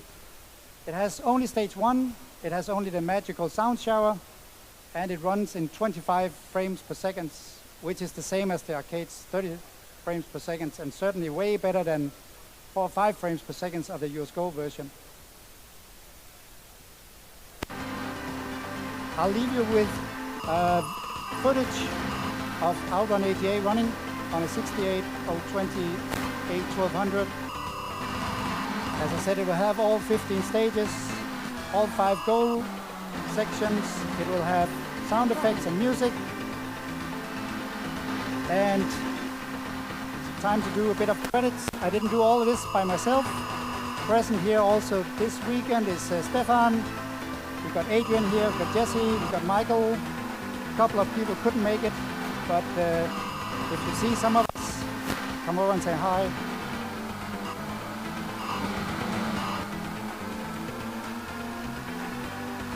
The last of the stages is Autobahn. The stage is called Autobahn. I thought it was very fitting for this to be in Germany. Last stage being Autobahn, and be careful out there. People, they drive like crazy here.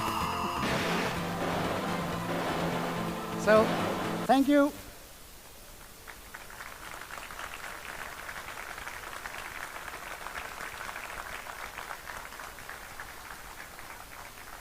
This is a link to the YouTube video in case you want to play it a bit at home. 2 questions. 2 minutes, yes, question. Yes, I anticipate. Yeah, Turbo Outrun runs on the same hardware, basically. It's a bit bigger GPU and stuff, so it would be possible, but to be honest, I think speaking for me, myself, I'm done with driving games for a little while. There might be one driving game that we would like to do, which is, it looks pretty bad, but it's running on an Amiga 500. So let's see how that goes. We have a working prototype using the blitter, since we don't have those nice juicy sprites. Last question. Anyone? Assembler. So all of this is written in 68,000 assembler, optimized for 68020 or better. It doesn't use it doesn't improve with better hardware. So it doesn't matter if you run it on Vampire or 68 or 60, it doesn't get any better, but this is still 25 frames per second, which is pretty good. Yeah, thank you.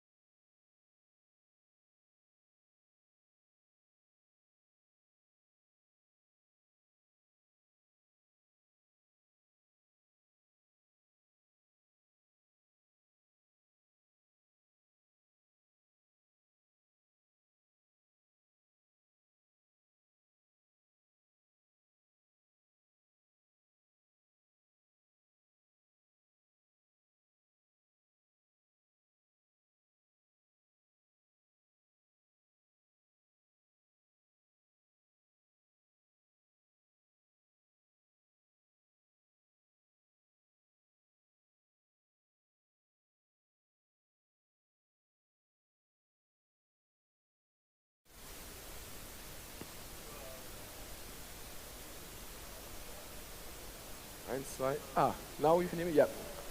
Hello and welcome. I was actually supposed to accompany the panels here tomorrow, but a colleague asked me to stand in for him during the next interview part.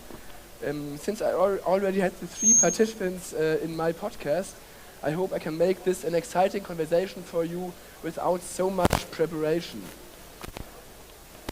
It's a real pleasure to have 3 true legends here, true legends of the Amiga and gaming history. They are with us today. First, from Sensible Software, we have Stu Cambridge, the artist behind classics like Cannon Fodder and Sensible Soccer. Stu.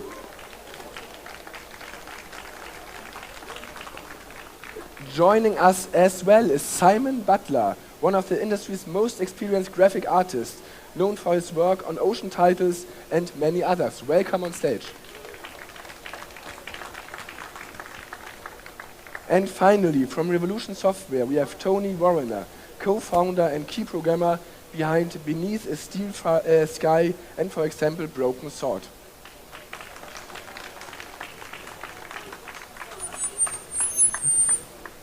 Yeah, first some questions for all of you 3.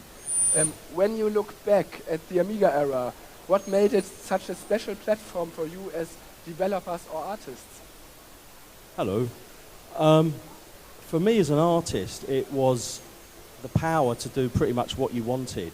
You know, at the time, you had the Commodore 64, which was a great machine, but the leap forward that the Amiga gave you as a developer was just from the future, you know, and it just allowed you to basically experiment. You could do stuff that you could never do before, and you could go to the arcades and you could see arcade machines, and you could copy those things and put them on the Amiga. You know, and this is like the 90s. This is like late 80s, 90s. So it was pretty incredible. And that really kind of fueled your creativity to really go to town with whatever you wanted to create. Yeah, that's it for me, I think. The Amiga basically meant that I handed in my notice at Ocean Software. There was a group meeting, and I asked the question, when is Ocean going to move into the 16-bit era? And was told on the spot that Ocean had no plans at that moment in time to embrace 16-bit.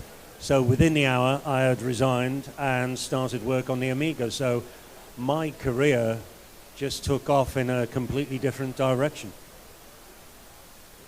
I would say the same as Stu in a way. I mean, we were programming Spectrums and Commodore 64s, and you know, when you moved to the Amiga, suddenly it was just a huge world opened up. The Z80 processor was, you know, tiny little 8-bit thing, and suddenly you had 16 bits and you had all this memory.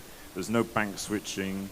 You know, you had hardware sprites, you had the blitzer, and yeah, you could kind of imagine what you could do, and you say look at the arcades and look at other games, and it's just so much. It's like multiples bigger than the 8-bit era. You know, it was just super exciting. How did the hardware limitations of the Amiga influence your creativity? The biggest restriction I found was that, I don't know which mic's doing that, the biggest restriction I found was to get the real speed out of it, you had to go to 16 colour mode,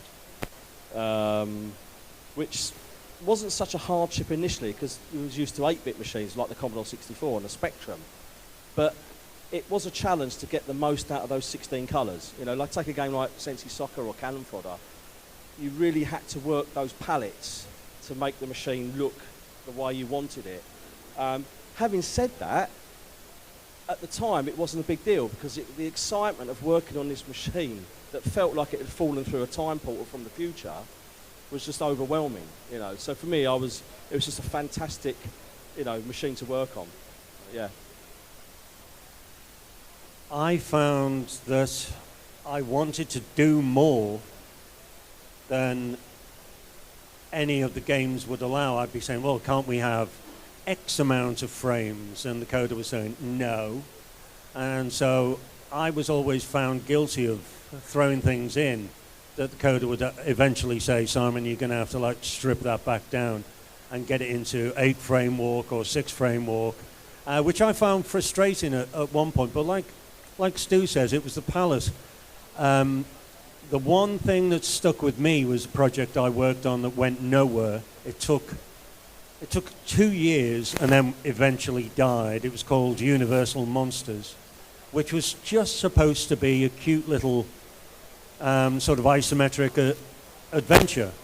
But then Universal, as Ocean always do, they slap a license on something. And I said, okay, Universal Monsters, that's cool. I'll draw Frankenstein and Dracula. But I wasn't allowed to draw them cute. I had to draw them life-size, which then meant that all the backgrounds had to be in proportion. And as Stu said, you had to get everything in that one damn palace. And it was a nightmare. But there's some graphics online. It's still existing from it. And it doesn't look too bad, but the game was doomed from the start. But not because of anything that the Amiga did. The Amiga brought problems. It opened new horizons, but it also brought a whole new set of problems. You left all your 8-bit issues behind, and you walked into a whole brand new shit show.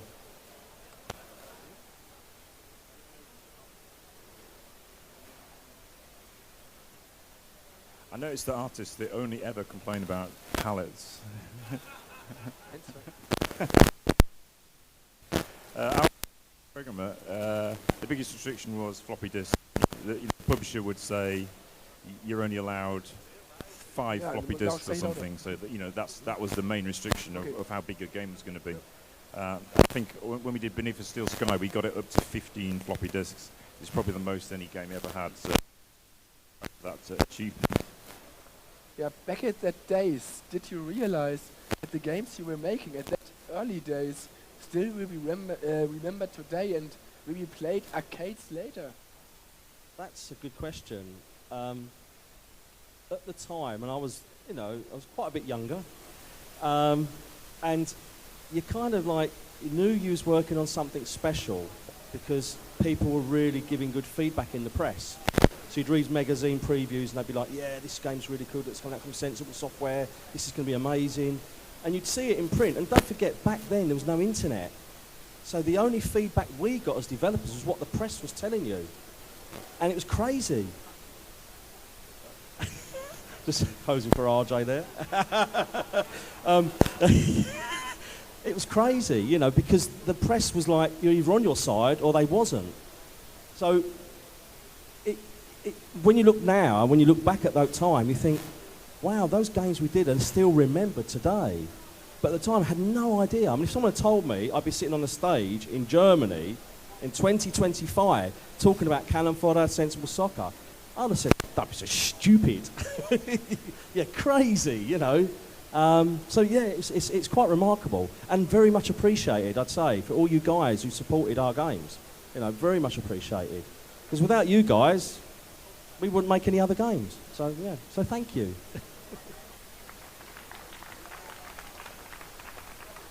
I was answering this question earlier on to a friend, and I remember I was asked. It's along the same lines. It was, what was it like working at Ocean? Which kind of ties in with, did you think this was going to last that long? And I remember looking at a room, not dissimilar to this. A lot more men than girls, and they were all sort of middle-aged ex-schoolboys, and they all went, huh? And I said, anyone who imagines that I skipped into work at Ocean every day, and it was like Hogwarts, and the sky was filled with rainbow unicorns and flying monkeys, is fucking insane. It was just a job. To me, that's all it was. I enjoyed it. Don't get me wrong, I enjoyed every single minute of it. And 42 years later, I still have the same passion.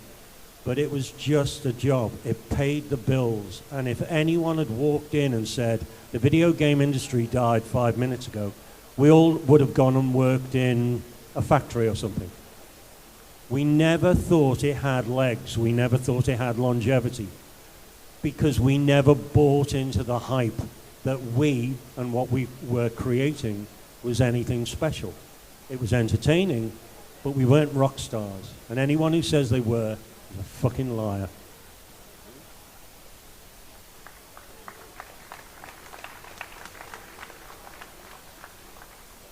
I mean, you're certainly right. It was extremely difficult writing games. You know, that's the key thing about them. I don't think any game project has ever been easy. It's always a real struggle, and it always takes longer than you think.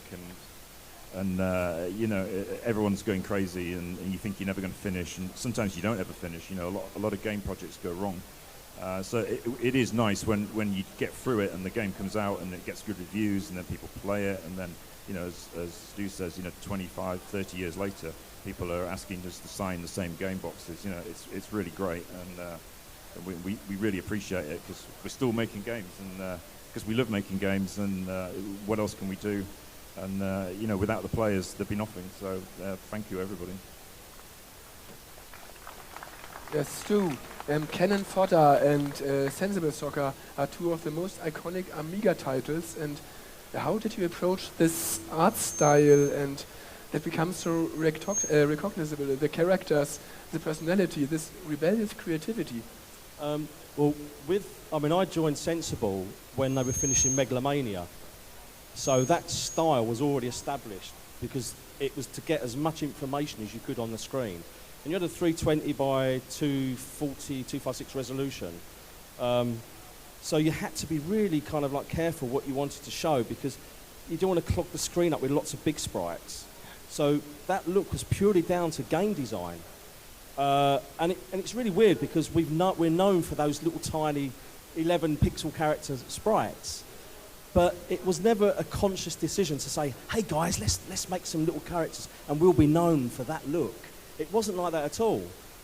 It was purely down to game design. You know, with Megalomania, it was to see as much as you can, to see all the little characters running around. And the same with Sensi Soccer. You wanted to see both teams and see all the players. And with Cannon Fodder, it was exactly the same approach. We couldn't have, like, you know, we couldn't do the game in 640, 400 because the machine wouldn't have handled the speed. So we had to use the low res mode, and it was just a case of getting all those little characters moving around so you could see the whole thing. And strangely enough, it kind of worked, and we're kind of known for it. And today with this one, I'm still doing the same kind of size characters, not by conscious decision. It was just we needed to show the same, you know, amount on screen. So, but yeah, I mean, it's. But the Amiga, like Simon said about the palette, and I said about the palette, you had such a strong, vibrant palette to work from that it was like nothing you'd ever seen before, you know, and it really, really fueled your passion to do the creative design, which you couldn't do on the other machines. You were told sprites had to be like 4 colours, and you had to use like these colours. You couldn't change them. And all of a sudden you've got this big spectrum of colours, and you could go, right, well, I can design something. And that's pretty much how the look of all the stuff that we did was operated. So, yeah. Simon, you worked on many titles for Ocean Software, one of the biggest publishers in Europe. And how did it feel to create graphics under such a pressure? And many of your projects were movie licensed, for example. And was it fun or more frustrating to only adapt things? Working at Ocean was a double-edged sword, really. As you say, one of, if not the biggest publisher in Europe at that time. And I was financially rewarded very nicely. But the downside was that working in-house at Ocean meant that you were almost never allowed to work on original material. Everything had to be either an arcade conversion or a movie tie-in, which didn't really... Arcade conversions, you just had to do it pixel for pixel and hope that it looked like the arcade game. Movie tie-ins, you had a little bit more freedom, but not much. The nightmare there was that when we first started, movie studios stayed away, but only for about 5 minutes. They stayed away because they didn't understand what the whole medium was. Then they got involved and they understood even less. So they became an absolute millstone round your neck. why doesn't that 16 by 16 sprite look like Arnold Schwarzenegger? Well, you've just answered your own dumb fuck question, because it's 16 by 16, you asshole. So some guy in Las Vegas or Los Angeles is saying, well, why doesn't it look like this? I mean, I worked on an appalling game called Dennis, and they sent me one photograph of Walter Matthau to work from. And I was supposed to animate Walter Matthau and make him look like Mr. Wilson from one photograph.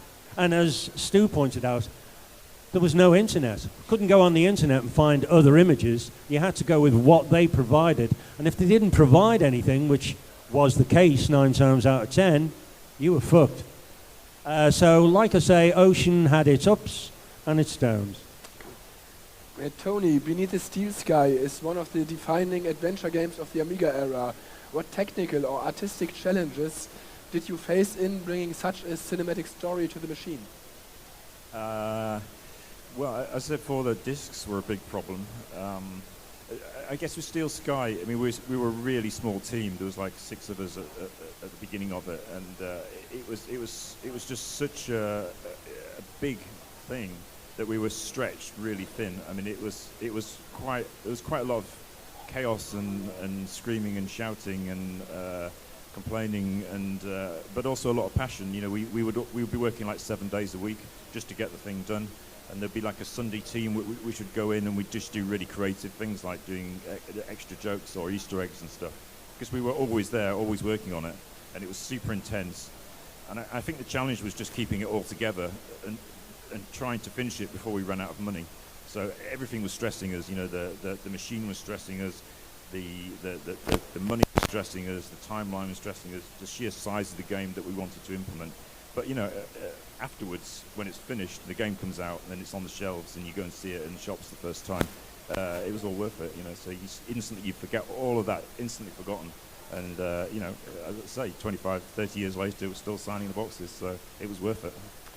Yeah, Stu, looking at today's indie scene, do you see parallels to what Sensible Software was doing back in the early 90s? That's a good question. Yes and no. I think in terms of creativity, we kind of like took the money and did what we liked. So, today, you have to do a lot of work before you get the money. So if you have faith in what you're doing, then you can really push it and do whatever you want. And it's hard to make games. It is hard. But back then, I mean, we were fortunate enough to be able to create stuff that we wanted to do. You know, we had a lot of developers who didn't have that luxury. We were lucky. And it's led on to being able to do other things later in my life. And like today, as an indie developer, we can use that as a foundation to launch what we're doing today. So, but I mean, as an indie developer, you are doing everything yourself, you know, marketing, print, video editing, logos, everything you're doing yourself. It's a big task, and you have to treat it as, like someone says, it's a job. You know, it's not like a hobby, so you have to take it seriously, but also have fun. You know, yeah. Simon, makes or modern pixel art games today, what do they get right or wrong compared to the Amiga or older eras? I don't think any of them get anything wrong. We got things wrong. We got a lot of things wrong because what people, well, I don't know whether people give it this much thought, but when I've been in the industry a little bit longer than these two. I came into the industry when there was no industry. I came in 1983, and it was just an idea then. A lot of people around the UK was, hey, there's these new things called home computers. Let's have a go. And we had nobody to turn to for help. There were no books on pixel art. As we've said, there was no internet. There was no reference in library. There was one book by, I think, Richard, did Roger Rabbit and The Thief and the Cobbler, which was no use at all unless you wanted to do professional animation. And we didn't. There was nothing to teach us how to do pixel art. There were no tutorials about how to do tiled backgrounds. We had to make up the rules that today's industry is based on. And without blowing my own trumpet, I think that today's industry is as vibrant, as amazing, and as exciting as the industry has ever been. But those guys are standing on the shoulders of giants, and we are those giants.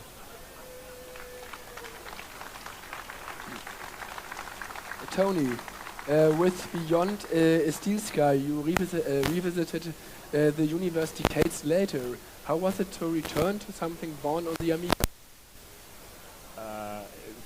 In what sense? How was it? You did it on for other machines, for example, but it started on the Amiga. Was it important for you?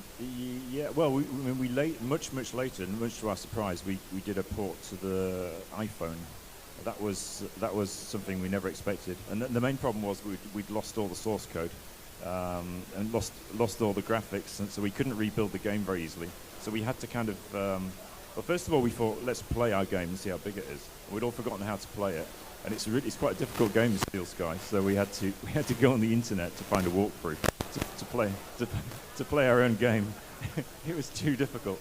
We were going, who designed this crap? You know, it's just impossible. So anyway, we played it through, and then we found, we'd given the sources originally, which were assembly code. We'd given them to Scum VM, and those guys had rewritten it in C. So we kind of went and had a look at that, and so that we knew how the engine worked. Then we just had to sort of deconstruct our own, disassemble our own game, and put it back into pieces. And then, so that was a big challenge. And then the other challenge was how to make it work on touchscreen. And I think we were one of the first people to do a really good touchscreen adventure game with point and click. You know, rather than emulating a mouse, we did like a touch the screen and the icons pop up, and we were quite proud of that. So yeah, I mean, it was something we never expected to do. You know, we thought Steel Sky would be forgotten and buried. So when it came back on because Apple actually came to see us. They came to see us in York. I mean, they don't do this anymore. But back when the iPhone came out, they were going around sending people out to talk to developers about how great the iPhone was going to be. So they were actually selling to us, you know. They were going like, the iPhone, it's going to be a big success. And we were like, are you sure? Are you sure? But believed them, and we agreed to do a port of Steel Sky, and it did really well. And it was when we announced it, it blew up on Twitter, and it was easier than the first time around as well. So. Yeah, it was a good thing. And it's running, and we had to talk about a new game, Xperia. Two of the three guys were involved in it, Stu and Tony. It's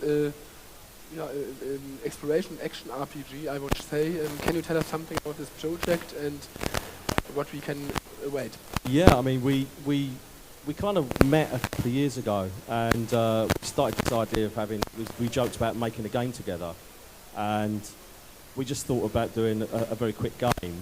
Then we thought about it a bit. Well, let's do something really big and worthwhile and do it multi-format. So we came up with this plan for a couple of years to do various versions. And we're at a stage now where we're doing it on the Amiga. So we're going to be launching on the Amiga. It is running on the Amiga, which is fantastic. But the game is an arcade game with sort of RPG elements, not a lot, just a little bit of RPG in there, just to give you a bit of story and background as you play it, and get more involved in the actual characters.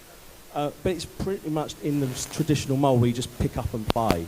You know, there's none of this bullshit about having to read manuals and learn, you know, tutorials and all this sort of stuff. You just pick up and play. And the response we've had so far has been absolutely phenomenal. We took it to shows, people have played it, and they've come back.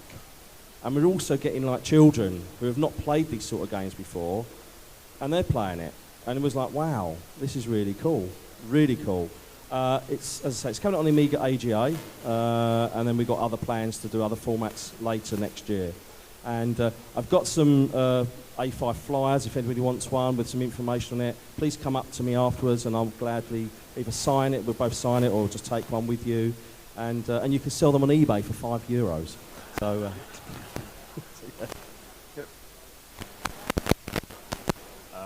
Yeah, what Stu said really. I mean, it's really exciting to be back on the Amiga.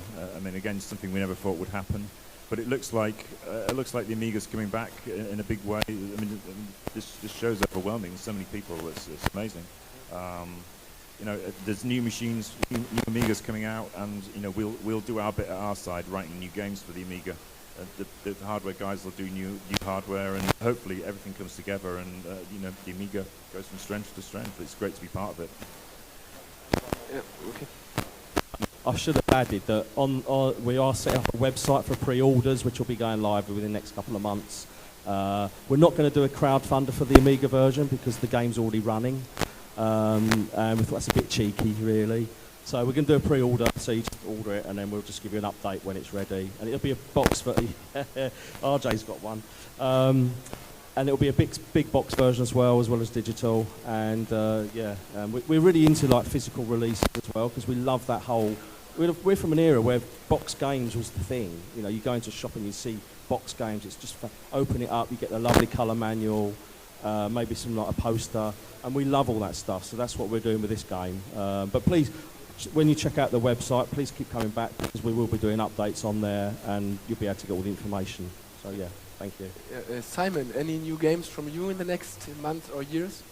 I've been working on stuff for the ZX Spectrum Next, which a lot of people, you know, sort of point fingers at and go, oh, it just wants to be an Amiga, which it's not far off. So I've been nagging my the game we've just released, a game called O, try and get it out. It's just on the Amiga, it's just a platformer. There are people here who have played it and say that it's way too hard. But that's just because they're crap at playing games. But it too has had really good feedback.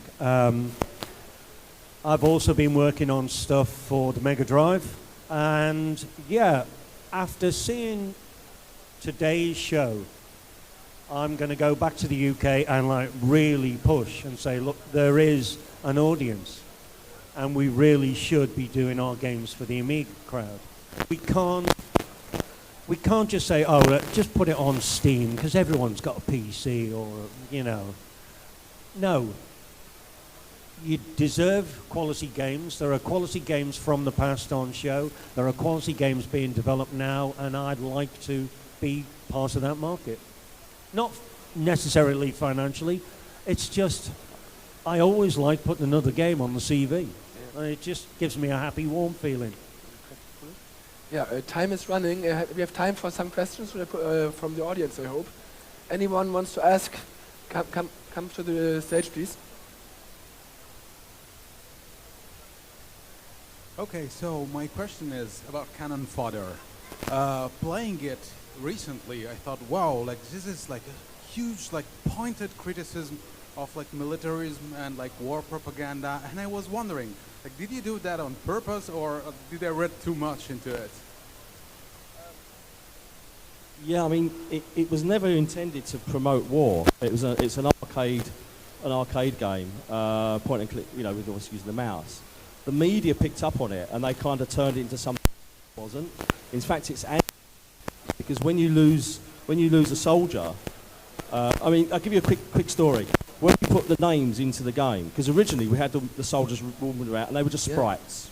Yeah, we put the names in and we was like, wow. Because you associated with the character. And even though they were the same, all of a sudden it created a human connection in the heart that soldier's now died.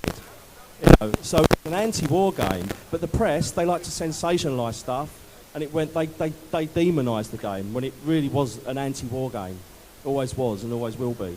Okay, we got the sign, we had to stop now because we had a lot of things here to do today. Thanks for joining us. If someone wants to hear more of them in our Retro Combat podcast, we have interviews with all of the three guys, more than 1 hour for one person. It's easier to understand it there. Thanks for joining us, and sorry for the short time here. Thanks again. Thank you. Thank you. Thank you. Vielen Dank.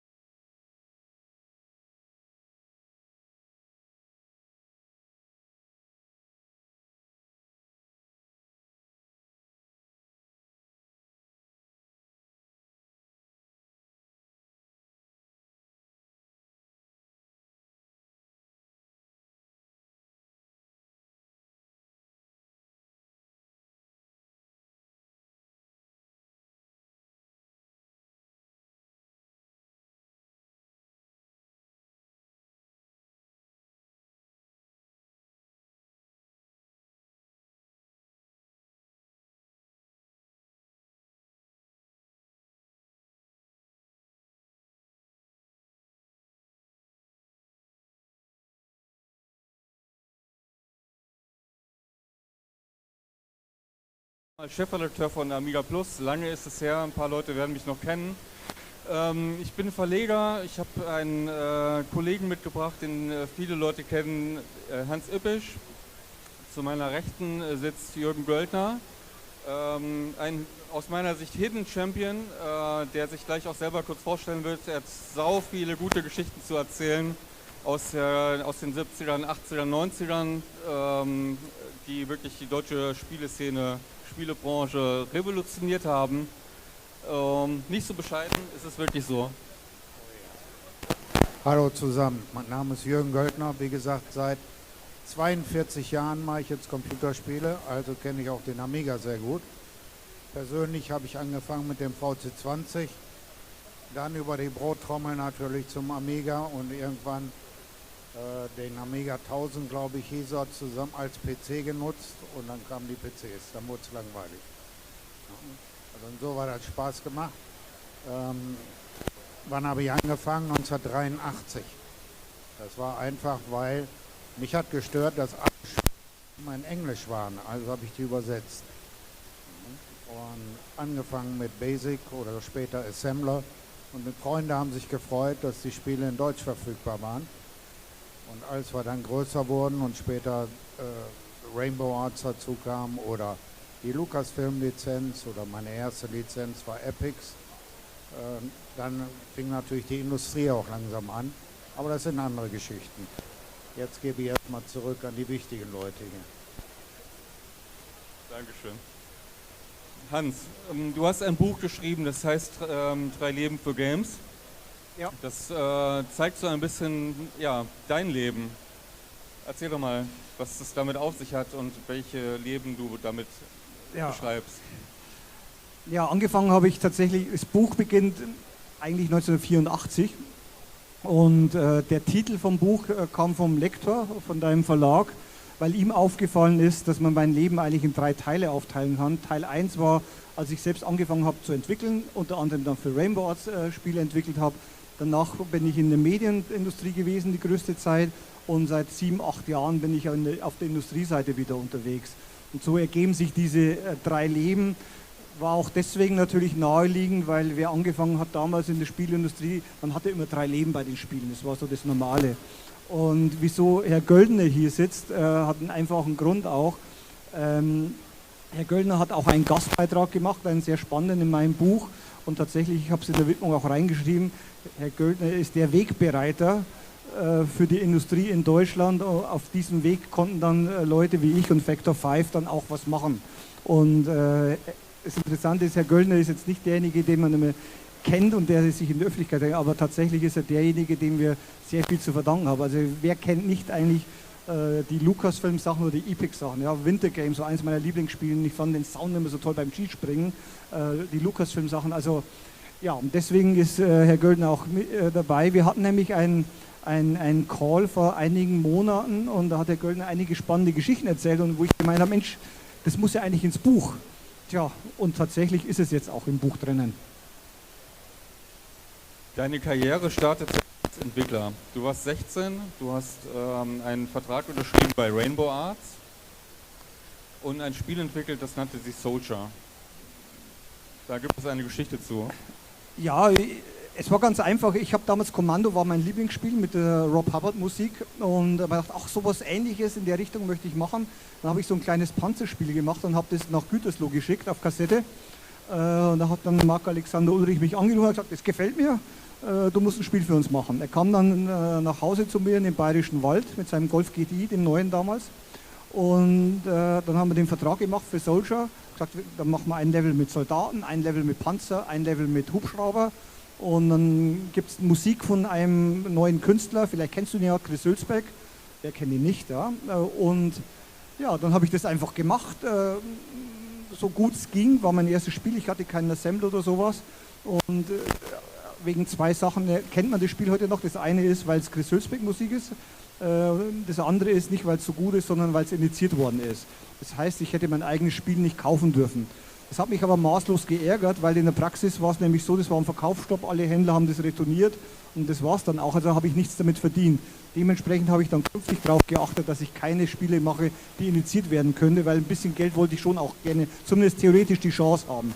Und naja, und man hat halt knapp 40 Jahre später noch ein gutes Thema für ein Buch und Gespräche.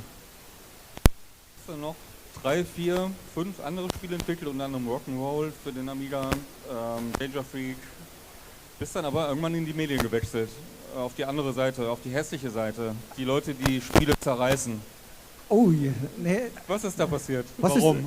Was ist da passiert? Es gab einen Verlag in Nürnberg damals, der hat Diskettenmagazine gemacht, gegründet von Christian Gelbenpost. Und da hat mich der Walter Konrad angerufen, ob ich nicht auch Spiele für das Diskettenmagazine machen will.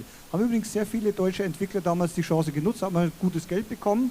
Und so habe ich halt 2 Spiele dorthin verkauft. Und dann hat der Verlag angefangen, er wollte ein echtes Printmagazin machen, Playtime. Und da habe ich dann gesagt, ja, kann ich mitmachen, ich möchte aber so eine Entwicklerrubrik machen, wo ich Entwickler vorstelle. Dann habe ich sehr viele Seiten geschrieben. Ein Jahr später habe ich Amiga Games übernommen, werde ich auch gleich vorlesen draus. Und so kam das, dass ich dann plötzlich in der Medienbranche hing, was aber sehr gut war, weil ich war Entwickler, hatte gute Kontakte zu den Entwicklern weltweit und außerdem war, was das Schöne ist an der Medienindustrie, man hat schneller Resultate. An Spielen muss man unter Umständen ja Jahre arbeiten und es ist sehr langwierig und Magazine und Webseiten, ging schneller und man hat auch schneller Feedback. Und am Ende ist es eigentlich, mir war es immer egal, mache ich jetzt ein Spiel oder ein Magazin oder eine Website oder eine App oder eine Konferenz. Die Frage ist immer, was könnte den Leuten gefallen, was könnte für sie nützlich sein. Also von der Denkweise her war es das Gleiche. Und bin aber auch wieder zurückgekehrt zur kreativen Seite.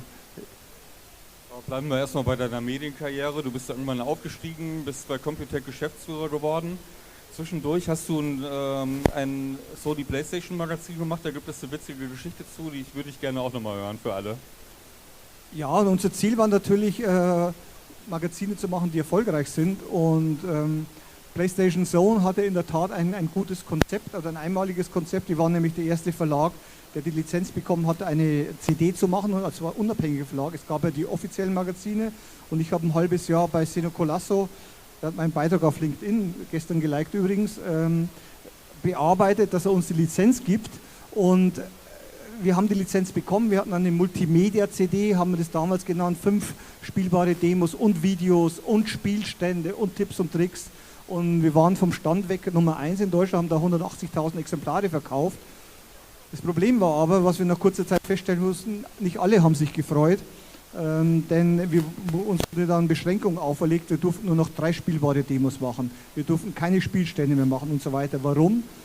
Steht auch im Buch drinnen. Es war nämlich so, dass Sony Computer Entertainment Deutschland, so hieß es damals, in Neu-Isenburg, die haben für jedes verkauftes Exemplar vom offiziellen PlayStation-Magazin Geld bekommen. Und da die Auflage dort deutlich gesunken ist, hatte das Auswirkungen auf deren Marketingbudget. Und entsprechend musste man Maßnahmen ergreifen, um das offizielle Magazin zu schützen. Und so hat man dann eingegriffen und das war sehr brutal eigentlich. Kurze Zeit später wurde allen PlayStation-Magazinen außer dem offiziellen verboten, den Namen PlayStation zu führen. Deswegen hießen dann plötzlich die Magazine Play Zone oder Play, nichts mehr mit Station.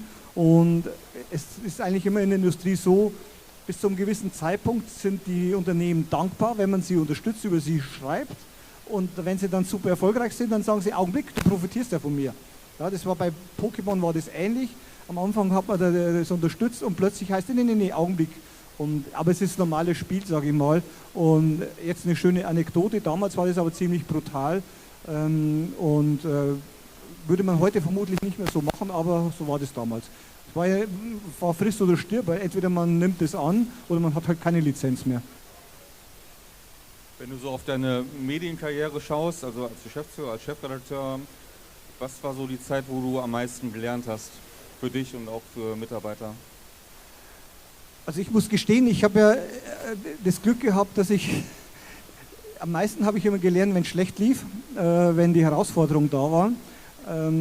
Ich habe ja Sega-Magazin gemacht, da hat Sega sich nicht so gut geschlagen wie erwartet. Amiga war auch schon auf dem absteigenden Ast, als ich angefangen habe mit Amiga Games. Und als ich mit der Enson angefangen habe, haben alle gesagt, jetzt muss ich Nintendo in Acht nehmen. Tatsächlich hat Nintendo dann auch nicht so performt, Aber die Wahrheit ist, in einem Markt, der schwieriger ist, muss man sehr viel mehr kämpfen, um Erfolge zu erzielen. Und da ist man dann auch mal froh, wenn die Auflage stabil bleibt. Und wenn andere Sachen durch die Decke gehen, die PC-Magazine sind durch die Decke gegangen, da macht man dann Fehler, aber man kriegt es eigentlich mit. Aber mehr lernen tut man tatsächlich in einem Markt, wo es schwieriger ist. Ich hatte dann auch einmal ein Riesenglück mit Kidsound, das war Pokémon orientiert, das ging durch die Decke. Und am Ende des Tages bin ich aber dankbarer, dass ich eigentlich mit schwierigeren Marktumfällen zu tun hatte, weil nämlich der gesamte Medienmarkt an sich, wie wir alle wissen, wir haben damals so 800.000, 900.000 Zeitschriften im Monat verkauft, Anfang der 2000er noch. Das ist heute nur noch ein Bruchteil. Also insofern wurde ich ja dann auch CEO von Computec mit der Aufgabenstellung, damit umzugehen, mit dem rückläufigen Markt und das zu kompensieren. Also besser ist es tatsächlich, in einem schwierigen Markt was zu lernen, denn andere Chefredakteure, die nur die guten Zeiten kennen, die waren dann völlig ratlos, als plötzlich die Auflagen nicht mehr gestiegen sind. Also insofern klingen jetzt zwar ein bisschen blöd, Tom Rico und David Perry sehr lange an ihrem Television-Projekt gearbeitet hatte. Wir wussten noch nicht, dass die Pandemie kommt. Und die hatte ich schon beraten und war da involviert in dem Ganzen. Und es hat mir sehr viel Spaß gemacht, ein Mensch wieder mal kreativ zu sein und Spieleentwickler zu suchen und was zu machen. Und auf der anderen Seite war es natürlich so, bei Computec, da hat sich ein Wechsel gegeben bei der Eigentümerstruktur. Der Verleger, mit dem ich täglich kommunizierte, der hat sich zurückgezogen. Es war auch absehbar, dass der Markt nicht einfacher wird. Ja? Das war immer schwieriger und wenn man dann das 20 Jahre lang gemacht hat, da kommt irgendwann der Punkt, wo man sich sagt, Mensch, wie geht es eigentlich weiter? Und wenn man dann andere Alternativen hat, das ist so ein Bauchgefühl, das war nie geplant, man hat dann Möglichkeiten, wo man sagt, Mensch, vielleicht ist jetzt der richtige Zeitpunkt, was zu ändern. Und dem Bauchgefühl bin ich dann eigentlich auch gefolgt. Und ich bekomme aber heute noch die Enson monatlich nach Hause geschickt. Nach 97 gegründet worden, 28 Jahre später, was mich immer noch freut. Ja, so schließt sich der Kreis. Du bist dann nach den Medien in den Bereich Technikentwicklung gegangen, in Television, Business Development, bist dann zu einer Firma namens HoloRide gewechselt. Kannst du erzählen, was es damit auf sich hat? Im Prinzip, eins habe ich gelernt, nachdem ich bei Computec raus bin, dass es eigentlich schon gut ist, wenn man alle paar Jahre auch mal was anderes macht. Man muss nicht 20 Jahre das Gleiche machen, also nicht, dass ich immer genau das Gleiche mache, aber trotzdem, das habe ich gelernt, dass ich offen war mehr für neue Sachen. Und das Thema bei HoloRide ist eine Audi-Tochter. Da hat mich einer der 3 Gründer angesprochen, ein ehemaliger Endzone-Leser übrigens und großer Chris Hülsbeck-Fan. Markus Kühne hat auch einen Gastbeitrag gemacht. Der hat mich angesprochen und hat gesagt, Mensch, wir bräuchten jemanden, der hier Spiele entwickelt. Und dann habe ich mir das angeguckt, was die eigentlich machen. Und ich fand die Idee genial mit dem In-Car, VR und Thema. Und habe gesagt, Mensch, das ist eine tolle Aufgabe. Ich habe gesagt, dann mache ich das in München. Und ich arbeite auch heute noch an dem Thema mit meiner Firma. Da gibt es vielleicht auch bald was zu kommunizieren. Aber prinzipiell verfolge ich eigentlich unterschiedliche Themen immer. Und man sieht es ja auch auf der Titelseite, da ist ja einmal der C64 und einmal VR-Brille, weil es, glaube ich, wichtig ist, dass man eigentlich immer offen ist für Neues und nicht irgendwo stehen bleibt. Auch wenn es natürlich schön ist, wenn man so 40 Jahre später sieht, was der Amiga für eine Zielgruppe hat, für eine treue Zielgruppe. Ja, überrascht dich das? Überrascht Sie das? Wie viele Leute hier hinkommen, interessiert sind und wirklich einfach schauen, was es gibt? Es gibt unglaublich viele Entwicklungen. Natürlich überrascht das, denn ich habe ja gedacht, ich finde nur so Leute in meinem Alter, also nah an den 200, sodass man hier auch den Amiga nochmal honorieren darf in dem Alter. Aber nein, es gibt auch jüngere Leute dazwischen und das ist schon spannend, muss ich sagen.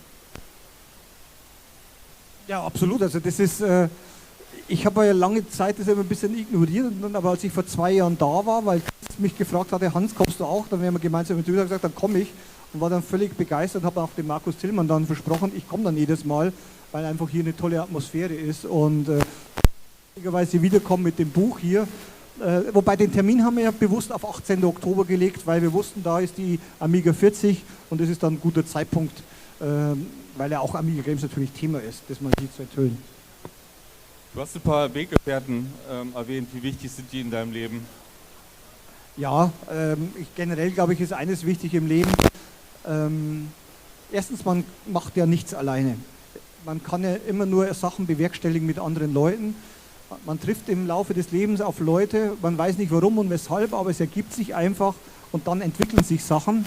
Und so kann man dann, also wenn man offen ist, so entstehen dann auch Sachen. Und ich bin auch wahnsinnig dankbar, dass all die Leute, die ich angefragt hatte, alle gesagt haben, jo, sie wollen da auch einen Beitrag leisten. Zum einen zeigt es, war die Zusammenarbeit mit mir nicht ganz so schlimm vielleicht. Und das andere ist, das ist einfach das Leben. Man muss zusammenarbeiten und ich habe es auch Chris vorhin auch gesagt, wenn uns also 86 jemand gesagt hätte, als ich das erste Päckchen aus Lang von Chris Hülsbeck bekommen hätte, dass wir 2025 in Mönchengladbach sitzen, gesagt, wo müssen wir unterschreiben, klingt nach einem tollen Leben. Also insofern und diese Weggefährten, also da gibt es einige, die haben mir überhaupt die Sachen erst ermöglicht. Dann gibt es welche, mit denen ich tagtäglich zusammengearbeitet, die mich aushalten mussten, ohne die hätte ich auch nichts geschafft. Dann gibt es die Künstler, ohne die ich auch nichts geschafft hätte. Also deswegen würde ich, eines meiner Talente ist eher mit den richtigen Leuten irgendwie zusammenzuarbeiten, zu schauen, wie kriegt man was Gutes hin. Und also ich kann nämlich weder singen, noch kann ich konnte gut programmieren auf dem C64, ja, das war in der Tat gut, aber das ist heute auch nicht mehr so entscheidend, sondern zu erkennen, wo sind die Leute, mit denen man gerne arbeitet. Das ist auch wichtig, dass man gerne arbeitet und sagt, Mensch, wie können wir es besser machen und wo macht es einfach Spaß, weil so auch ein Produkt dran und will das nochmal verbessern. Genauso wie zum Beispiel, wie hat sich das ergeben, dass wir jetzt dieses Buch machen in deinem Verlag, hat sich auch so ergeben und dann mit deinem Team und dir das zu machen, war dann auch eine tolle Erfahrung und ja, und hoffe, dass das dann auch vielen Leuten gefällt. Gebe ich gern zurück. Du wolltest ein Stück aus dem Buch vorlesen, da geht es natürlich, wir sind hier auf der Amiga-Messe, um Amiga-Games. Genau. Man fragt sich ja immer, wie geschehen eigentlich solche Sachen. Ich erkläre ein bisschen was vorher, wie es dazu kam, bevor ich hier einsteige. Also der Computec Verlag oder CP Verlag hieß damals, so ein CT Verlag, hat verschiedene Diskettenmagazine gebracht für Amiga, Atari ST, PC und natürlich auch C64 und Game On und Magic Disc. Und an diesem Verlag hatte ich auch 2 Spiele verkauft. Man sieht sogar übrigens die Verträge und was ich dafür bekommen habe, alles im Buch. Und dieser Verlag war eigentlich damals, muss ich sagen, komplett digital, schon rein digitales Produkt.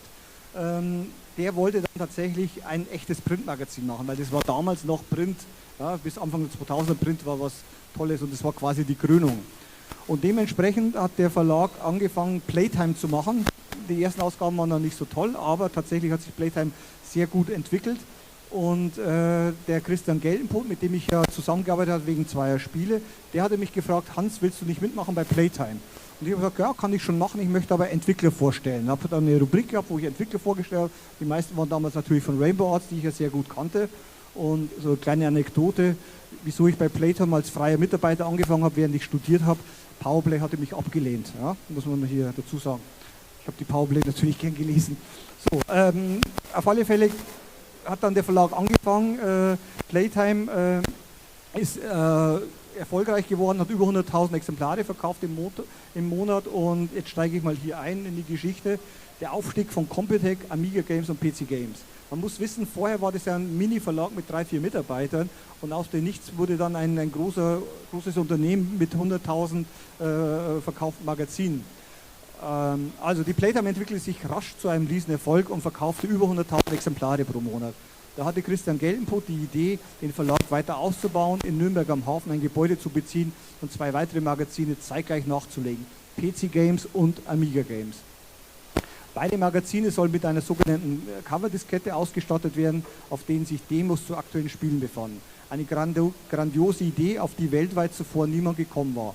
Als die Hefte im September 1992 erstmal erschienen waren, war der Erfolg überwältigend. In den ersten beiden Jahren verkaufte die Amiga Games stets mehr Exemplare als PC Games, also 92, 93, 94.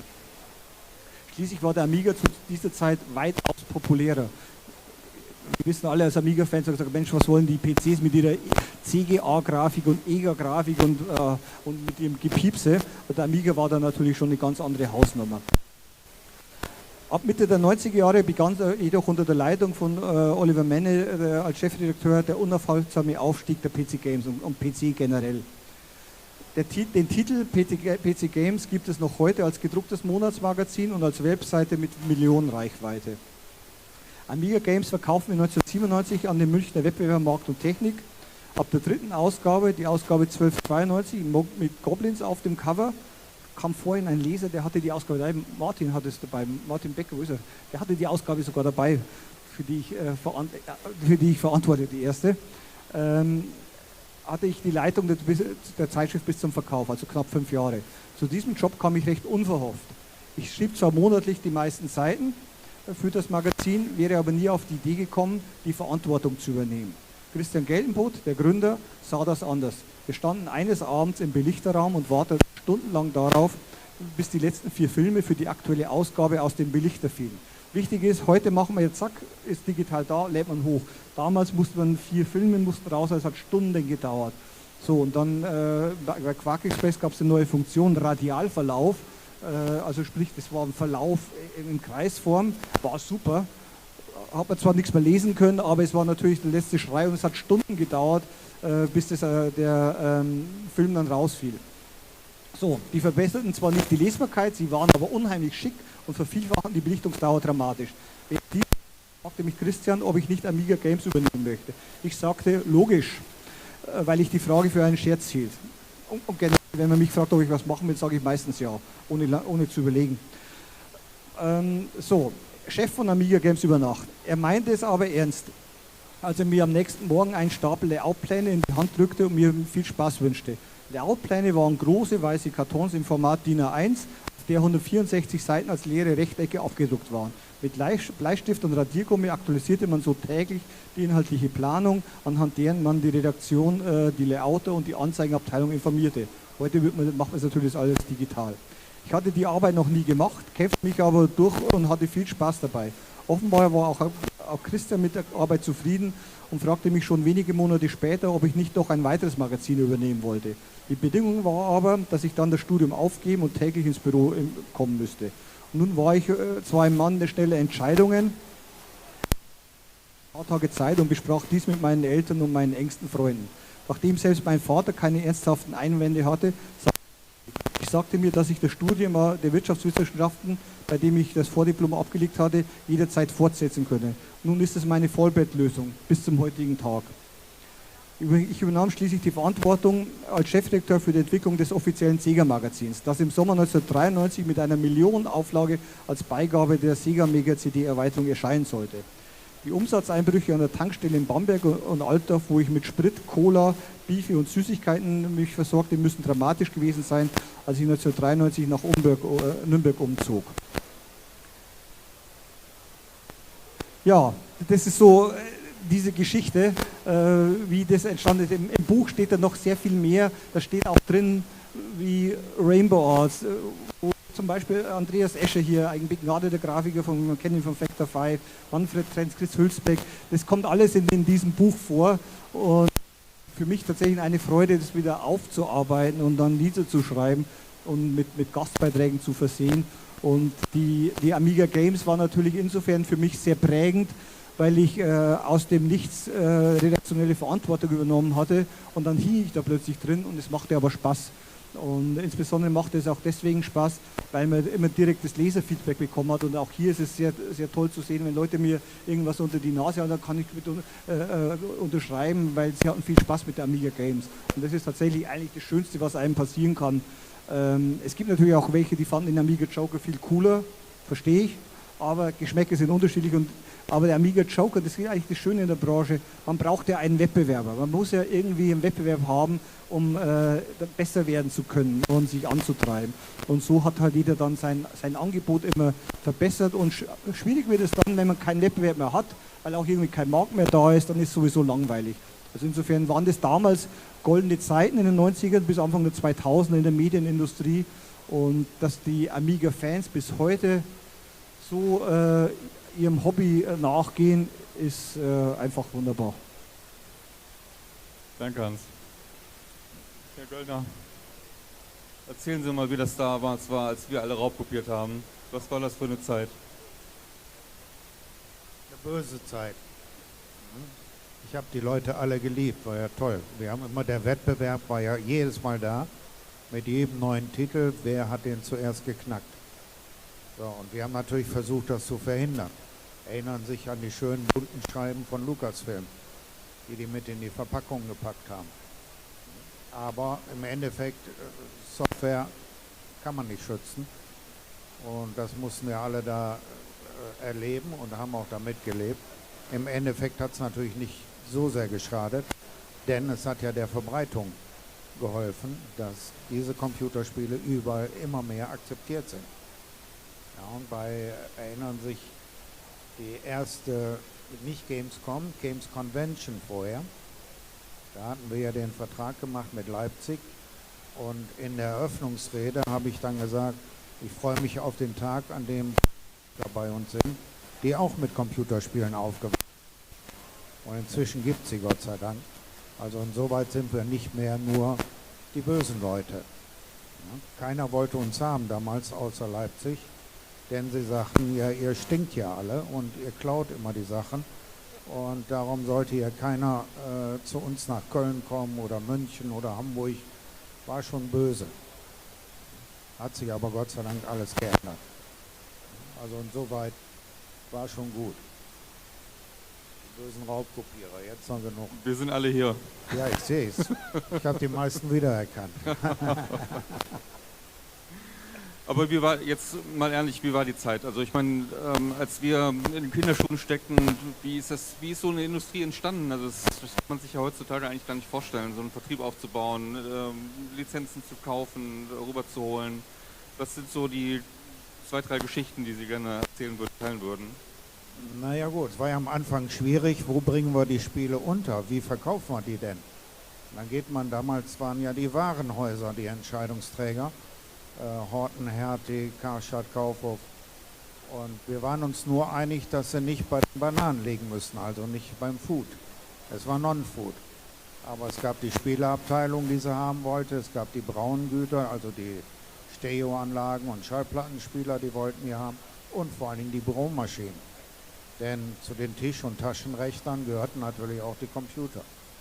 Also war schon nicht einfach, erstmal den Absatzweg zu finden. Und dann hat man natürlich das Thema gehabt, welche Verpackung nehmen wir. Die importierten aus Amerika waren alle zu groß. So, und die kleinen CDs gab es ja noch nicht. Wir haben ja noch mit Disketten und Kassetten gearbeitet. Es war also unterschiedliche Verpackungen und Größen für ein und dasselbe Produkt. Heute alles sehr einfach, die Zeiten sind vorbei.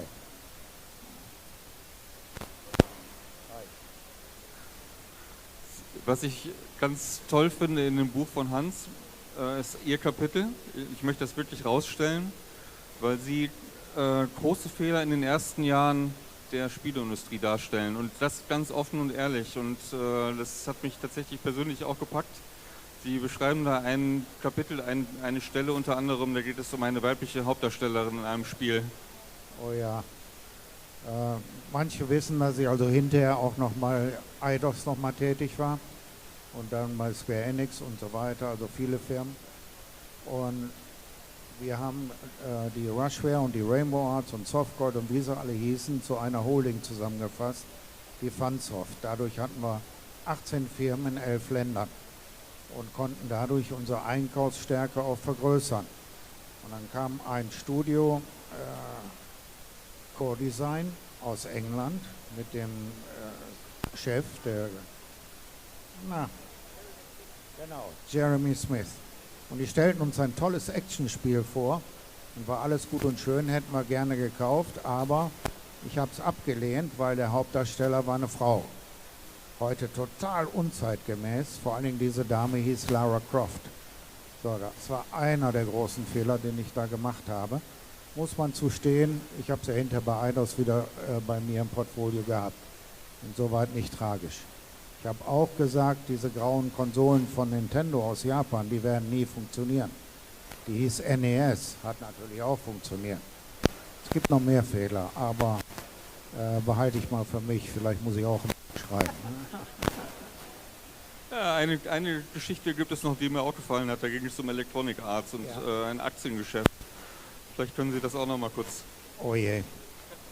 War auch Anfang der 80er. Electronic Arts war gerade an die Börse gegangen. Der Gründer und CEO namens Trip Hawkins kam nach Karst, wo wir unsere Firma hatten, und sagte, wir würden euch gerne kaufen. Und ich hatte damals einen Partner und dann sind wir zusammen nach Kalifornien geflogen und dann haben wir uns über den Preis geeinigt. Allerdings wollte er den Großteil in Aktienkauf bezahlen und nicht in Cash. Mein Partner, 10 Jahre älter, sagte, Aktien, gerade an der Börse gegangen, sind für mich wie Klopapier, die können wir nicht gebrauchen.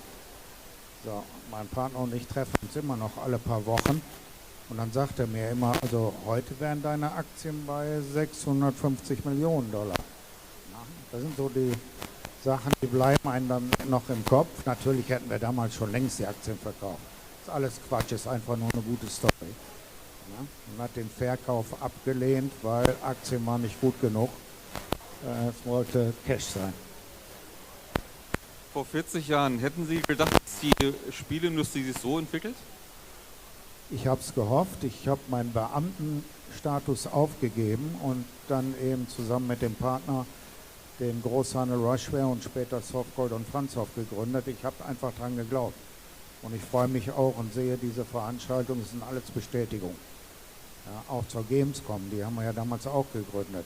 Hat keiner mit gerechnet. Aus den stinkigen Nerds wurde auf einmal eine echte, ernsthafte Industrie, die mit einer hohen Akzeptanz.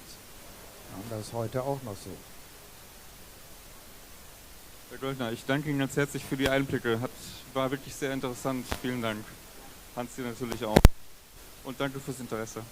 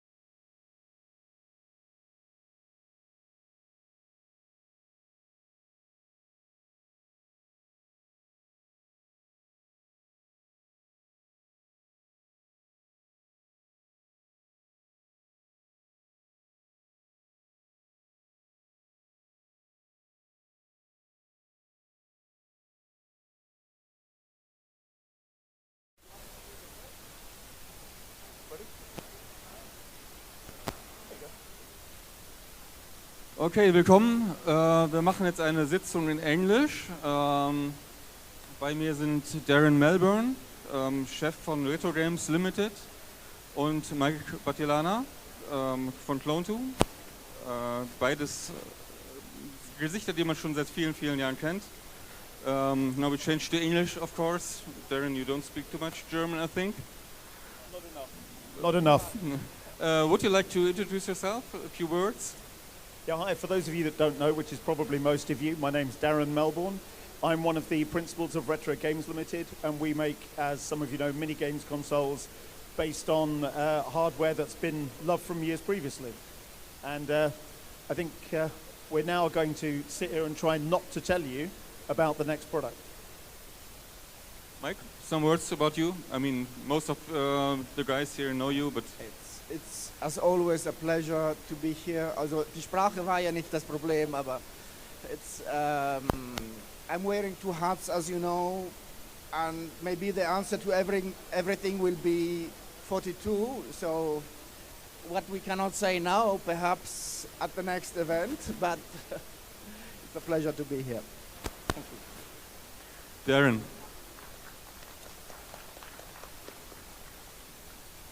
Darren, we know your company from some retro games consoles. Yep.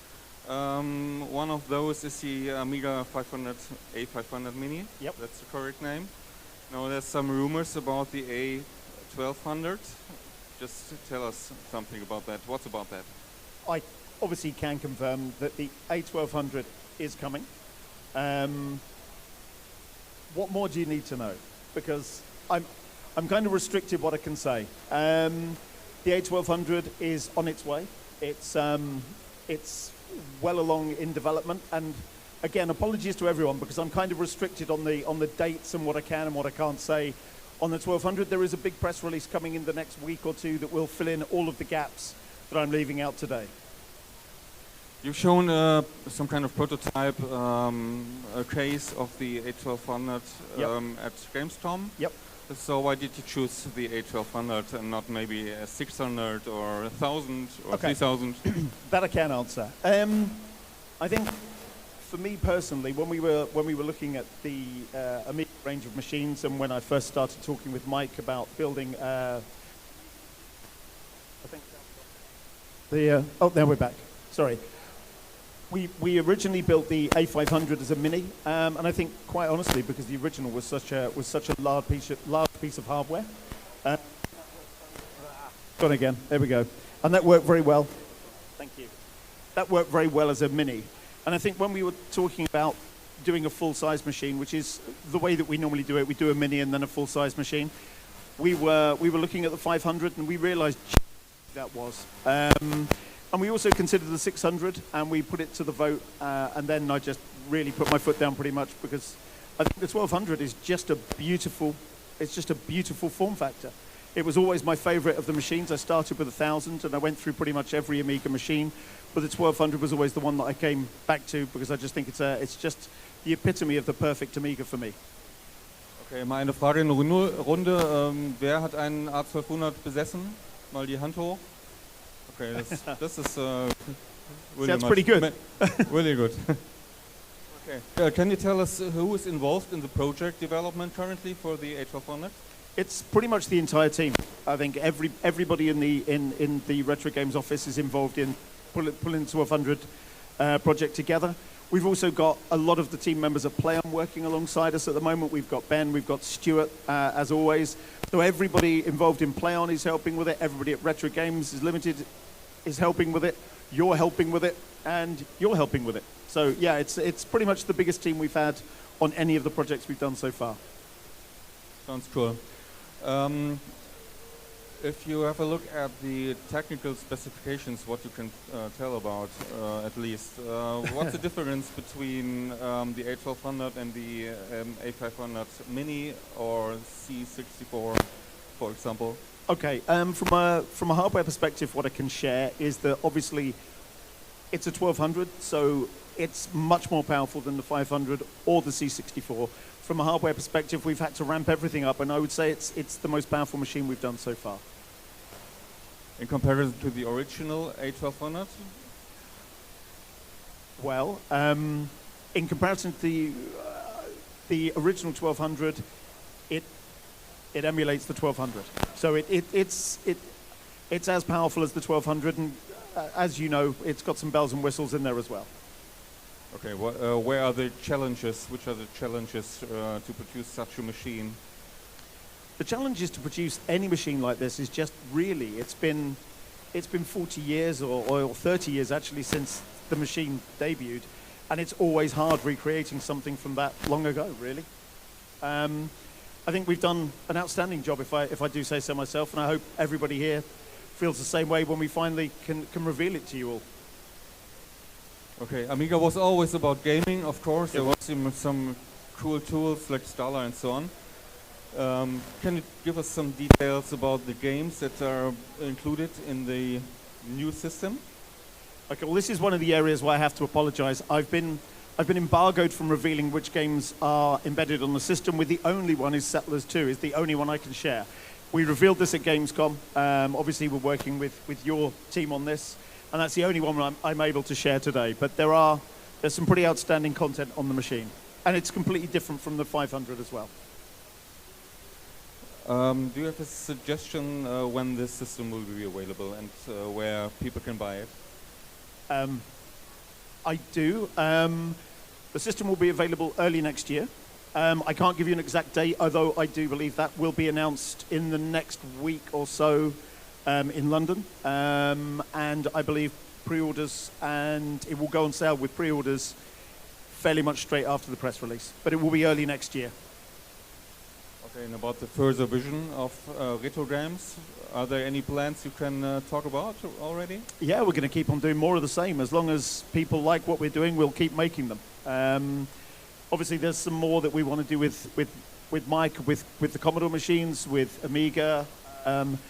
We've got the C64 Black, which is being released, I believe, next week, which is a new iteration of the Commodore 64 that we've done, which is pretty fantastic. Yeah, we've got 2 or 3 more machines in development, and they will all be announced in the next, I would imagine, 2 months. All right, looking forward. You've been part of the games industry for a long, long time. I have. You know many people here around, and you've been part of the retro scene as well, of course. Yeah. So, what do you feel about that? Well, I've kind of stumbled into the games industry like so many of us did in the very early 80s. And I think I was always fairly certain that you could make a career out of making games, but I was surprised at just how big it got and how quickly it expanded. I really have never done anything else. I've worked independently. I've run several games development studios. I've founded them with my colleagues. We've exited a couple. We've worked with THQ, with Ubisoft, with Eidos, with Square Enix. So yeah, it's been a 40-year journey so far that I really don't want to stop. It's just too much fun. Great to hear. Mike, some words from you about the system, about cooperation? Yeah, well, they did their homework, and we started working on these things already, also speaking about Amiga possibilities in 2015, I think we started, no? So you did, unlike some others, all your homework. I can say being more, I'm a product person, I like technical excellence. I obsess about things like latency sometimes. You asked about some technical aspects. Of course, there's HDMI, USB, and so on. Exchange I had with Chris, also your technical partner.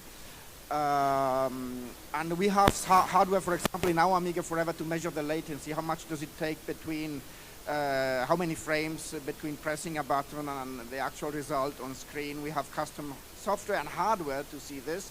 And he showed me immediately, as soon as I mentioned this, his own hardware. He also did some custom electronics to measure the latency. So they're very careful about these things too, to have it really playable and with no lag and so on. So I appreciate these aspects as well. It's just...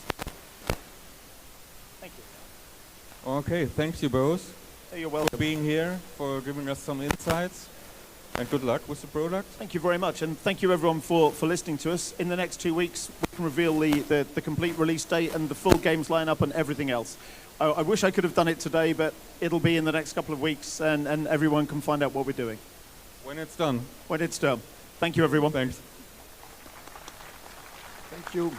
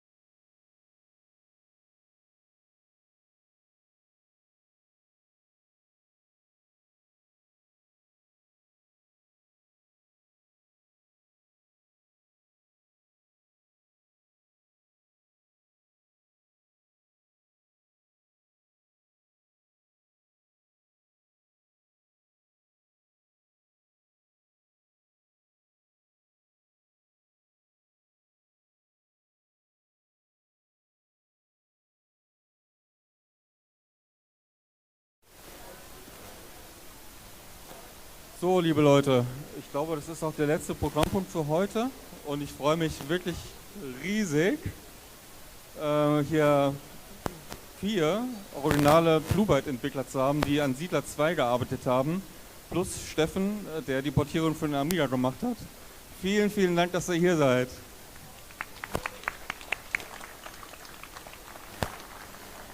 So, wir haben hier, ich zähle einmal auf, Thomas Friedmann. Ich muss jetzt gerade noch mal schauen, was du gemacht hast. Special Support. Ich habe es mir extra aufgeschrieben. Ich habe die Credits hier auch in einem Handbuch gemacht, aber ich habe es leider vergessen, tut mir leid. Ich reiche das hier einfach mal weiter. Ja, danke. Ich stelle euch einfach mal kurz vor und dann könnt ihr ein bisschen was erzählen. Steffen Häuser, du hast, erstmal. Du hast die Portierung gemacht. Thomas Häuser, ihr seid nicht verwandt, das muss man dazu wissen. Also es gibt hier keine Connections oder so in der Art. Du bist Hauptprogrammierer von dem Spiel gewesen. 30 Jahre ist das jetzt her. Schön, dass die Gang zusammen ist. Wolfgang Balk, Story und auch Game Design, aber hauptsächlich Video. So ein bisschen Video hast du gemacht, ne? Jetzt sag ja bitte, sonst ich will mich hier nicht blamieren, bitte. Und Adam Sprüß, ich glaube so spricht man es aus, in der Grafik. Also, Thomas. Willst du anfangen? Ich kann gerne anfangen. Erzähl doch mal ein bisschen, wie das damals war. Also Siedler 1 kam für den Amiga raus, war ein Riesenhit, hat dem Amiga quasi nochmal so quasi den letzten Boost, hat nochmal ein bisschen gezuckt, dann waren ein paar Jahre Stille, jetzt seid ihr alle hier, der Amiga lebt wieder. Erzähl doch mal über die Zeit, wie das damals war. Also es waren wilde Zeiten und die waren halt völlig anders als heutzutage. Ne? Also für mich war das damals so ein bisschen mit Siedler 2 so der Start in die Branche rein. Also ich hatte 94 bei Bluebird angefangen, 87 schon das erste Konzept gemacht allerdings, später mal total verrückte Rallye. Gar nicht, das war Tom and the Ghost, total verrückte Rallye war die Zeit, womit ich bei Bluebird dann angefangen hatte. Und die Teams waren halt sehr, sehr klein. Da war im Prinzip jemand wie der Thomas Häuser, war so quasi so das Mastermind von so einem Ding mit Konzept und Programmierung, Team geleitet. Es waren 5, 6 Leute, die im Wesentlichen das Hauptteam waren, wo dann andere zugearbeitet haben. Ich war mit Special Support, ich habe immer mich mit Thomas gechallenged, was so ein paar Designfragen anging. Ich habe getestet, wir haben uns unterhalten. Ich habe das Handbuch, habe ich heute erst wieder gesehen, das Handbuch tatsächlich auch geschrieben. Also es waren immer alle involviert von der ganzen Firma, so ein Spiel zu machen. Aber es war halt wirklich viel weniger Zeit als heute, viel kleinere Teams und es war auch viel, viel entspannter. Ja, wenn ich da vielleicht kurz ansetzen darf. Du hast gerade gefragt, wie das entstanden ist damals. Damals, heute, wo es total cool war, aus irgendeinem Spiel eine Serie zu machen. Ich weiß, Siedler 1 gemastert, da habe ich damals auch die Amiga-Version mit mastern dürfen und ein bisschen QA gemacht. Und keiner wollte irgendwie Siedler weiterführen.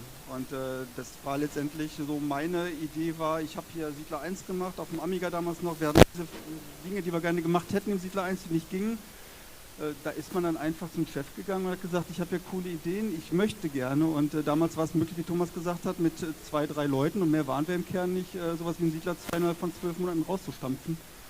Geht heute nicht mehr, aber so war der Spirit damals. Siedler 1 war ja ein Riesenerfolg. Warum hat sich Bluebird da so erstmal gegen gesperrt? Bluebird hat sich nicht gesperrt, die Entwickler wollten nicht. Ne? Der Volker Wertig, der damals einen ersten Teil gemacht hat, hatte andere Interessen. Ich glaube, da war noch Studium und so und der hat auch definitiv nicht schlecht damit verdient. Ne? Und jeder wollte was Neues, was Originäres machen. Und zweite Teile, dritte Teile, Serien, das gab es damals so nicht. Das war nicht en vogue, das wollten die Entwickler nicht. Und auch die Studios nicht. Und das war schon eine Challenge, da wirklich das Team zu motivieren und das auch wirklich loszukriegen. Hätten wir gewusst, was daraus geworden ist, wäre, glaube ich, die Bereitschaft viel größer gewesen. Anyway, so war das. Wolfgang, ihr habt bei Siedler 2 eine Story eingeführt. Das war für damalige Spiele, gerade in dem Bereich, schon eher selten. Ja, ich kann auch nicht behaupten, dass das viel Arbeit gewesen wäre, was wir da an Story reingebracht hätten. Also es war ein halber Nachmittag, wenn ich das richtig erinnere. Weil es waren eigentlich nur 10 Missionentexte, die ein bisschen eine Hintergrundstory erzählt haben. Weil das im Computerspiel weniger, was Story angeht, weniger und nicht mehr ist. Das war eine sehr wichtige Lehre für mich. Ansonsten, Thomas hat mich halt gebeten, hier, wir haben ja 10 Missionen. Guck dir das mal an, ob du da irgendwie eine Story hinkriegst. Dann habe ich mich hingesetzt und 2,5 Stunden später bin ich beim oder habe per Mail, ich glaube, wir haben per Mail kommuniziert damals. Ja, wir haben per Mail kommuniziert und dann habe ich ihm 2,5 Stunden später das Word-Doc zugeschickt, wo die ganze Kampagne drauf waren. Das waren 2 Seiten, glaube ich. Und das war mein Involvieren in Storywriting später gemacht, weil wir haben diese Texte aufgenommen. Und das hat mehr Zeit gekostet, als die Story zu schreiben. Also das war dann mein Involvement. Ja, ich glaube, man muss einfach sagen, es war damals chaotisch. Ne? Wir waren alle Freaks und wie Wolfgang gesagt hat, wir haben dieses Spiel gemacht, wir wollten dieses Aufbauspiel, wir wollten dieses Wuseln auf den PC damals leider bringen, weil Amiga war leider nicht mehr die Plattform der Wahl derzeit. Und da hat man sich keine großen Gedanken über, also die Story kam am Ende dazu. Man hat nicht am Anfang gedacht, wie verpacken wir das alles, wie fassen wir das alles irgendwie in eine Story ein, sondern es war einfach nur die Idee, du siedelst, du musst diese Portale finden, Wolfgang, lass dir was einfallen, was da irgendwie zupasst. So war das, ne? Ja. Trotzdem, das klingt jetzt so, ja, wir haben mal 2,5 Stunden irgendwie gesessen, was aus dem Ärmel geschüttelt und ja, fertig war das Spiel, aber das war ja wahrscheinlich schon ein bisschen anders. Ne? Also es war so, dass natürlich ein gutes Spiel erzählt immer eine Geschichte, selbst wenn keine externe Geschichte da ist. Meine Aufgabe war, diese Geschichte zu finden. Ich kannte das Spiel natürlich, ich hatte schon getestet, ich wusste, wie das abging und deshalb war es war einfach eine Hintergrundgeschichte zu finden, die da gut reingeht. Das war jetzt aber ich hätte natürlich nicht von außen kommen können, ohne das Spiel zu kennen und nach 2,5 Stunden meine Arbeit getan haben können, das wäre nicht gegangen.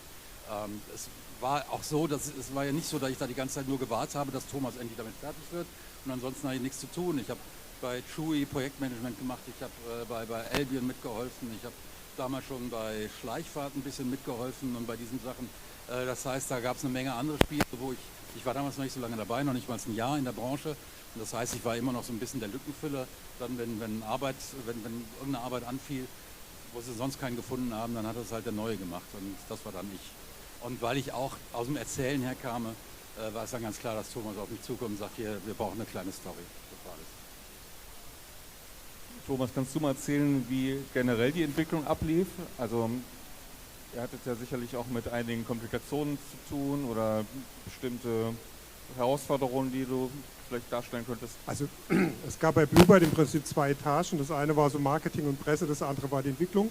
Und das waren so die da oben und das waren die da unten. Und wir hatten wirklich da oben, das war im Prinzip war es ein großes Team. Das war wirklich, wir waren damals alle relativ jung. Wir haben alle unser Hobby zum Beruf gemacht. Damals gab es keine Ausbildung für irgendwas, also nicht im Computerspielbereich. Und wir haben dann auch teilweise die Nächte durchgearbeitet. Ich weiß noch, das Siedler 2 Master damals, das war ein Ostermontag gewesen, wo wir dann im Büro saßen und haben dann wirklich daran gearbeitet, dass das Spiel fertig wird. Wir haben echt morgens um 3 teilweise noch gemacht und so. Das war einfach cool. Ne? Also das ist so, es hat sich später so entwickelt, dass es halt eben auch Arbeit wird tatsächlich und letztendlich ging es auch am Ende dann ums Geld verdienen. Das war immer so vom Thomas Herzler, der Chef von Bluebird, immer so das Thema, wir müssen jetzt fertig werden, weil sonst hat die Firma kein Geld mehr, haben wir Gas gegeben, aber es war wirklich eine riesengroße Zocker-Community. Hier sitzt der Erik, ne, der hat damals mit seinem Team Albion gemacht, ne, heb mal die Hand. Ne? Auch da haben wir immer zusammengearbeitet und haben uns gegenseitig geholfen. Er hat später bei Extremisort noch mitgemacht und so. Das war ein ständiges Hin und Her. Wir sind durch die Büros gewuselt. Das war im alten Möbelhaus in Mülheim an der Ruhr. Und haben da wirklich ganz extrem und eng zusammengearbeitet. Das war eine total coole Zeit, ich kann es nicht anders sagen. Ich habe irgendwo mal gelesen, ich bin mir aber nicht ganz sicher, ob das wirklich stimmt. Also wenn ich jetzt gerade eine Geschichte erfinde, nicht böse meinen. Dass die Siedler 1 sehr, sehr wichtig war für Bluebird finanziell und dass das ein richtiger Kraftakt war und am Ende auch ein Befreiungsschlag, dass die Verkaufszahlen von Anfang an sehr gut waren. Ich glaube, das Siedler 1 weiß ich jetzt nicht, Siedler 2 war es definitiv so tatsächlich. Ich weiß nicht mehr die genauen Zahlen, aber ich kann mich erinnern, dass im Marketing und im Vertrieb, den ja Bluebird selber gemacht hatte, feiert, wo so die ersten Pre-Sales reinkamen. Also ich meine eine Zahl von 50.000, 60.000 im Kopf zu haben, leg mich nicht drauf fest bitte, aber das war damals schon ein Riesending tatsächlich und es war halt schon so, dass die Entwicklung insgesamt mit Vertrieb und allem drum und dran hat Geld gekostet. Bluebird war damals auch in England schon unterwegs, war auch glaube ich, etwas später in Amerika unterwegs, also war viel Investitionskosten, von dem her war schon wichtig, haben. Ist übrigens heute nicht anders. Also es ist meistens bei den Firmen, wenn ein Spiel nicht funktioniert, dann bist du finanziell auch ganz schnell irgendwo an der Grenze. Das war damals so, das ist heute genauso. Wie schwierig war das für euch, einen gebührenden Nachfolger für ein Spiel, was erfolgreich war, aufzubauen? Boah, ich kann es dir gar nicht sagen. Also letztendlich, wir haben es damals einfach Das klingt so trivial, aber wir haben uns einfach hingesetzt und wir wollten einen Siedler-Nachfolger machen, wir haben es getan. Letztendlich muss man ja auch ehrlich sagen, der Zweier zum Erster, was die Feature angeht, wir haben keine Riesensprünge gemacht. Ne? Wir haben die Plattform modernisiert, wir haben die Eingaben modernisiert, wir hatten bessere Grafiken, wir hatten viel weniger Bugs am Ende des Tages. Straßenbau war, ja gut, den gab es im 1er auch schon, ne? Aber ja, nicht so, ist richtig. Es war für uns ein natürlicher Prozess. Also ich hatte ja gesagt, ich hatte im Siedler 1 beim Mastering schon eine lange Liste an Dingen, die ich gerne hätte besser machen wollen fürs Zweier. Und die sind wir dann nach und nach angegangen. Wobei wir auch sagen müssten, wir hatten ja damals keine Unity oder Unreal Engine. Wir mussten ja alles von Hand selbst machen. Also allein da für Blue Byte das erste Produkt auch auf dem PC zu bauen, in einem C-Compiler, nicht mehr alles in Assembler zu programmieren. Das waren halt Zeiten, da haben wir halt viel gelernt, nicht nur was Siedler angeht, sondern allgemein mit der Plattform umzugehen. Das alles musste man unter einen Hut bringen. Also es war sicherlich nicht schwierig, aber für uns war das einfach so, wir wollten, wir konnten und wir haben es durchgebissen. Ja, geil. Adam, Siedler ist für seinen Wuselfaktor bekannt. Also das ist quasi der erste Teil, so die kleinen Figürchen wandern da auf dem Bildschirm rum und die Leute haben Freude zuzuschauen. Wie habt ihr dafür gesorgt, dass das im zweiten Teil auch erhalten blieb, so wirklich das Feeling von, ja, eigentlich niedlichem Spiel? Ich denke, das wirkt deshalb niedlich, weil damals war die Grafik einfach so klein, man konnte nicht so Grafiken machen wie heute. Die Figuren haben halt ein wenig Pixel gehabt und große Köpfe, damit man was erkennen kann, musste man es übertrieben darstellen und dadurch wirkt es halt putzig. Es ging halt damals nicht anders und dadurch entstand halt dieser Stil, automatisch quasi. Wenn ich mal so in die Runde schaue, könnt ihr mal kurz darstellen, was ihr aktuell macht? Also Thomas und ich wir haben 98 Fanatics gegründet, zusammen mit dem Thorsten, damals Knob, auch von Blue Byte kommt. Fanatics gibt es immer noch, wir machen immer noch Computerspiele. Wir haben jetzt als jüngstes Spiel zusammen mit Tivola in Hamburg einen Racer gemacht für den Europapark in Rust, also sind jetzt beim Rennspiel gewesen, haben in der Zwischenzeit an diversen Siedlertiteln wieder mitgearbeitet, haben die Culture-Serie entwickelt, haben auch zwischendurch mal Browser-Games gemacht, haben Mobile-Games gemacht, also alles Mögliche.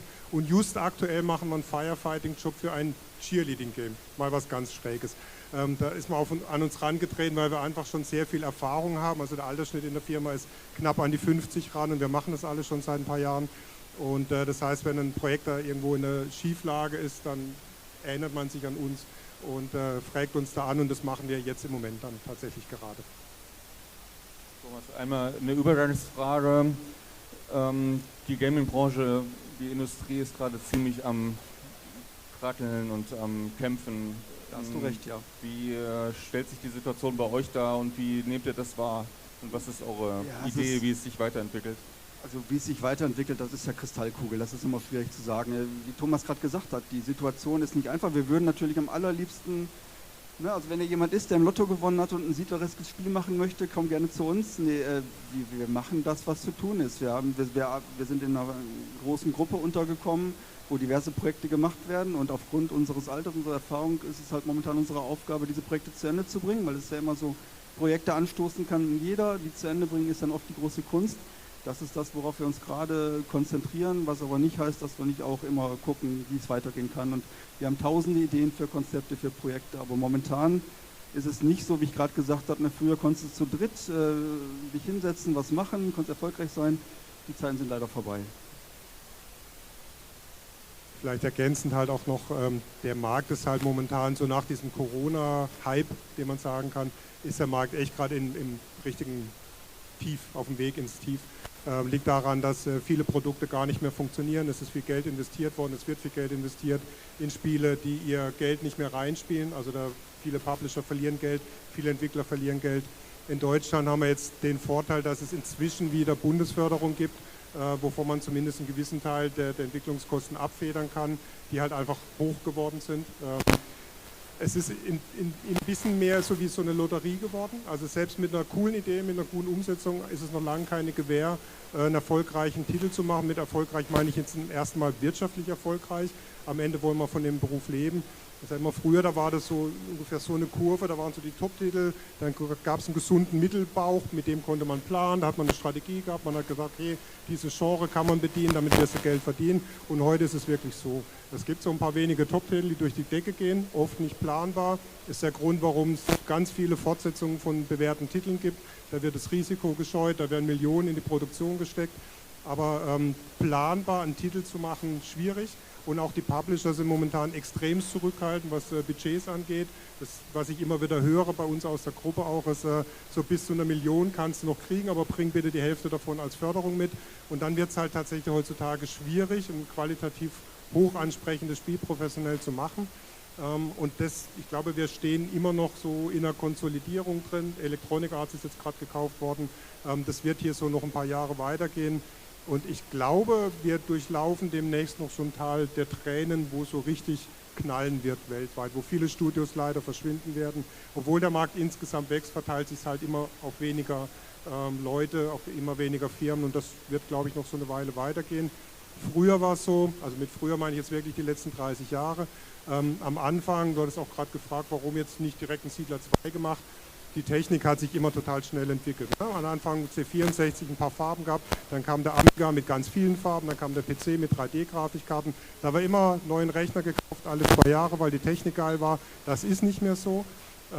Das heißt, die Spielkonzepte sind im Prinzip auch durch. Also man hat alles schon mal gesehen. Jeder kann ein Spiel machen mit einer Unity, mit einer Unreal Engine, mit einer Godot, was auch immer. Also die Skills, die man früher gebraucht hat.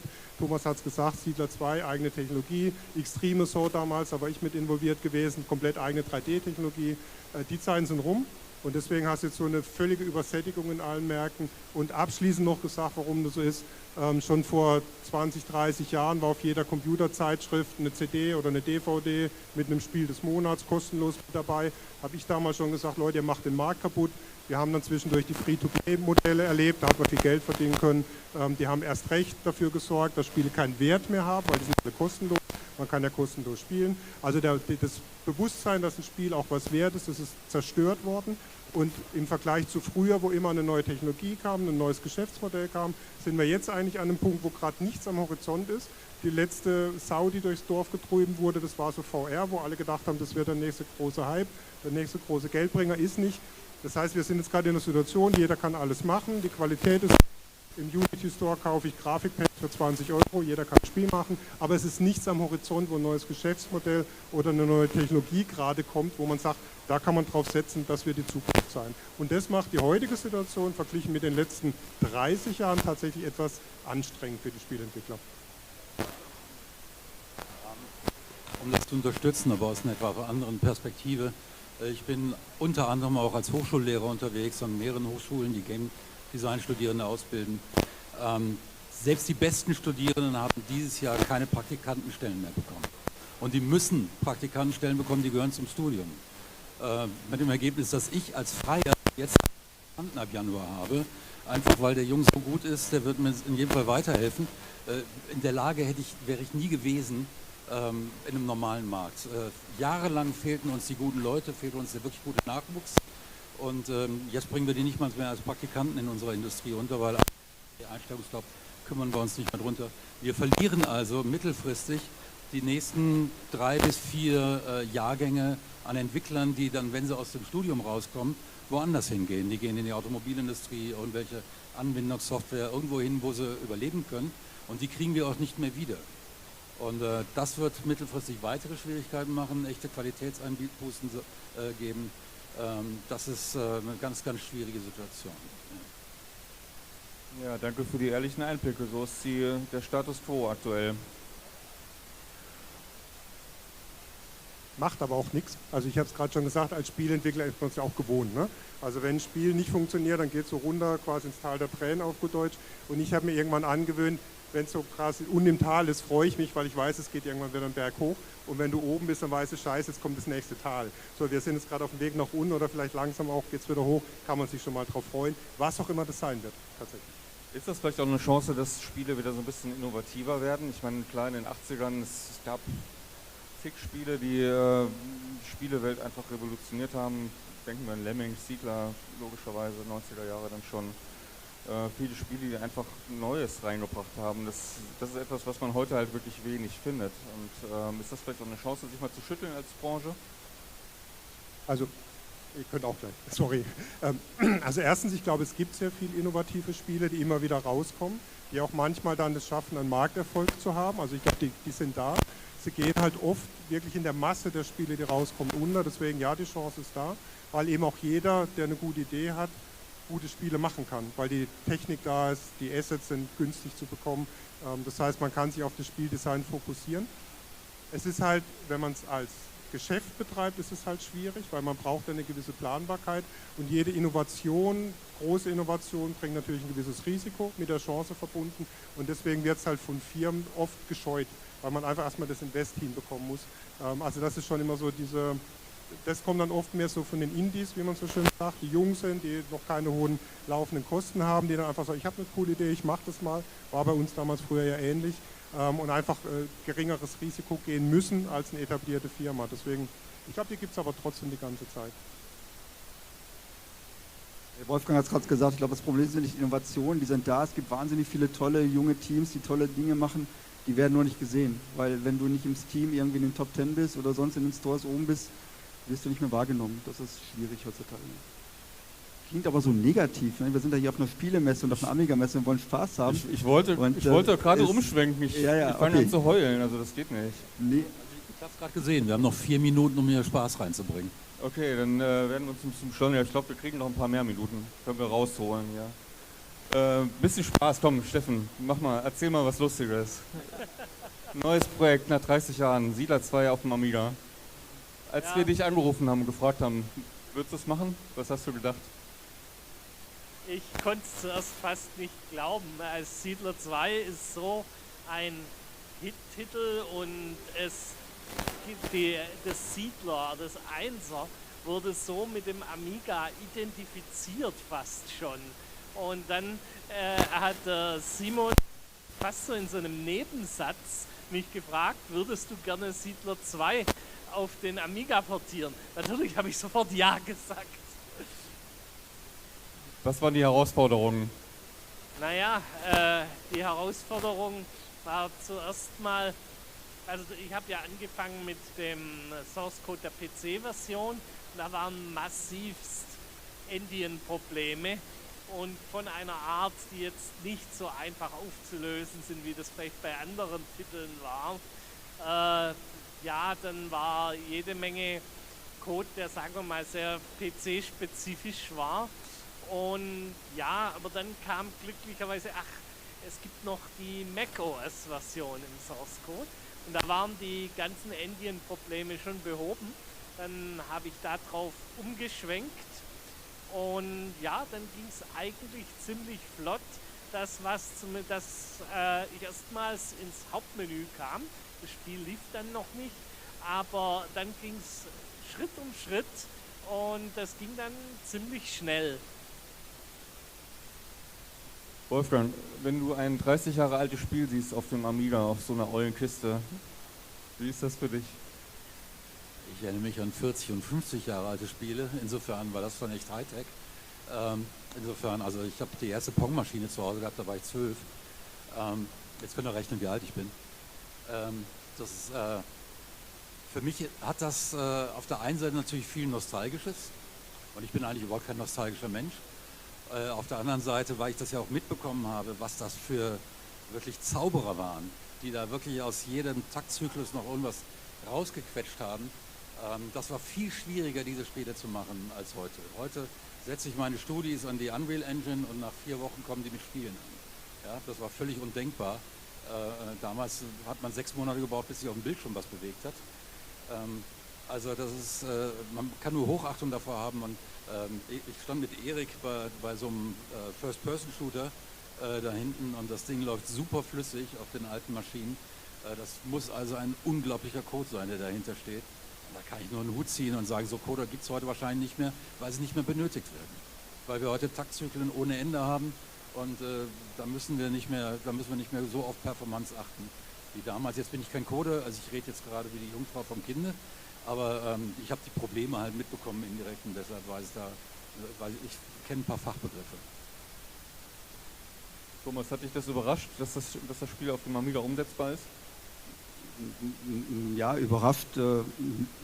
Nö, also ich glaube schon, dass die Mac-Version, du hast sie gerade genannt, die lief ja auch schon auf dem 68.000er, glaube ich, ne? Das waren 68.000. Ja. Ja. Ja, zum einen, also ich möchte mich dafür entschuldigen, weil du gesagt hast, dass der Code so gewöhnungsbedürftig war. Also es ist ein mea culpa, das habe ich vor 30 Jahren nicht bedacht. Und Wolfgang meinte gerade Zauberer auf Plattform. Ich meine, hier stehen die Kollegen von Factor 5. Ne? Ich meine, wenn jemand Amiga-Hardware ausgenutzt hat, dann die Kollegen. Nochmal, also das, was Steffen gemacht hat, was das Team gemacht hat auf dem Amiga. Du hast auch gerade gesagt, was der Eindruck ist. Der Eindruck ist, boah, wie geil. Also wie geil sieht das auf dem Amiga aus, wie geil sah es damals aus und wie viel Bock habe ich das jetzt zu spielen. Und das ist so am Ende so, man möchte eigentlich, das werde ich gucken, am Wochenende vielleicht machen, mal die alten Sachen wieder auspacken und wieder reinklickern und zu gucken, genau. Wie sieht das denn bei euch aus? Habt ihr noch alte Rechner oder seid ihr quasi nur auf Konsolen, neuen und modernen und Konsolen und PCs unterwegs? Also ich habe tatsächlich noch meinen alten C64 im Keller, der ist nicht aufgebaut, aber der ist noch da. Da habe ich irgendwann mal so gelötet, dass du konntest da irgendwie so ein Interrupt löten. Und wenn der geschaltet war, dann hat der C64 angehalten. Und ich kann mich erinnern, ich hatte den mit einer Fotozelle verknüpft, so ein Loch gebohrt und da stand ein Schlumpf drauf. Und wenn ich gezockt habe und das Spiel war zu schwer, habe ich schnell den Schlumpf runter, es ist Licht draufgefallen, der C64 ist stehen geblieben, dann konnte ich gucken, wie geht es weiter, Schlumpf wieder drauf, weitergespielt. Also den habe ich immer noch und ich habe meinen Amiga, ich hatte einen 500er damals, den habe ich auch noch zu Hause. Aber auch tatsächlich, ob der noch läuft, ich weiß es nicht. Aber sowas tut man auch nicht weg. Und ansonsten noch diverse Spielkonsolen, Dreamcast und ich weiß nicht was noch alles. Im Betrieb aber tatsächlich momentan im Wesentlichen eine Switch, weil das mit den Kindern schön zu spielen ist. Da habe ich viel Spaß dran. Ich mag auch Zelda, Mario und so. Das ist eigentlich so neben dem PC und neben dem Smartphone so meine Hauptzock-Plattform momentan. Bei euch aus? Ja, so ähnlich wie beim Thomas. Ne? Das Problem ist, mit vielen Umzügen und den Kindern sind die Sachen in irgendwelchen Kisten gewandert und stehen jetzt in der Garage und der Amiga 1000 und der Atari ST, die sind da noch drin. In welchem Zustand, das werde ich sicherlich irgendwann mal ausprobieren, aber ich glaube, da müssen wir ein bisschen löten. Und Amiga 1000 geht nicht kaputt. Ja, ich melde mich dann bei dir, falls es doch so sein sollte. Nee, werden wir auf jeden Fall wieder reaktiviert. Ich habe noch irgendwo einen Atari 1040 ST rumstehen. Weil ich in den 80er Jahren tatsächlich gar nicht auf dem Computer gespielt habe, sondern ein reiner Tabletop-Rollenspieler war. Und da als Game Master, so kam das dann mit dem Geschichtenerzählen alles zusammen. Ich habe mal einen Roman geschrieben auf dem Atari ST und dann über einen Essen-Nadeldrucker ausgedruckt. Ich habe um 9 Uhr abends angefangen und die Nachbarn haben sich um 2 Uhr nachts beschwert und die Polizei gerufen. Wobei ich gar nicht so weiß, ob wir das Wort Atari hier so oft und offen sagen dürfen, ne? Weil das war ja früher doch immer so Atari oder Amiga, beides war schwierig. Okay, Hand aufs Herz, jetzt könnt ihr es rauslassen. Wer hat einen Atari? Ja Gott, dann ist er doch okay. Ja, werden wir nicht von der Bühne gefeucht. Alan, wie sieht es bei dir aus? Du bist, glaube ich, noch ein bisschen jünger. Ja. Kennst du Retro-Technik? Ja, klar. Ich habe damit ja als Kind ja angefangen auf Amiga. Erstmal auf Commodore 60 habe ich auch mit Sprite-Editoren gepixelt und so. Später auf dem Amiga. Mit diesen Grafiken habe ich nochmal Bruette beworben, da angefangen. Dann habe ich bei der Versucht Rally das erste Spiel mitgemacht mit Thomas und später kam ich zu Siedler 2 dazu. Ich bin ja der Zweitgrafiker. War super. Ich habe natürlich auch einen 1200er zu Hause. Ich weiß aber auch nicht, ob er funktioniert, weiß ich auch nicht. Den habe ich sogar noch vom Blue Byte. Den einen? Ja, genau, den einen. Ob er noch läuft, weiß ich auch nicht. Immer darauf, dass ihr hinschaut. Und der Amiga ist vor 40 Jahren erschienen, 1985. Ihr habt Spiele entwickelt, 1993, 94 für den Amiga noch. Und jetzt sind ja, glaube ich, heute 1500 Leute, morgen kommen nochmal 1500, sowas um den Dreh. Also wirklich viele verrückte Wahnsinnige. Was sagt ihr da? Wie findet ihr das hier, so eine Stimmung? Also für mich sind das keine verrückten und Wahnsinnige, sondern total sympathische Leute. Weil ich habe, wo wir reingekommen sind, habe ich gedacht, ach guck mal, das ist ja alles so unsere Generation irgendwo. Ich meine, ihr seid ja alle so mit dieser Zeit groß geworden und aufgewachsen. Und das, finde ich, macht es total sympathisch, weil das verbindet uns alle. Und deswegen finde ich es total schön. Also verrückt ist ja, glaube ich, keiner. Ein bisschen nerdig, ist auch okay. Positiv verrückt, genau. Ich finde es schön. Also ich war schon ewig nicht mehr auf so einem Event. Ich finde es total klasse. Und man sieht so viel, ach guck mal da und da. Es hat so was von Klassentreffen auch irgendwo, ne? Weil wirklich so, du siehst viele alten Leute, alte Weggefährten und eben auch so Spiele, wo Erinnerungen hochkommen an das damals. Also das ist einfach, ich finde es total schön. Anders kann ich nicht sagen. Ja, und ich möchte auch mal Danke sagen an all euch, die hier einfach auch den Amiga hochhalten und auch das nicht untergehen lassen, ne? Weil letztendlich, ja genau, habt euch alle verdient. Wir haben es gerade gesagt, ne? Mein Amiga steht in der ist eingestaubt, angerostet, ihr halt's am Leben und ohne euch wäre das nichts und ich bin auch total begeistert einfach von der Stimmung, von all dem, was hier passiert ist und was wir gesehen haben. Vielen Dank dafür, dass wir hier sein dürfen. Vielen Dank, dass ihr hier seid. Sehr gerne. Ich denke, wenn noch jemand Autogramme haben möchte von euch, egal auf was, also es muss keine Siedlerbox sein, es kann sicherlich auch was anderes sein, seid ihr noch ein paar Minuten hier. Sehr gerne, ja. Ich überlege noch gerade, worauf wir Autogramme geben sollen. Gleich, ich habe Angst. Also vielen, vielen Dank, dass ihr hier seid.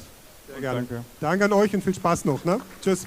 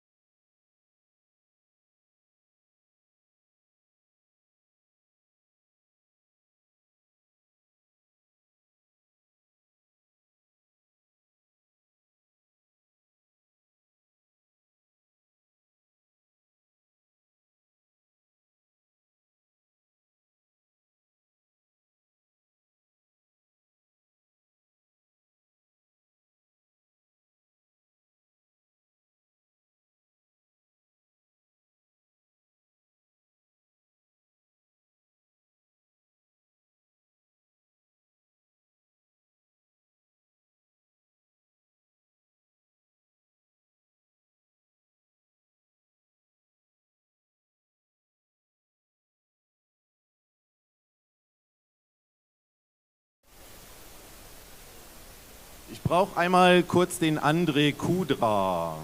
Ist der gerade irgendwo hier vor der Bühne oder in der Gegend? André? Ah, hat er Zeit oder nicht? Okay, danke.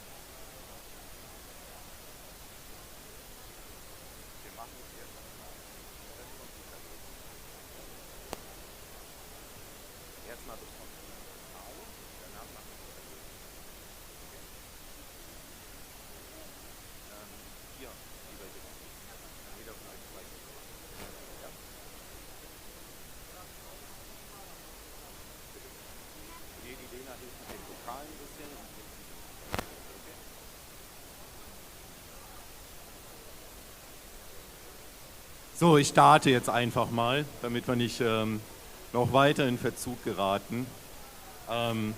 Ich muss gestehen, ich bin echt platt. Ob es jetzt positiv ist oder nicht, sei mal dahingestellt. Aber ich bin echt ziemlich überwältigt und begeistert, wie viele Menschen hier sind, wie viel es hier zu sehen gibt. Habe die ersten 4, 5, 6 Stunden eigentlich kaum Luft gehabt, um mal durchzuatmen. Und möchte da auf jeden Fall erstmal auch ein Danke von meiner Seite an euch alle weitergeben, weil, Prost, weil ohne euch wäre es nicht möglich, so eine Veranstaltung auf die Beine zu stellen, so viele tolle Sachen hier vor Ort zeigen zu können und so viele besondere Gäste vor Ort zu haben. Ich glaube, wir haben da die vorherigen Veranstaltungen nochmal toppen können und nochmal einen draufgesetzt. Und von daher ganz, ganz lieben Dank von meiner Seite an euch alle für die tolle Veranstaltung heute.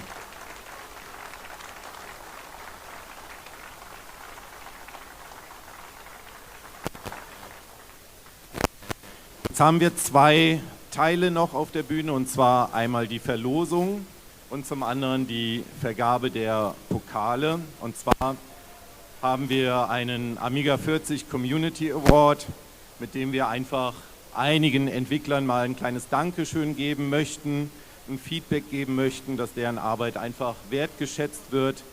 Jetzt werden wir tatsächlich immer nur dem Ersten einen Preis verleihen, aber das Gleiche, was in eure Richtung gerade ging, geht natürlich genauso, vielleicht sogar noch einen Ticken mehr, auch an alle Entwickler, an alle Aussteller, die immer noch ihre Zeit, oftmals ja Freizeit, sehr umfangreich investieren, um unser Hobby am Leben und am Laufen zu halten. Und auch dafür an alle, auch die Nichtgewinner, auch nochmal einen ganz dicken Applaus und ein großes Dankeschön.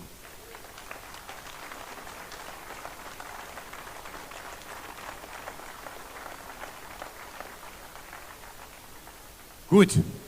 Da ich ja immer super gerne Unterstützung auf der Bühne habe und ja auch mittlerweile in ein gewisses Alter gekommen bin, habe ich einmal links und rechts meinen Nachwuchs bei mir. Das ist einmal die Emma und einmal die Milena. Genau.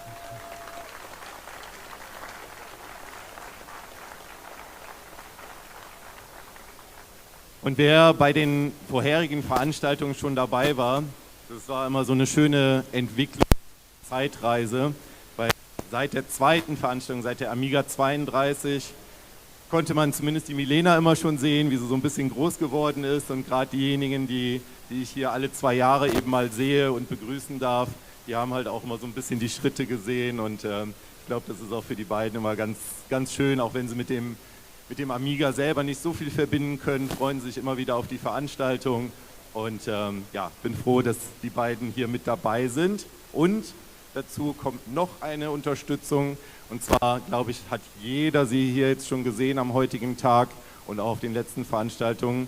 Und zwar möchte ich einmal die Lena auf die Bühne bitten, die hier wieder ein fantastisches Kostüm auf die Beine gestellt hat, in einem irren Aufwand.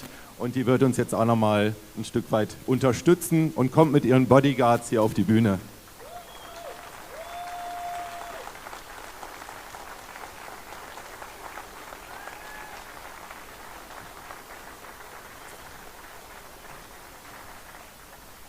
So, ich frage jetzt mal ganz kurz, wer die äußerst attraktiven Herren sind, die die Lena flankieren. Also ich kenne sie nicht, vielleicht stellen Sie sich auch noch mal kurz vor. Willi Becker von Factor 5. Ich bin auch von Factor 5 aus Osterkom, wir sind die Gründer von der Firma. Perfekt, wunderbar. Ich glaube, da haben wir die Bühne schon mal top besetzt, und dann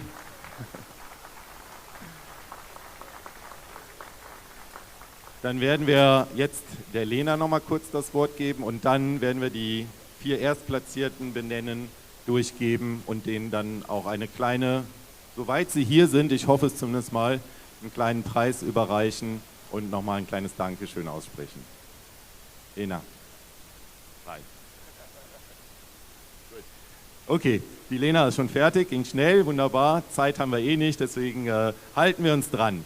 Wir fangen an mit der Kategorie, wir hatten 4 Kategorien, Software, Hardware, Games und Sonstiges.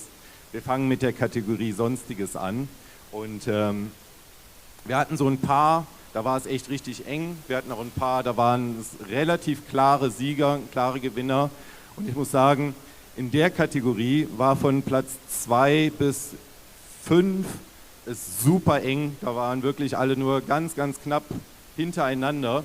Aber der erste Platz hat tatsächlich einen recht soliden Vorsprung, und ja, ich glaube, zu Recht ist es halt immer, wenn man gewinnt, weil es sind eure Stimmen, alle, die gewotet haben, haben auf den ersten Platz den Andreas Margal von der Amiga Future gewählt. Herzlichen Glückwunsch, komm mal zu uns auf die Bühne.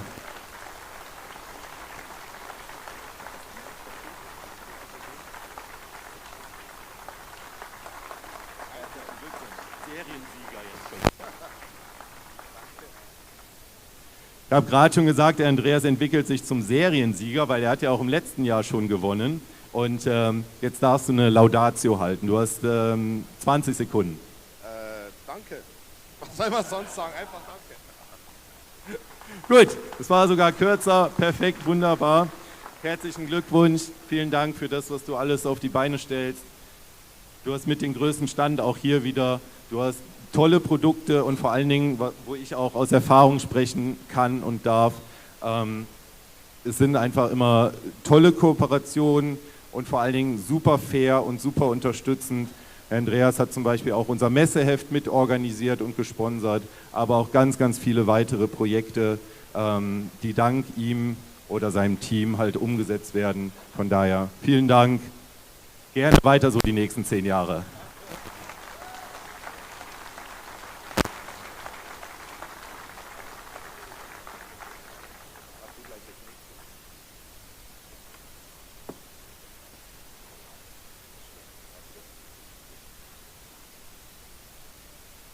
So, dann kommen wir tatsächlich zu der knappsten Kategorie, wo wirklich viele sehr, sehr, sehr eng zusammen waren. Und ich glaube, wir im letzten Jahr oder in der letzten Zeit wirklich sehr coole Projekte auch erleben und sehen konnten.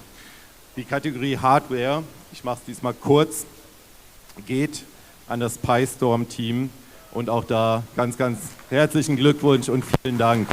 Ist jemand da von euch? Da kommen Sie, ich sehe Sie schon.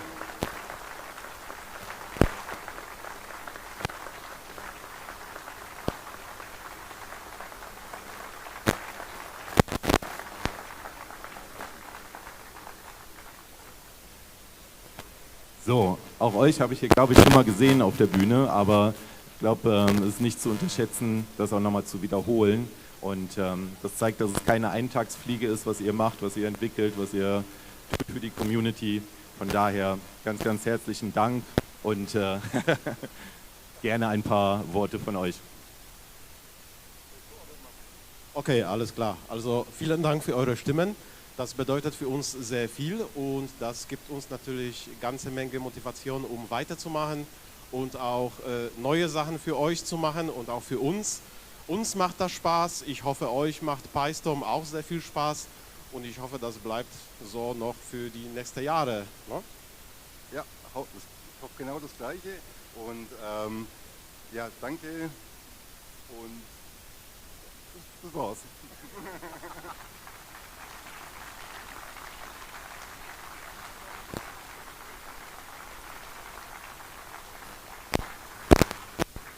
Es ist definitiv wichtiger, dass ihr programmieren könnt, als dass ihr reden schwingen müsst. Also von daher passt alles.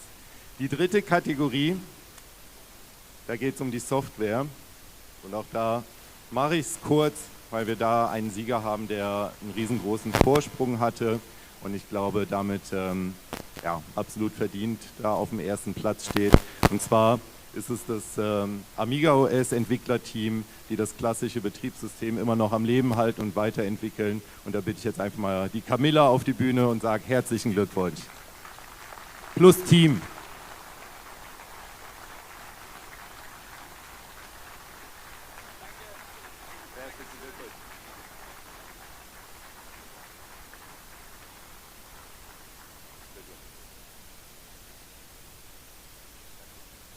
Und auch hier gerne ein paar Worte. Ja, wir möchten uns bei denen bedanken, die heute nicht mit uns hier sein können, insbesondere Olaf. Ich glaube, ohne Olaf gäbe es Amiga OS überhaupt gar nicht mehr, kann man so sagen. Ne? Ignacio in Chile, hallo Ignacio, ohne Ignacio gäbe es OS 3.2 nicht. Wir möchten vor allen Dingen auch unseren Beta-Testern danken, ohne die wir gar nicht wüssten, ob das läuft, was wir da produzieren. Und ganz, ganz feste Grüße gehen heute an den Harald, der eine ganz schwere Zeit durchmacht gerade und wir hoffen, dass es ihm bald besser geht. Danke euch für die Wahl. Tschüss. Vielen Dank.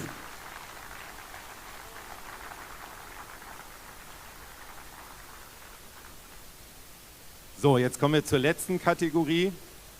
Das ist die, womit sich auch die beiden Herren hier am besten auskennen, die Kategorie Spiele. Habt ihr mal ein Spiel entwickelt oder? Ah, okay, naja, war bestimmt nichts, oder?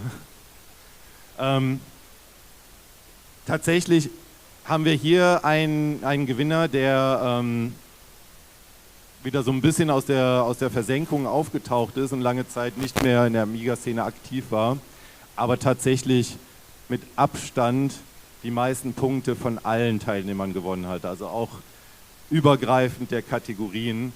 Und ich glaube fast, dass er nicht mehr da ist, das ist ein bisschen schade, aber der erste Platz in der Kategorie Spiele geht an den Steffen Häuser. Er ist noch da, super.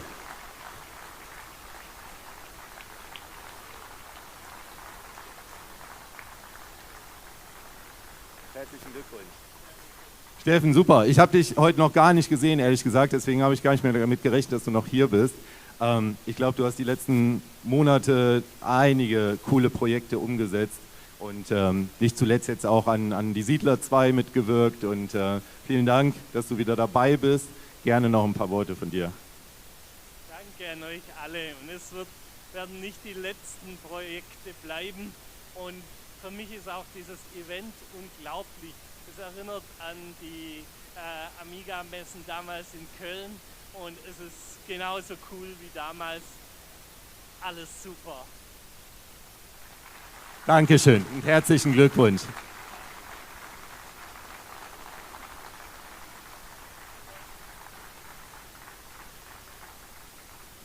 So, jetzt werfe ich mal einen Blick auf die Uhr und tatsächlich geht der Tag so langsam zu Ende und der eine oder andere will ja irgendwann auch nochmal hier raus essen gehen oder zur Aftershow, was auch immer.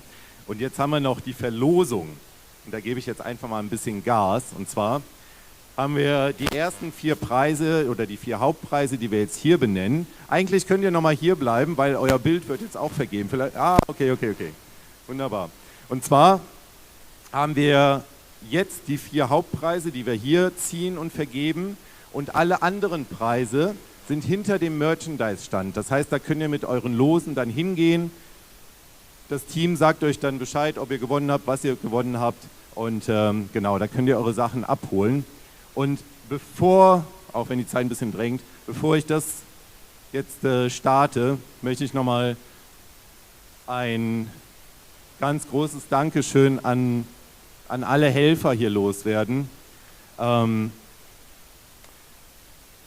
Sowohl das Team, was am Eingang, was am Merchandise-Stand dabei war und wirklich heute ein bisschen überrannt wurde teilweise. Also es war sehr viel los.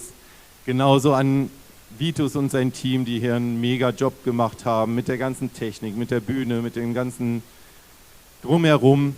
Und auch alle anderen Helfer, die in irgendeiner Form unterstützt haben, sei es bei der Moderation von Panels auf der Bühne, sei es dem Team von der NEW-Box, die hier auch einen Top-Job gemacht haben und wo ich sagen muss, spätestens heute weiß ich auch, dass ich es nicht bereut habe, dass wir hier hingewechselt sind in diese Location. Es war einfach super. Allen ganz, ganz herzlichen Dank, die mitgeholfen haben. Danke. Ihr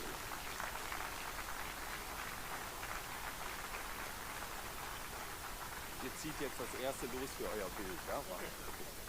So, da die beiden jungen Herren hier gleich wieder von der Bühne müssen, starten wir mal mit dieser tollen Leinwand von Factor 5. Und einer von euch darf mal ein Los ziehen aus der Tüte und dann gerne mal die Nummer durchgeben.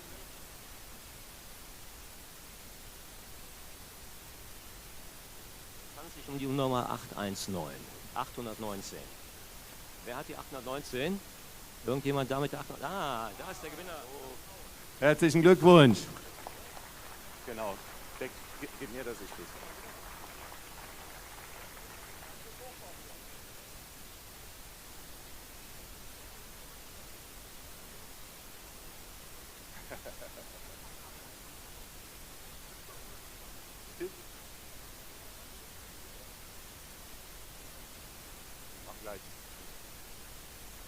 Super, herzlichen Glückwunsch. Dann geht's weiter. Der nächste Preis. Das Amiga 1200 Gehäuse. So, vom A1200 Net-Team bzw. Retro Passion hat es mitgebracht. Da ziehen wir jetzt die nächste Nummer. Einer von euch mal.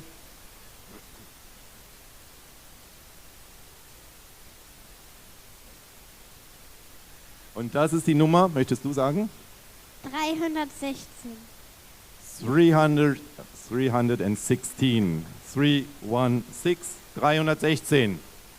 Ah, da sehe ich schon jemand Glückliches. Möchtest du das übergeben?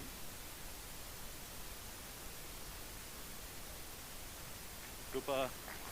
Dankeschön. Herzlichen Glückwunsch.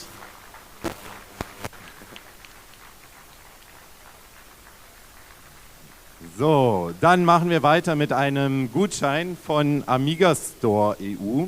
Die sind leider nicht hier, hätte ich mir sehr gewünscht, aber es ist immer ein bisschen schwierig, die hier hin zu locken. Aber trotzdem sind die einer der größeren Sponsoren und haben uns tatsächlich mehrere Gutscheine zur Verfügung gestellt. Und hier haben wir jetzt einen Gutschein in Höhe von 300 € für den Amiga Store Shop. Das ist der Umschlag und dann zieht mal bitte die nächste Nummer. Siehst du, Milena, oder?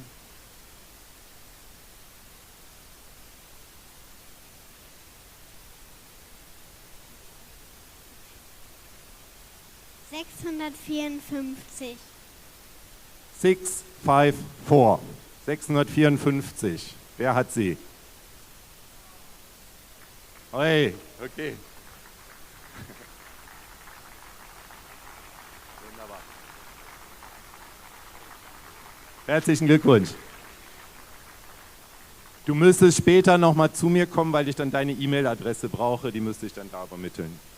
So, und dann haben wir noch einen Preis vom Apollo-Team. Und zwar war der Gunnar ein bisschen unpräzise. Das heißt, wenn ihr ein bisschen gut verhandelt, kriegt ihr eigentlich alles, was ihr wollt bei ihm. Ob es eine V4 ist, ob es eine Firebird Turbokarte ist oder was auch immer. Oder auch etwas im vergleichbaren Wert. Genau, das ist dann nochmal der letzte Preis. Da dürft ihr noch einmal ziehen.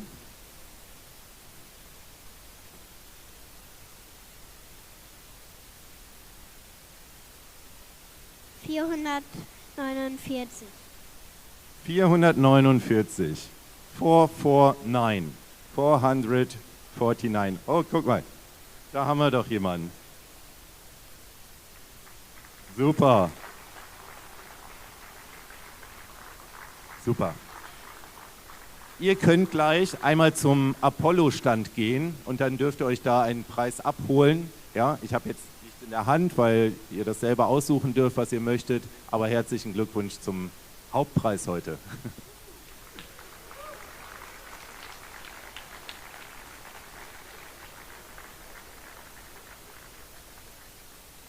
Ja, vielen Dank für eure Teilnahme heute. Ich freue mich, wenn der ein oder andere auch morgen nochmal vor Ort sein wird. Für heute sind wir durch, also im wahrsten Sinne des Wortes. Und ich freue mich gleich in Ruhe mal 1, 2 Bierchen trinken zu können. Ich wünsche euch eine gute Heimfahrt, einen schönen, angenehmen, entspannten Abend. Und wie gesagt, freue mich sehr, wenn morgen der ein oder andere nochmal kommt. Auch wer vielleicht noch kein Ticket für den Sonntag hatte, da haben wir noch eine ganz normale Tageskasse. Also kommt gern nochmal vorbei und lasst uns morgen nochmal einen richtig coolen Tag hier abrocken bei der Amiga 40. Danke euch, bis dann.